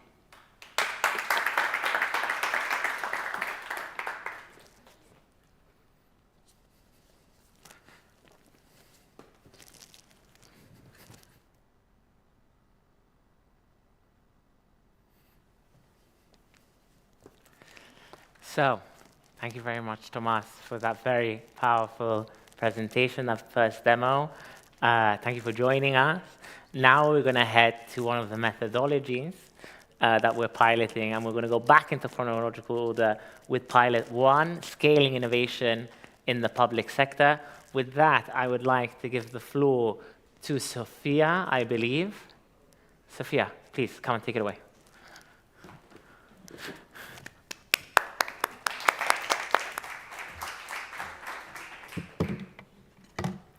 Hello again. We talked a lot in the previous presentation about working with startups and integrating the value proposition into the work that public administrations are doing. But there is a big question that always comes up, which is what comes next? Or how can we build more of an impact working with what's already happening in the public sector context. And this pilot will be working with two things that are already happening that we haven't leveraged so much in the previous edition of the GovTech4All. And one is legacy providers, and the other one is the concept of scaling. So we will be leading the pilot as GOBE, but we will also be supported by Generalitat de Catalunya, Brown Innovation, Madrid City Council, Las Rozas Innove, Estonia Ministry of Justice and Digital Affairs, and the Lithuanian Innovation Agency. So what are we really trying to solve in this pilot of this new line of work that we're kicking off? I would start with the core challenge that we're tackling, which is basically that public institutions are running more and more pilot programs with startups, and that's a fact. We just saw a couple of them a few hours ago. But once the pilot ends, those solutions rarely scale or get integrated into real public services. There's a couple of underlying reasons as to why that is happening. The first one we're all pretty knowledgeable about, and it's public procurement, because it still tends to favor big established providers, and that makes it hard for newer, smaller providers to break through. The second one is most IT systems in government are legacy systems. They're managed by traditional integrators, and integrating something new in there isn't really easy, neither encouraged. And lastly, traditional service providers, think elderly care, road maintenance, social services, often don't have the capacity or incentives to adopt innovation. So they keep doing things the way they've always done. And when innovation is channeled through those providers, there's a risk. Startups can get sidelined, and collaboration becomes unequal. So the relationship is kind of hard to manage as well. There's obviously a couple of factors that are contributing to these situations happening. Innovative solutions get stuck in pilot mode, vendor locking continues, and we miss key opportunities to modernize how public services work. So this pilot is precisely about breaking that cycle, leveraging all the learnings from the first SGA, but going a step further into tackling some of the barriers that we haven't gained so much depth in. We're going to be rethinking how startups and traditional providers collaborate by giving public institutions better tools to actually make that collaboration work. So we're going to be kind of tackling the problem from its core. So how do we unlock this potential? Our answer is simple, through collaboration with traditional providers, as mentioned. For startups, working with this type of provider is a great entry point, so it creates real opportunities to scale and to integrate these solutions into public services. But for that collaboration to actually be fair and effective, the public sector needs to lead. And we've seen this very often. This is kind of like the trigger that needs to take place in order for the rest of the chain to get activated. That means that public institutions must get to know the startups directly, not just rely on what their contractors bring to the table, but they actually have to send clear signals to the market that innovation matters and that collaboration is not just favored, but also expected. If that happens, then traditional providers behave in a kind of different and unusual way. They're more likely to engage. They have a strong incentive to work with startups because it actually helps them offer better services and stay competitive. So for their own sake, they just better do that. But in order for this collaboration to work, we need to work on three complementary lines of action. The first one is to establish formal mechanisms. This can't be just a pretty wish. It has to be actually a process. And this includes things like procurement, design contests that we have worked in already, which let startups compete on equal footing, and open innovation clauses in bigger contracts, which require traditional providers to bring innovation into the delivery process. The second one is informal engagement activities. So beyond the formal mechanisms and that process, then there needs to be spaces where startups and traditional providers meet and talk. That's the important verb here. This could look like matchmaking sessions, like speed dating formats around specific challenges, or GovTech days, created events where actors explore opportunities together, or even thematic roundtables where both sides can discuss trends, share experiences, and start building trust. And these activities may seem simple, but they're actually powerful. And they could even turn some cold procurement relationships into real collaborations, so putting faces to those partnerships. And lastly, we'll back all of this up with research. We want to understand what's working, what's not, and how to improve. So we need to kind of like generate spaces to stop and reflect. And that includes studying how these tools are being used today and building evidence to inform future policies. So the goal here is not to just run pilots, but to shape better conditions for public-private collaboration across Europe. So let's take a look at how this collaboration actually plays out. We're working with two options, both of them built around public sector needs. Option one, which is the top one, starts with the public institution defining a challenge, then a startup and a traditional provider apply together as a team, and they co-design the solution and implement the pilot jointly. This option encourages collaboration from the very beginning and also ensures the solution is tailored to the operational reality of the provider. That's option one. Option two. Here, the challenge is co-defined by the institution and a traditional provider, one that already has a contract and delivers a service. The startup applies individually, proposing a solution that improves or complements what the provider is already doing. And in this case, the startup pilots its solution within the existing public service environment. In both cases, the pilot can be financed in two ways, either through a design contest, which is a competitive and innovation-friendly procurement tool, or through open innovation clauses, in larger contracts especially. They explicitly allow collaboration or incentivize collaboration with startups.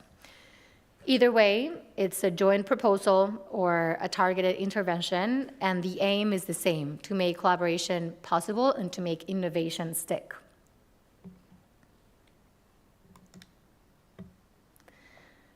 So the pilot doesn't really start from scratch. It builds directly on the experience of Pilot 3 in SGA 1, the Startup Challenge for Innovative Procurement.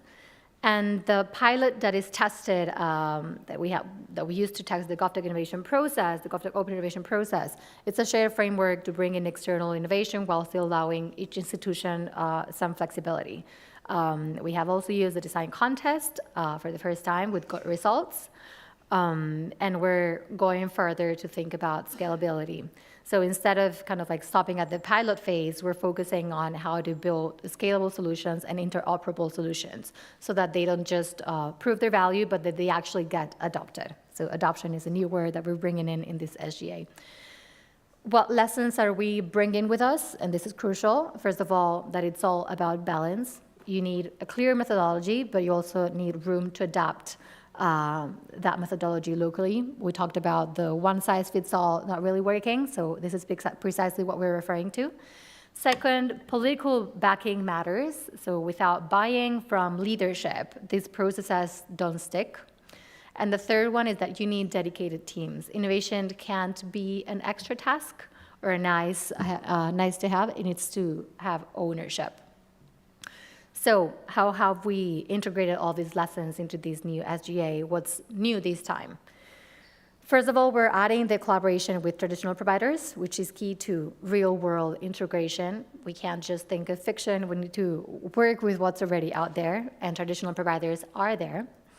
We're combining different procurement tools, so not just design contests, but also innovation clauses in existing contracts, because not everybody would be interested in using design contests, and we need to broaden the spectrum. And lastly, we're expanding the ecosystem side with informal engagement activities, things like matchmaking sessions and the other events that we talked about, to help startups and traditional providers discuss, talk, explore, and bridging them together. In short, we're basically taking what worked in SGA 1 and upgrading it to make it a real scale-up space. What's the real impact of this pilot? Why are we doing this, or what are we aiming to achieve? First of all, we're focusing on scalability beyond the pilot phase, so making collaboration effective. That's key to ensuring that these solutions can actually work within existing legacy systems and not just around them. Second one, we're adapting the open innovation to the realities of the public sector. We don't want to work in isolation. This means that we need to adjust processes to be more efficient and more practical, and actually more focused on delivering that value. And thirdly, it's about sustainable innovation. We are reducing vendor locking. We give administrations more flexibility and better tools to actually manage innovation. And that ultimately translates into better services, hopefully. So we're really ultimately improving how startups and traditional providers work together, opening up new business opportunities for both sides, and then strengthening the overall GovTech ecosystem across Europe. So it's not just experimentation, it's about building a better path to scale and creating lasting impact for people and businesses. This pilot also speaks directly to the European dimension of GovTech, and here it's our favorite word, interoperability, and the European dimension, right? So it promotes collaboration between startups and traditional integrators, not as a workaround, but as a strategy. And the goal is to enable that seamless integration with legacy systems and allow for modular upgrades that don't require starting from scratch. It's an open innovation model that fits with the EU compliant procurement, with the tools that we've mentioned before, and aligning as well with policies on digital innovation and public sector modernization. And what's important here as well is that these are not just one-off fixes. We're actually looking for scalable, interoperable digital tools, ones that can actually work across different systems, countries, and different contexts as well. So we don't want to make pilots that are just relevant locally. We actually want to provide value to the broader European single digital market. So in short, it's about making GovTech scalable, sustainable, and truly European. A couple of synergies with the broader European policy, and this is important because especially in this SGA, we're going to be putting a lot of attention onto the institutional advocacy that we can do from the GovTech4All consortium to the external ecosystem. And this pilot is also strongly aligned with key European strategies and initiatives.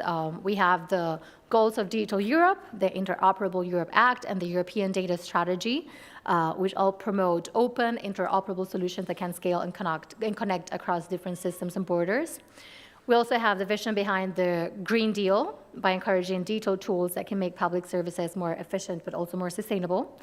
And at a deeper level, this pilot advances the thinking behind the recent 28th regime and the Draghi report by creating conditions for startup-driven innovation, regulatory simplification, and digital services that are scalable across Europe.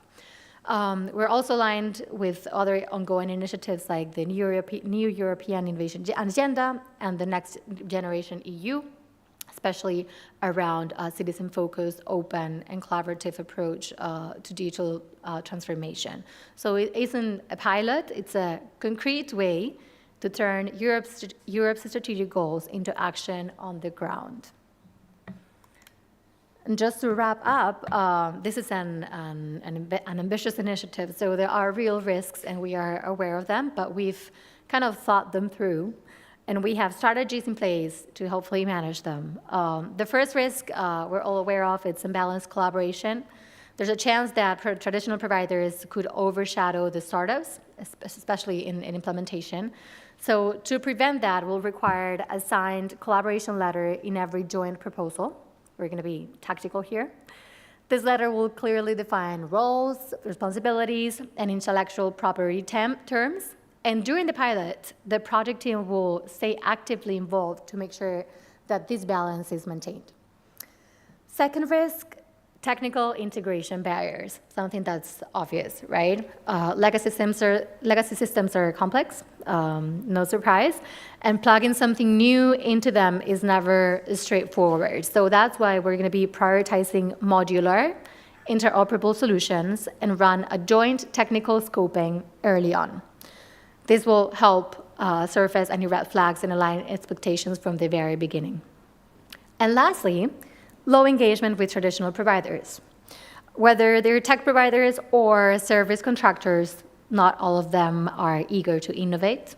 So to tackle this, we'll pre-select committed partners, run onboarding workshops, and host informal engagement activities that can generate buy-in, build trust, and also help everyone see the value of the collaboration.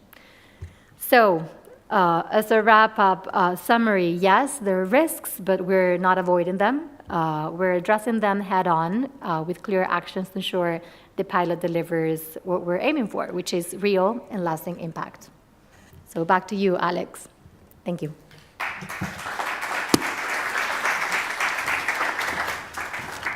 Thank you very much, Sophia, for that really in-depth look at the ambitions of the pilot and also looking at some of the risks, which I think is really important when we're looking at all of the potentials of these pilots as well, right? We have to see what the potential risks are there as well. Thank you again for another really graceful intervention. Now we're going to turn to the GovTech AI Sandbox to our friends in Lithuania. So with that, I'm going to hand over the floor to Lucia, who will come and give, oh, it's actually Milda, so I've made a very big mistake there. I will give the floor to Milda instead. Please, the floor is yours, Milda.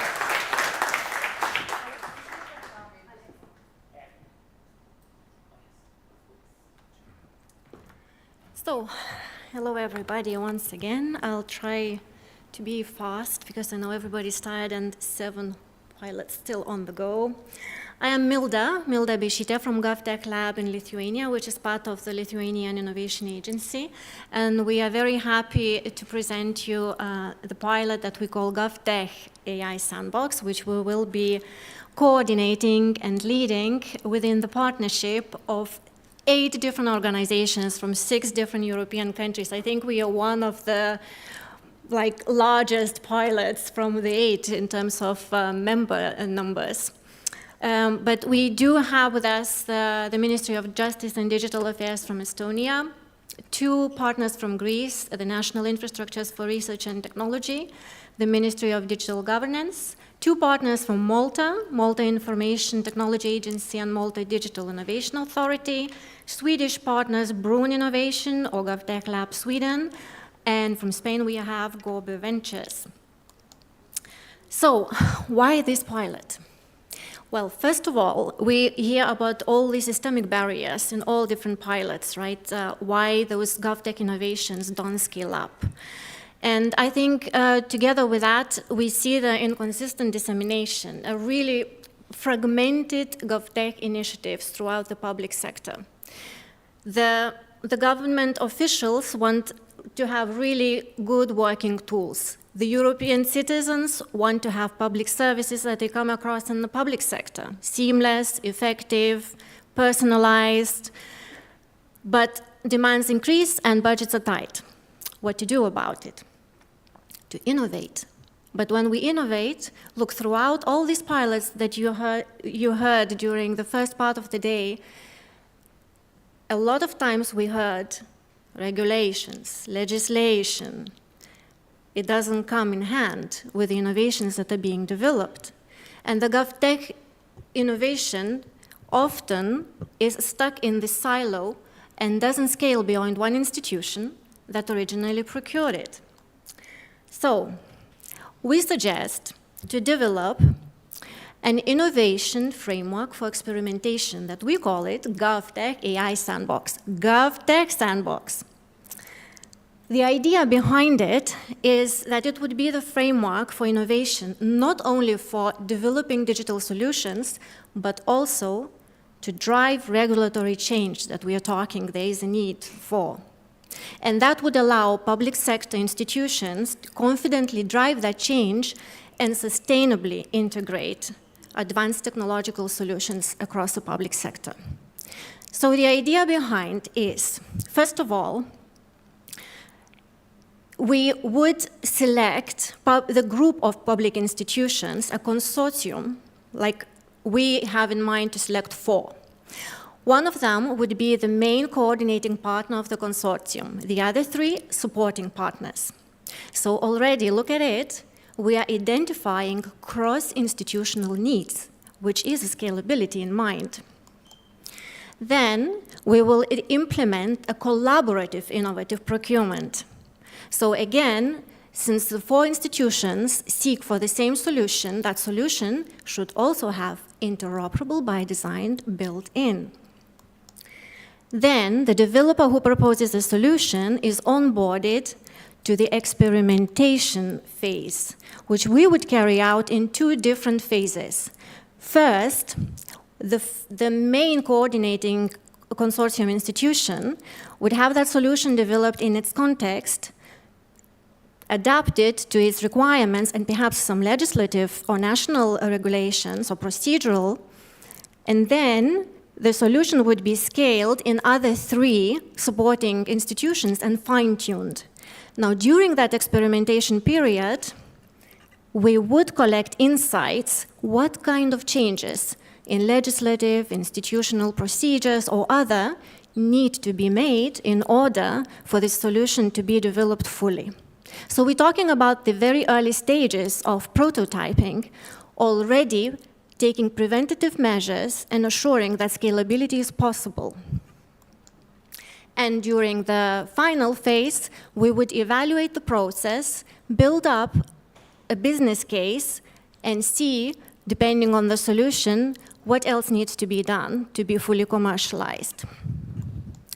So we are building on the knowledge and lessons learned from Pilot 3, the Startup Challenge that you had the opportunity to hear about, because we are reusing some of the methodologies that were very successful, but we are scaling them up and we are working on the larger impact. So we are scaling up the challenge definition phase by not 1 institution defining the challenge, but 4, the consortium, right? So the cross-institutional needs are taken into consideration from early on, and they are validated throughout the process. Also, we tried the design contest, which also was a very good public procurement method for innovative solutions. But now we will try to do it collaboratively.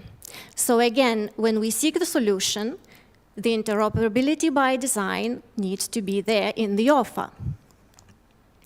And then from piloting, we move to this kind of much larger framework of experimenting, because in the earlier pilot, we were looking at the technical functionalities of the solution, how it works, how it responds to this user-friendly design concept. Now we are looking much deeper. We are looking at the scalability and interoperability elements of that solution and seeing what needs to be changed, as I mentioned, in terms of those legislative or procedural or maybe even user behavior perspectives. And we will model that kind of methodology that's needed to identify those changes and initiate the potential updates. So I think when we talk about the impact, it's not only that we would think about driving the regulatory changes, but also in terms of citizens. When they want to receive those services, I think if services are designed in this kind of framework, we can guarantee that user needs will be taken into consideration from the early on. That the services designed in this framework would respond to the needs of simplified access and be built around their expectations. But it's also important that small businesses will have an opportunity to participate in the GovTech market, and while they are being exposed through the experimentation period to those legislative, procedural, and other constraints, so from the very early on, they will be aware of it and they will be able to adjust them, and also together with the public institutions to initiate the required changes. Well, that's our hope, of course. And also, if it goes through all this transparent process by evaluating all the legislations and all the user needs and the testing and fine-tuning through different iterations, I think it also provides citizens and businesses much more trust in their public administrations. Now, where is the interoperability there? I think you heard a few times that I mentioned the scalability and interoperability. But we see this model itself already being interoperable because it's designed from the building blocks. So it can be used in different jurisdictional levels, cross-sectorally. We hope that it would be an enabler for interoperability standards from the early on, and it could become a blueprint for designing interoperable solutions in the public sector. Also, since the pilot focuses also on using AI, in our case, well, we had AI solutions in different pilots, right? So we thought, why not to carry on? It's advanced technology. And it also has lots of opportunities to better structure, to put together all the standards together in public administration, and to make that data more interoperable within and outside organizations. So to some extent, the criteria of interoperable by design is built in and fine-tuned throughout the process. While the pilot promotes the bottom-up innovation from within public sector, the Interoperable Europe Act ensures that these solutions are interoperable cross borders. So our pilot offers testing and fine-tuning the tech solutions across centralized, decentralized context, which is a key contributing factor as well for promoting interoperability standards in EU, where governance structures also are varied. So we are talking from national to regional to municipal. And by focusing on interoperability for local authorities in Europe, I think that the pilot promotes efficiency, collaboration, and effective governance, which allows the institutions at the local level as well to harness the power of those digital technologies and data sharing. And also, it is a prerequisite for seamless communication that better serves the communities and their citizens and contribute to broader national and regional objectives. So since our pilot focuses on responsible use of AI solutions in the public sector, on collaborative innovation, procurement, and these regulatory changes that keep up with the pace of technological advancements, those goals, they align very closely to numerous European Union policies. But I think I would like to mention a few that are quite important for GovTech. One of them has been mentioned already by Sofia, the one that the European Innovation Agenda, that in particular places an emphasis on importance of regulatory learning in the EU, which supports the development of new technologies in order to address societal changes. And it also promotes experimentation spaces and tools, as well as innovative procurement. And that is our pilot all about. So GovTech Sandbox pilot focuses on creating such collaborative experimentation spaces, not only from the perspective of technological functionalities and compliance, but also it works as a framework that facilitates reconciliation of the needs from both, from the part of the innovators and the regulators.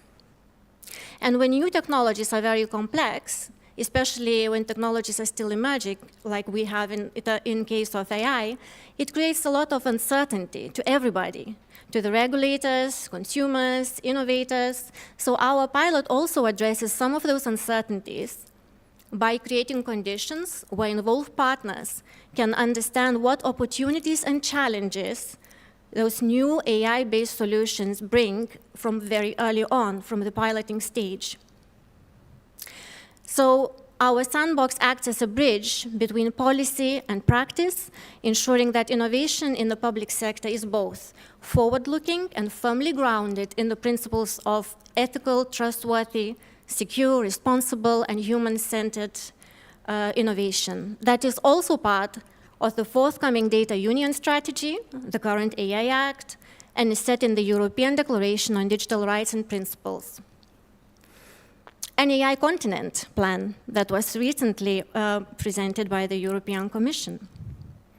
So Pilot's innovation-friendly approach to regulation is very much in line with the long-term competitiveness of the EU beyond 2030. It has strong synergies with Europe's Digital Decade 2030 policy program, with its objective guiding public administrations through their digital transformation and supporting their adaptation to technological changes. In the framework of Digital Decade, the European Commission supports public-private GovTech cooperation that stimulates the public sector innovation and helps make public services more accessible, inclusive, and efficient. And our pilot will certainly contribute to the strategic set of actions in the Digital Decade policy program by showcasing best practices and actively promoting the piloting and uptake of the GovTech prototypes. We will be sharing our pilot's journey and the results on the interoperable Euro portal, and will contribute to the development of future digital public services pathways. And of course, like every pilot, like every project, we also have some risks. And we were meeting with our pilot team very recently and already identified a few that I also put it here. I think there is always a risk to go beyond the scope of the pilot when there's so many barriers and challenges that you want to tackle. So we are narrowing down our scopes, our objectives, and we'll be promoting them, monitoring them throughout the project. There is also a risk of recruiting participants, both in public and private sector. So we're putting strategies together to reach out early to our stakeholders and creating pools, lists, in case of dropping out. And of course, there is a risk in such a big partnership. Well, to us, it's big. As we may have some misunderstandings, misalignments, cross-border challenges in collaborating.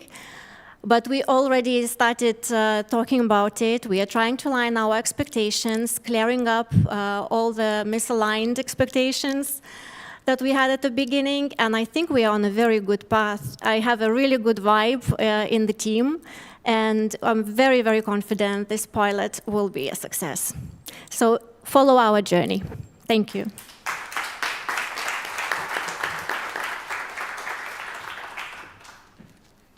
Thank you.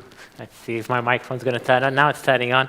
Thank you, Milda, for that really in-depth look at the potential of this pilot, the GovTech AI Sandbox. I kept calling it the AI Sandbox. I think it's really important that it's the GovTech AI Sandbox because it's GovTech AI solutions, and it's also testing the regulation as well. Now we head to an inspirational, potentially revolutionary pilot with my friend Hannah, for the digital public services marketplace, led by Brian. Please, Hannah, take it away. Thank you so much. I will suggest that everyone stands up because this is taking a long time, and I will be quick. Sure, please stand up, move around, just for some seconds.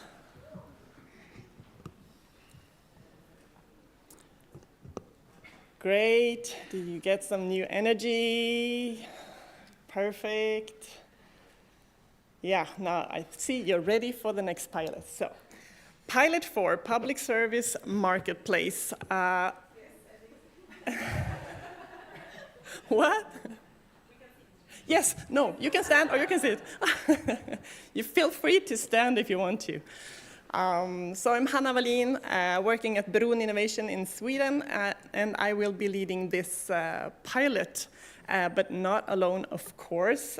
We have partnered up with GRNet from Greece and DFE from Norway, and just recently we also procured a technical partner, Äventyret and Björk Innovation, and we are going to sign that contract any day now. The challenge or motivation for doing this pilot, I think it's the same for like it's a typical GovTech problem. We have the public sector working in silos, not being interoperable, not reusing what's already working in other municipalities and regions. The municipalities think that the procurement working against them, all the laws and regulations, when not working with the legislation. So That's one of the part. The other part is the SMEs, the small companies, the startups that cannot go into the public sector market. There's a lot of vendor lock-in at that one. And we have the citizens. They want to have the municipalities and regions working fast. They want them to be like TikTok or Amazon. And how do we get to that? So it's a typical GovTech problem, I guess. I won't go into more with that. The solution then. The solution actually builds on a thought or a vision called Thingwalla. And Thingwalla, or Tingvalla, as we call it in Swedish, is have a history way back. It's the Vikings in Scandinavia. They gather on this one place where they took good democratic solutions and decisions. And while they were meeting, then of course they trade. So they bought and they sell some things. So this became a democratic marketplace called Thingvalla. And now we want to create this marketplace, this democratic marketplace, digital. So what every pilot is doing, we want to bring in to one single market, really creating this single market. But we can't do that in 2 years. So we are going to make a blueprint on how that is going to happen. So beware with us.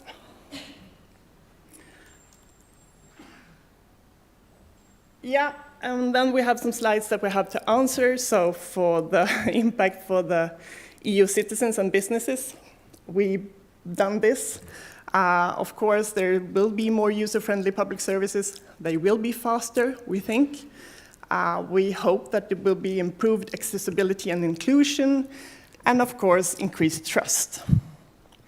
And for the businesses, and then we mean the startups and the SMEs, there will be more competition, less vendor lock-in, lower entry barriers for innovation, etc. And of course, this will build new business models. And for the interoperability, we have technical interoperability. It's open APIs and standards, all of that. We have organizational and semantic interoperability. We are going to work with a whole-of-system approach and creating that blueprint design. We also have legal interoperability. We have compliance with the EU frameworks, and of course, risk and compliance audits. And then for the European dimension, we enable digital sovereignty, and hopefully this will create reusability across Europe. I love AI, because when you're supposed to answer a question like this, how are the synergies with the broader EU policies? You just ask ChatGPT, and you will get a table of all the synergies between the pilot and all the policy, because I haven't read them all. You have? Are you sure you have? Okay, I'm the last one to read them all. I haven't read the Bible either. Okay. So, of course, we have the Digital Europe program, building the infrastructure, using advanced digital tools. We are, of course, working with the Interoperable Europe Act, of course. This is going to be interoperable. The digital identity will be a crucial one. The SME and industrial strategies. Why does English has to be so hard? Swedish is so easy, yeah. Of course, inclusion of the SMEs, open digital market. It is going to be an open digital market. Cybersecurity and data governance, of course, it has to be secure. And for the digital decade, for 2030, there will be support online services and an open public sector innovation, of course. So we just started this journey. We are planning and really scoping this pilot for the next coming weeks and months. So don't have, while planning, we have to really look at the risks, of course. So we have some few risks here, and there will be more risk coming up. So the scope is not really framed on that, it's a risk. But we will work on that one.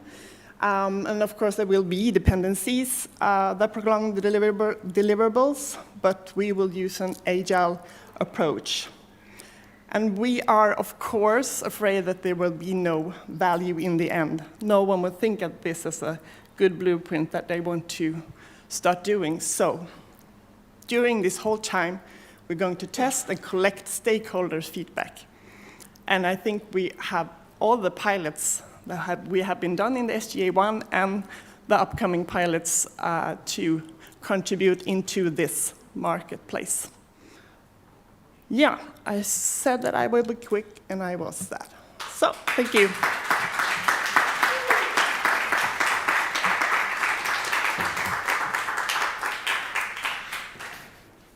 Thank you very much, Hannah, for that look, and very concise, but yet detailed look at the digital services marketplace. Now I have the honor of introducing myself, even though I'm not running the Simple Intelligent Procurement pilot. That's our colleagues, FMA. But I've kindly stepped in to do the presentation because unfortunately Gudrun couldn't be with us today. It's a holiday in Iceland, and so she had childcare responsibilities. So let's begin. Here we go. So pilot 5, Simple Intelligent Procurement. I'm going to be having to learn all the numbers of the pilots again, which is going to be a new task. As you can see, it's led by the Financial Management Authority of Iceland, along with GovMind and Meta. We'll just take a quick look at their logos here. As we said, FMA leads the project and supports the AI solution development.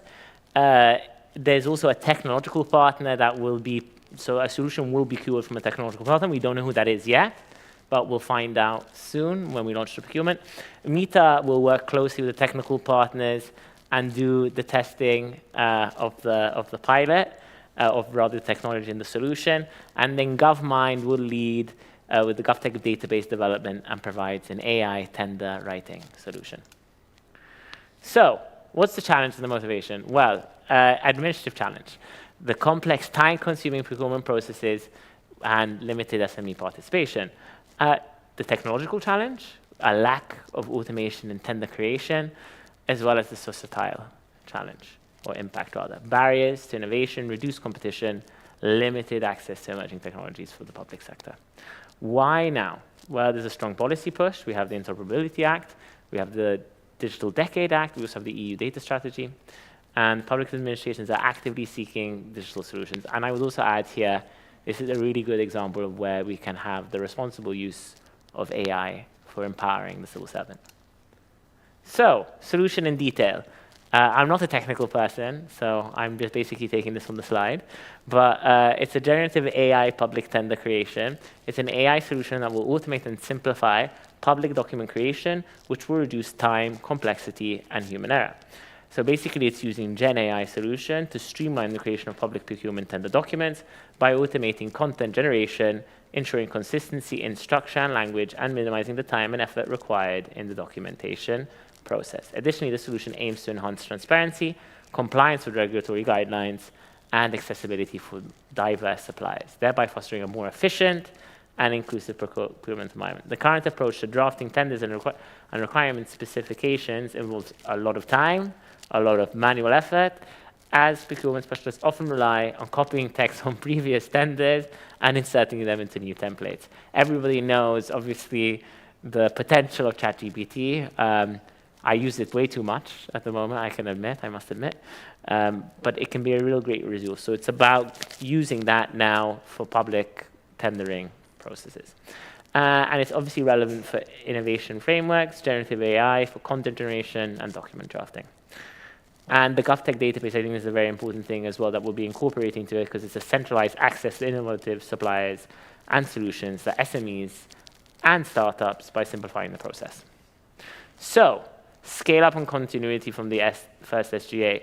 We've carried over a lot of lessons, we've reused a lot of components, and we're going to have new elements. And I'm going to focus on the new elements where we're talking about Gen AI-powered tender automation, GovTech solution database, cross-border testing and compliance, improved data enrichment, and scalable business models.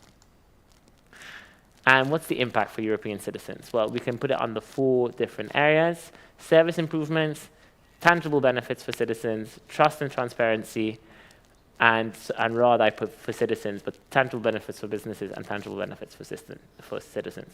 So fast and more efficient procurement, improved access to innovative solutions for public services, as well as increased transparency in the tender process, clear and consistent documentation, reducing errors and misunderstandings. Tangible benefits for businesses from this, well, low entry barriers for SMEs and startups, more competitive inclusive procurement market, and greater visibility for innovative solutions across the EU. And what are the benefits for citizens? Well, very similar: fast access to improved public services, better value for public spending, which I think is really critical as well. By improving the processes, you're also being more efficient with public expenditure, and the encouragement of innovation that addresses societal needs as well. And the interoperability and European dimension was based on open standards, integration with existing national procurement systems, and supports cross-border reuse of digital procurement tools, aligning with the Interoperable Europe Act. And how does it fit into the EU digital landscape? Well, it supports the Digital Decade Policy Programme goals, contributes to an European data strategy, and early alignment with the AI Act, which I highlight again is about the responsible use of AI. This is a real great example of that. And then obviously the interoperability dimension is fundamental, enabling cross-border collaboration between public administrations and promoting obviously the GovTech ecosystem in a more cohesive manner. And anyhow, these are some of the synergies with broader EU policies, and this is how we're supporting them. We're supporting the Digital Europe, supports AI-driven public service innovation. The data strategy enhances data sharing and privacy and quality. The Interoperability Act promotes reuse and cross-border interoperability. And the AI Act, which I think is really fundamental here, ensuring safe and transparent AI use in procurement. And the Green Deal, obviously, as well, by reducing the admin burden, you're also supporting sustainability. So here are some of the risks. Well, regulatory compliance issues, the data might not be good enough, there might be low user adoption, but we're going to work really hard at that to make sure it doesn't happen. AI performance limitations and partner coordination issues, I mean, which is with any project, really. So what are we going to do to mitigate those? Well, for regulatory compliance issues, we're going to work closely with legal experts and continuous monitoring of regulatory developments, continuously improve the data quality, provide good training and change management support, and incorporate user feedback adjustments to ensure that we have a large user usage. And obviously, we're going to continuously build the AI model monitoring and model improvement based on real-world data cooperation with tender writing specialists right from the very beginning. So thinking about this from the very design stage. And finally, we will set up clear guidance and communication structures. So with that, that's it for the presentation. Thank you for listening. And now I'm going to change my hat again. I have to put back on my hat, and I return as the MC for the event. So I thank myself here. That's And now let's move ahead. We're going to hear from somebody we've heard quite a lot of today, but I think we're going to really appreciate this because, as you know, she might not be with us for too much longer here. I give the floor to my friend, dear friend, Despina, for the AI. I forgot your name, my dear friend, for the AI evidence processing. You need that? No. No. Okay, take it. Let's No, see. no, if you need it. I can. Okay. I can find actually reuse. Did you miss me? Hello again. So bear with us. It's only 3 more pilots to go. All 3 pilots are led by Greek organizations, so we're going to leave you with the Greeks. So pilot 7, AI for automating evidence processing. Again, we are leading this pilot together with Bron and our host here, Ladnik. This is the tasks that we have assigned for everyone. Is it easy for me to have a microphone so I can move? Sorry. Thank you so much. Thank you. Okay. So as I said, we are the project leaders in coordinating this pilot. We are going to be the technical orchestrator. with the help of Lantic. And we are going to organize a hackathon within this pilot. Brown Innovation will help us with the design contest. They might help us with a hackathon as well. We have been discussing that, we'll see. Hannah escaped the room, so she's not here to confirm that. They will help us with the community engagement and the user feedback, and Lantic will develop the security framework that you have been, listening about today and yesterday a lot. So what is the challenge and motivation behind this pilot? So one of the major challenges we've seen in transforming public sector services is the reliance on manual activities for processing both analog and digitized documents. So often this reliance leads to delays, errors, and inefficiencies. And although we have the technology and we have a lot of advancement in traditional technologies, we still are lacking a lot of the reusable solutions that we want. So any solution that we thought, when we were thinking about this pilot, any solution we had to provide had to be flexible and continuously improving and adaptable to new document types to ensure it will remain effective and reliable.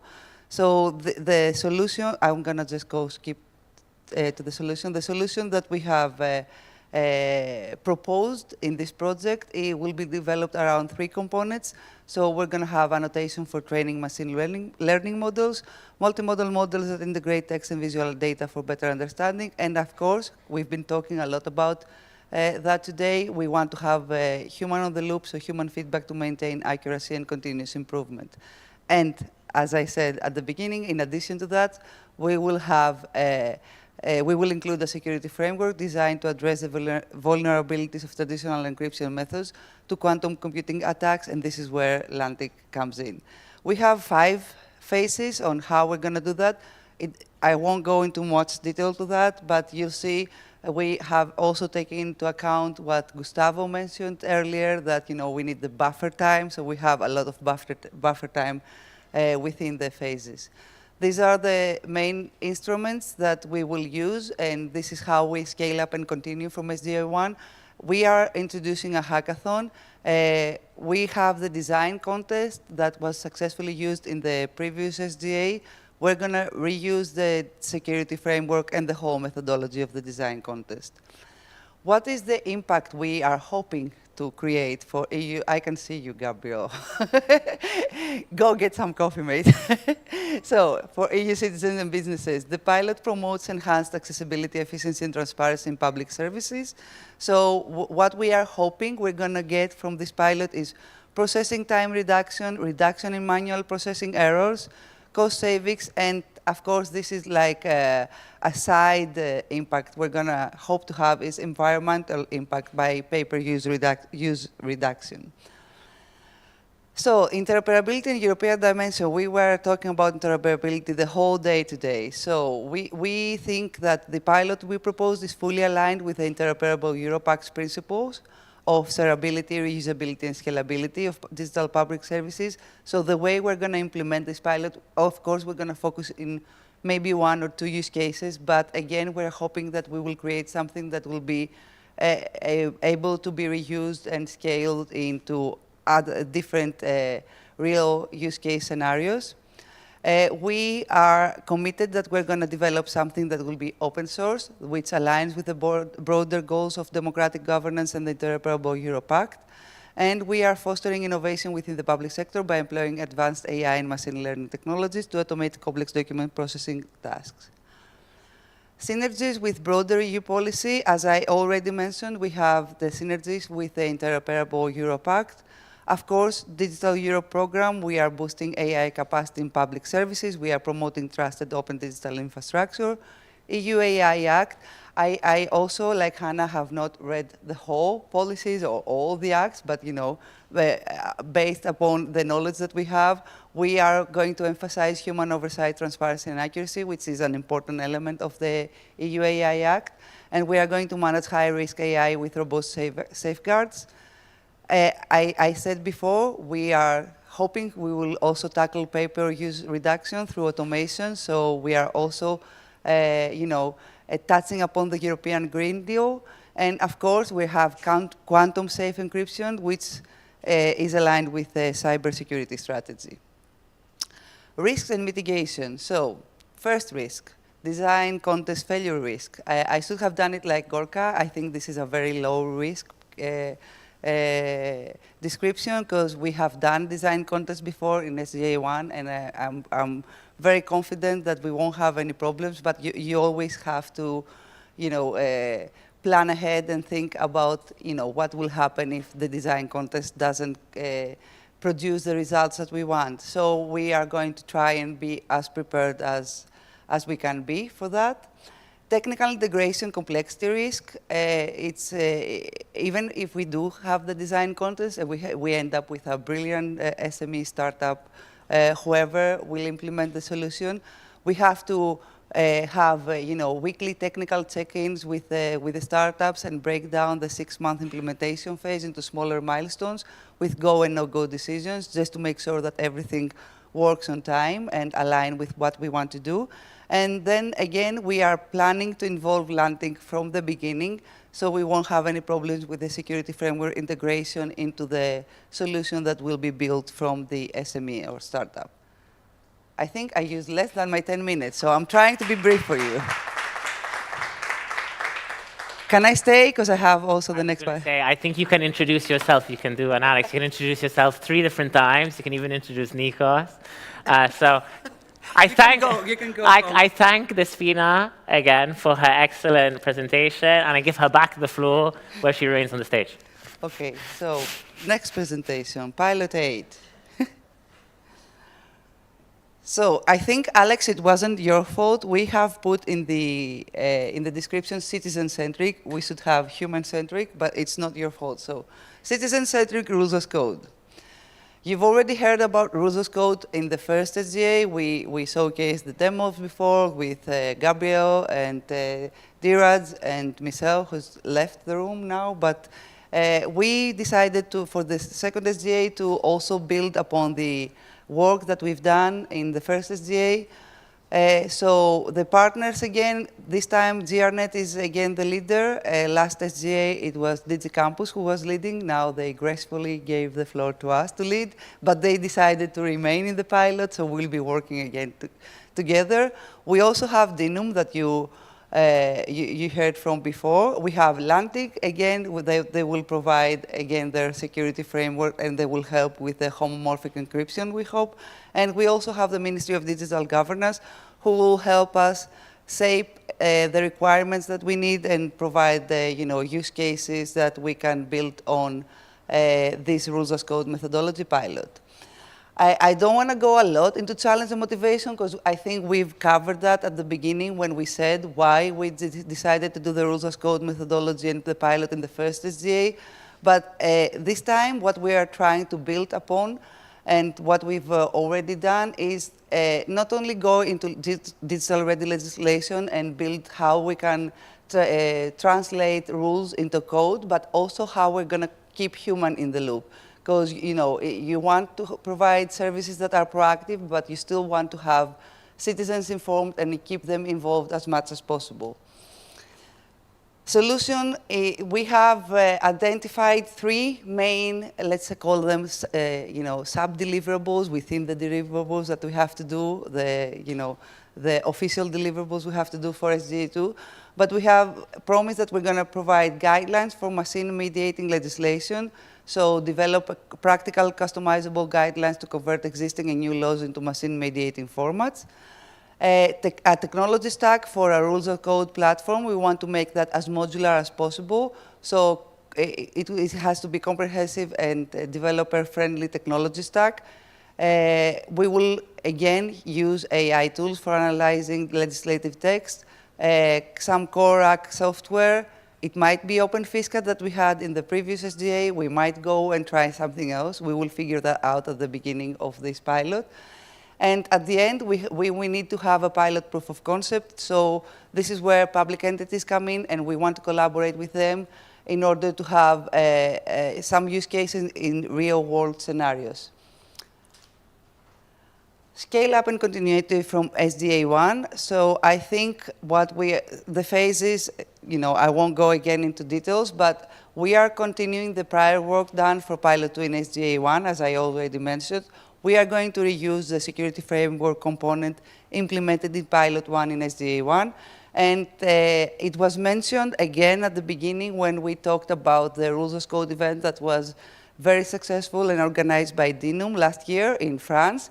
Now we are hoping we're going to organize 2 Rules as Code events, so we want to continue making them a yearly thing, one in the Netherlands and one in Greece. And it will be like the one organized for Pilot 2 in SGA 1. What is the impact for EU citizens and businesses? So, by incorporating traceability and standardized vocabularies, the pilot will promote transparency and encourage stakeholder participation. This approach will strengthen, enhance trust, but also will support cross-border collaboration. So again, we see interoperability here. We hope that we will have a demonstration of successful simulation of legislative reform consequences at the end, and of course, enhanced efficiency will reduce legal processing times. I heard earlier that Michelle from DINUM said that they are hoping to go like they started with 3 months and they had half the time, and they are hoping to even deliver in less time than that. So let's see if we can achieve actually that. So European dimension, we are hoping by creating practical guidelines. Yes, okay, sorry, I was like, I thought I've already gone through that slide. The pilot will ensure that laws and regulations can be constantly applied across jurisdictions. So again, we are seeing the cross-border dimension here. We hope that the solutions and the guides we will provide will be reused among EU members. And the modular technology stack and the API will allow the platform to be adapted for diverse use cases, as I said at the beginning. Synergies with broader EU policy. So, again, Interoperable Europe Act promotes shareable, reusable legal frameworks. We are going to have that. We, as I said, are going to build something which will be modular in terms of the technology stack, and the pilot supports the cross-border legal consistency and interoperability. Digital Europe program promotes a lot digital-ready policy making, so I think we are fully aligned with that. EU AI Act ensures human oversight and traceability in rule automation. This is why we want to have human on the loop. And we will develop compliant, transparent AI applications in legal contexts. European data strategy, improve data governance and rule formalization. This is where the guidelines again come in. European Green Deal, its indirect contributions with digitized legislation. We are hoping to reduce paper-based processes. And again, we have LANTIC for security framework, so cybersecurity strategy is also touched upon this pilot. Risk and mitigation, this is the last slide, so bear with me.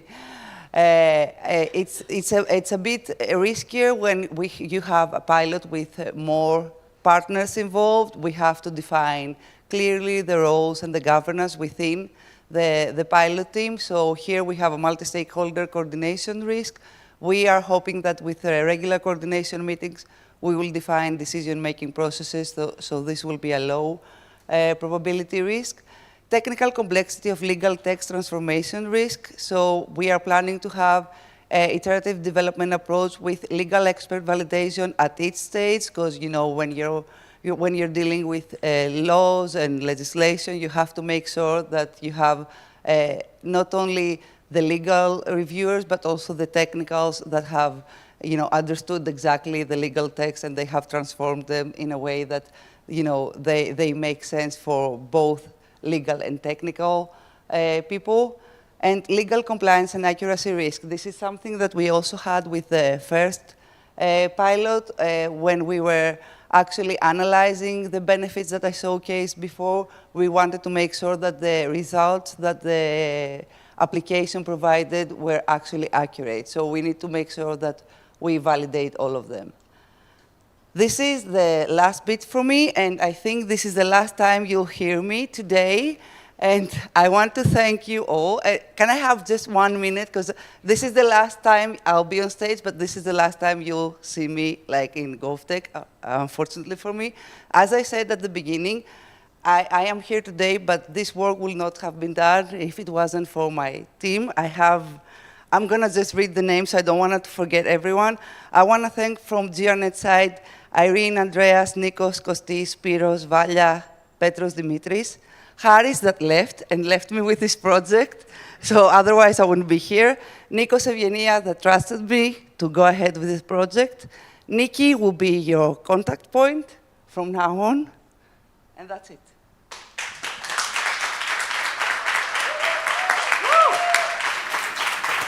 Well, I just realized I don't need the microphone.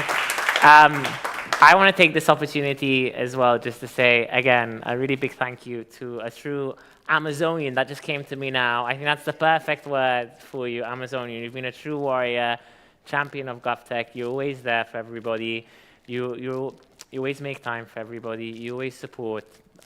So we're at a loss. I feel really sorry for Nikki because she has even bigger shoes to fill. Now you filled out Haris's shoes. So Nikki, there's, no pressure. No pressure, Nikki. But thank you for everything, Desfina. Thank you so much from the bottom of our heart. Okay. So Nikos has been called in at the very last minute to come and do the improved disability assistant. So I want you to give him a big warm hand of applause. As you can see, I'm getting tired now at the end of the day. But this is one with a lot of potential and one that is really about empowering a group of people who deserve, who really deserve to be empowered and really to have the same access to things as we do. So with that, Nikos.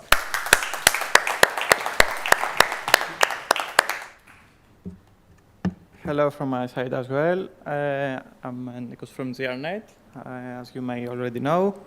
After three days here in Bilbao with so many surprises, Alex had a surprise for me as well. But who can say no to Alex? So here I am. I'm going to talk about Improve Accessibility Assistant, the pilot number 2. So in this pilot, 3 partners are participating. First of all, it is supposed to be led by the Greek Ministry of Digital Governance.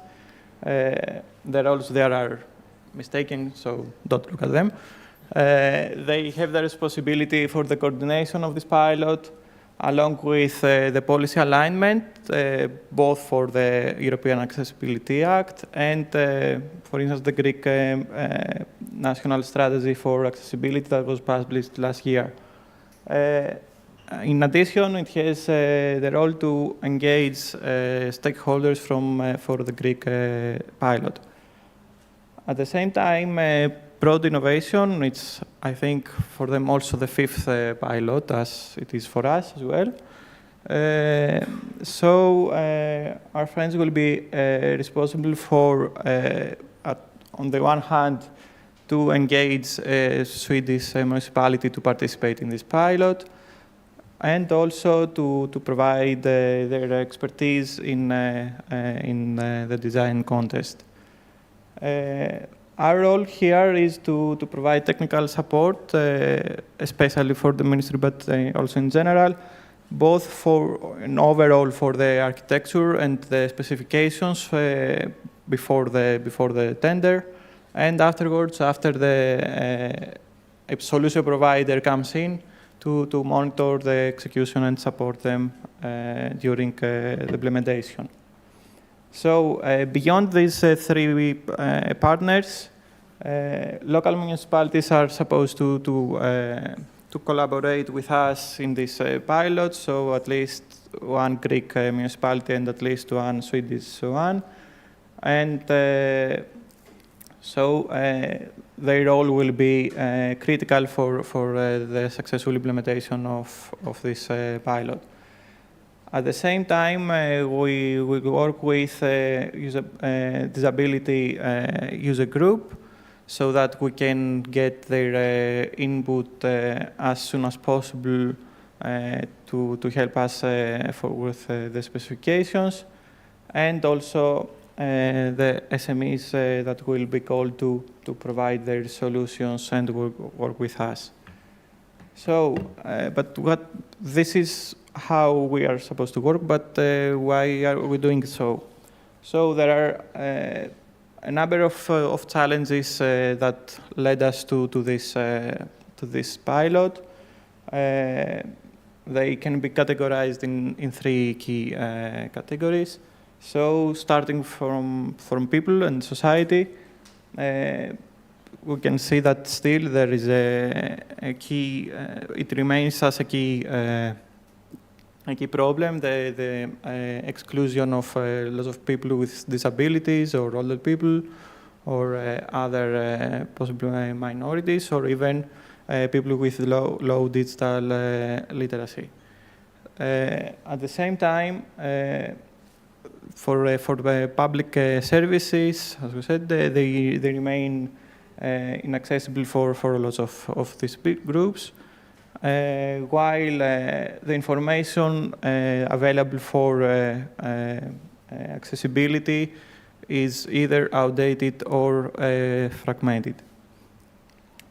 Talking about from a technical side, the challenges here can be summarized for the lack of some standards about the repositories and especially for this type of information, and along with the lack of AI-driven tools that are already available and to support the accessibility. There are a few ones, but not introduced at a local level and readily available for municipalities. And talking about administrative challenges, there are public administrations that face difficulties in collecting or sharing accessibility data. There are some of them, but it isn't that common that most of them have their own open data available, or their data in such a format and the quality that can be used. At the same time, there is an increasing need for cost effectiveness and scalable solutions that can go beyond the specific needs for a particular municipality and support what we say all these days about reusability. And last but not least, the need to ensure compliance with the relevant acts such as EU accessibility regulations. So these are the reasons we need to work for this pilot, but why now? Because especially the latter ones are here, and the time is perfect to work for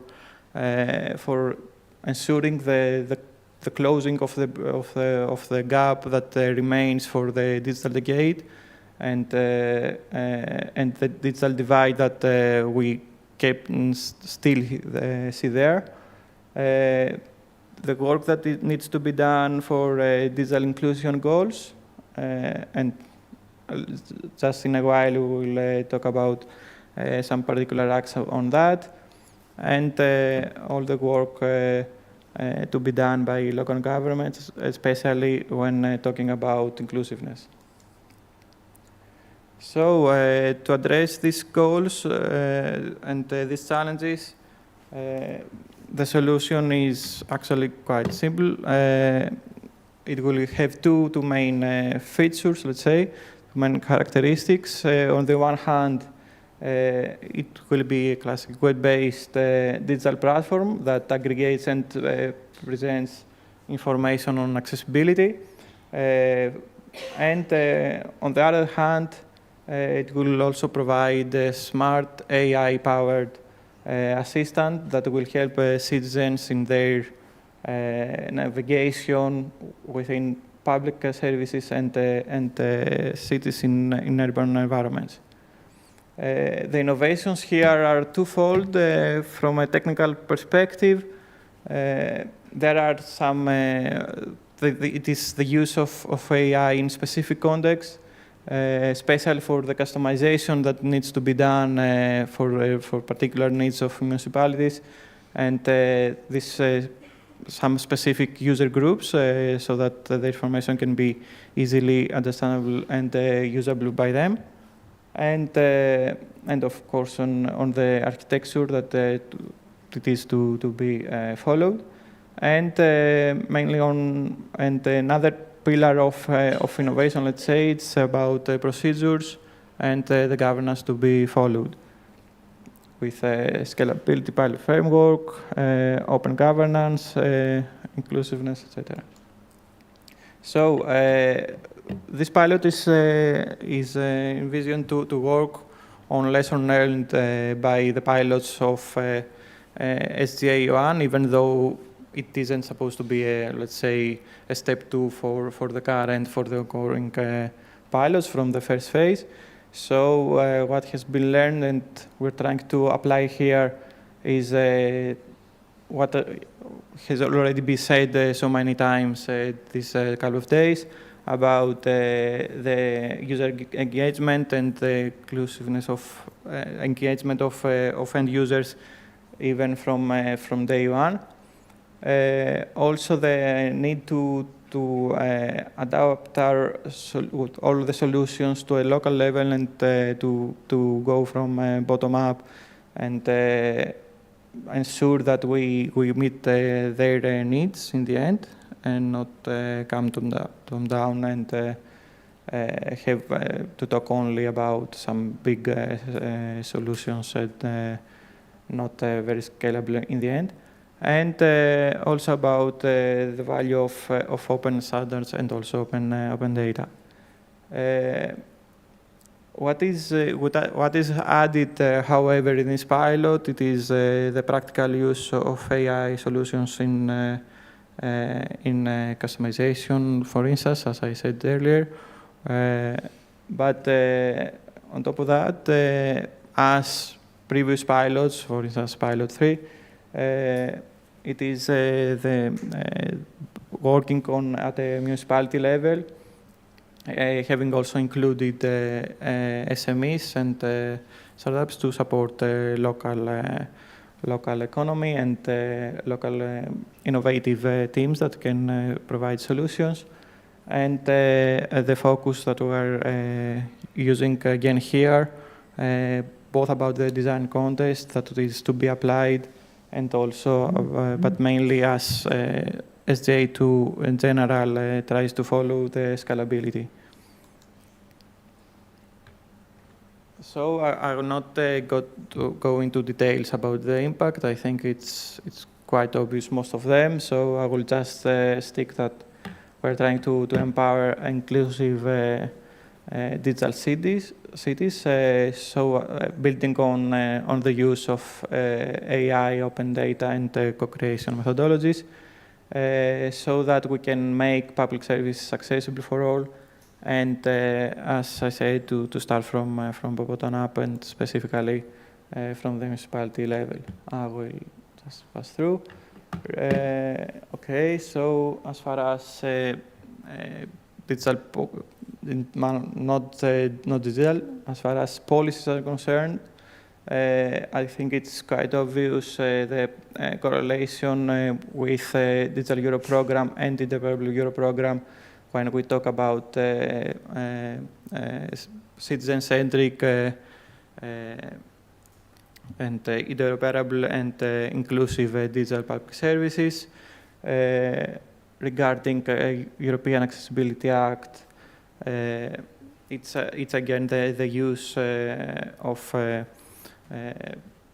actually the use of any means that we can have to ensure that digital services are accessible to all, including people with disabilities.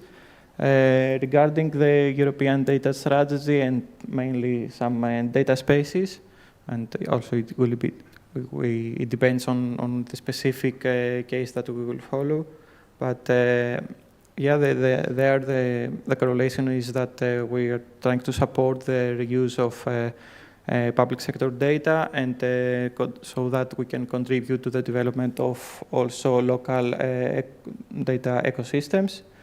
The correlation with Green Deal, it has to do, it is, okay, let's more expansive interpretation that we try to reduce the dependency by physical infrastructure, and similarly for the ones that in the end it's more or less the same points as earlier.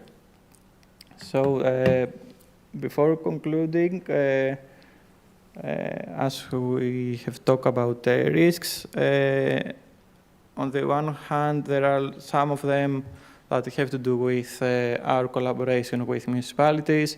They may not have the readiness level that we would envision from day one. So this is one reason that it is critical for us to proceed with the right selection of more mature or more willing to work on that, and but also support them with capacity building sessions, and also provide them support both on technical and operation, both at the technical and on operational level.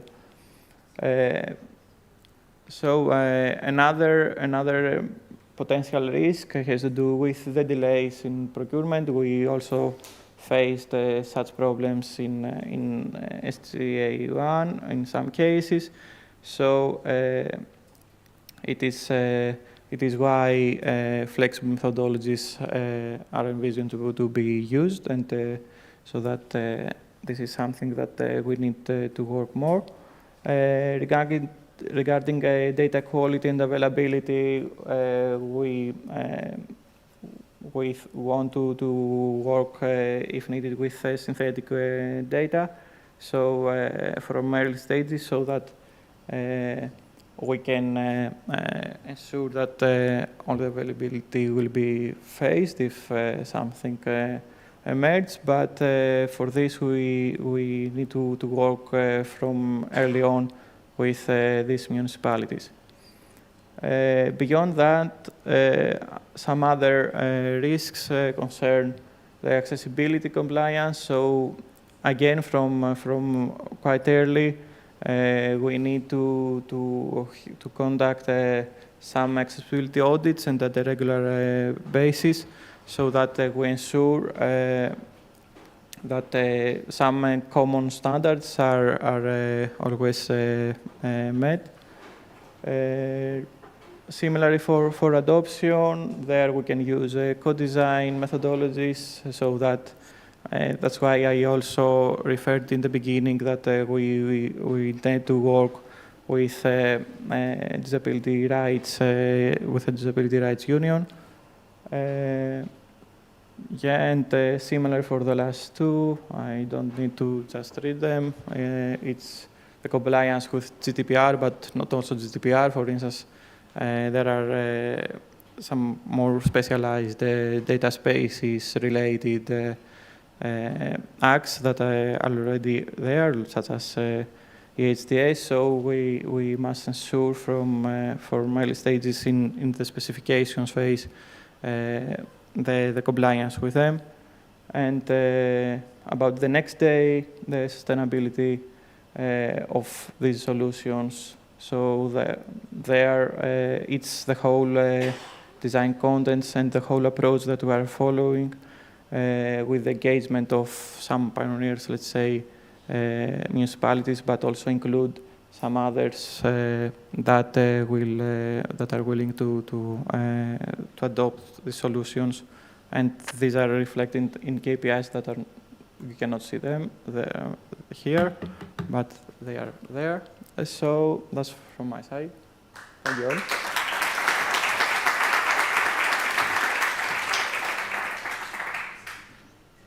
So I promise you there won't be any more surprises, Nikos, don't worry. At least this time around. If you want to do the closing, actually. No, I just want to, I have these cue cards, but I've now decided I'm going off the cue cards because I think this now deserves a little bit more stuff from the heart, really. I just want to thank you all for coming here, for being present, for contributing, for presenting your pilots, for engaging, for discussion. It's been a really lovely 3 days. It's been a very intense 3 days. It's been a very tense SGA period, and this has been probably the most intense month that we've had, but we've really come through together. We've really innovated together. I'm going to start using this innovating together from on. I think that's going to be my motto there.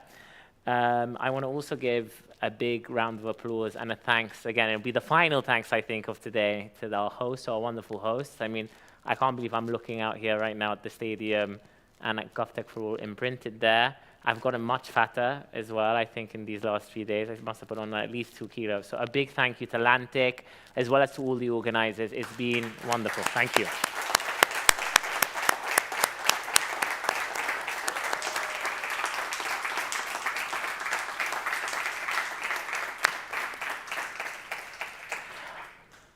Thank you guys for all this hard work. This is a celebration, the end of SGA1. It's not 100% the end, because now we have to do the review and produce a technical report.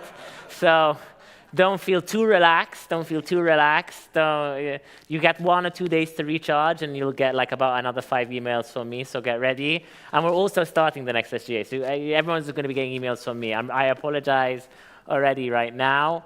One of the last things I want to end with here is just to say, strongly emphasize, for me, I think one of the most beautiful things about this project is the richness of the diversity that we have in it. It's really a reflection of the richness of the diversity that we have in Europe, and we should all be very, very proud of that together.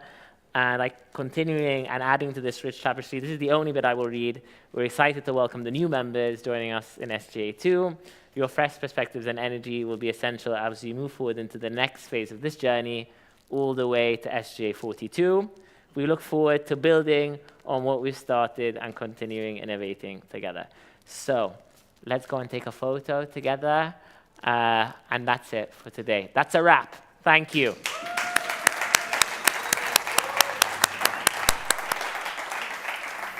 Let's get drunk. That's still on the microphone.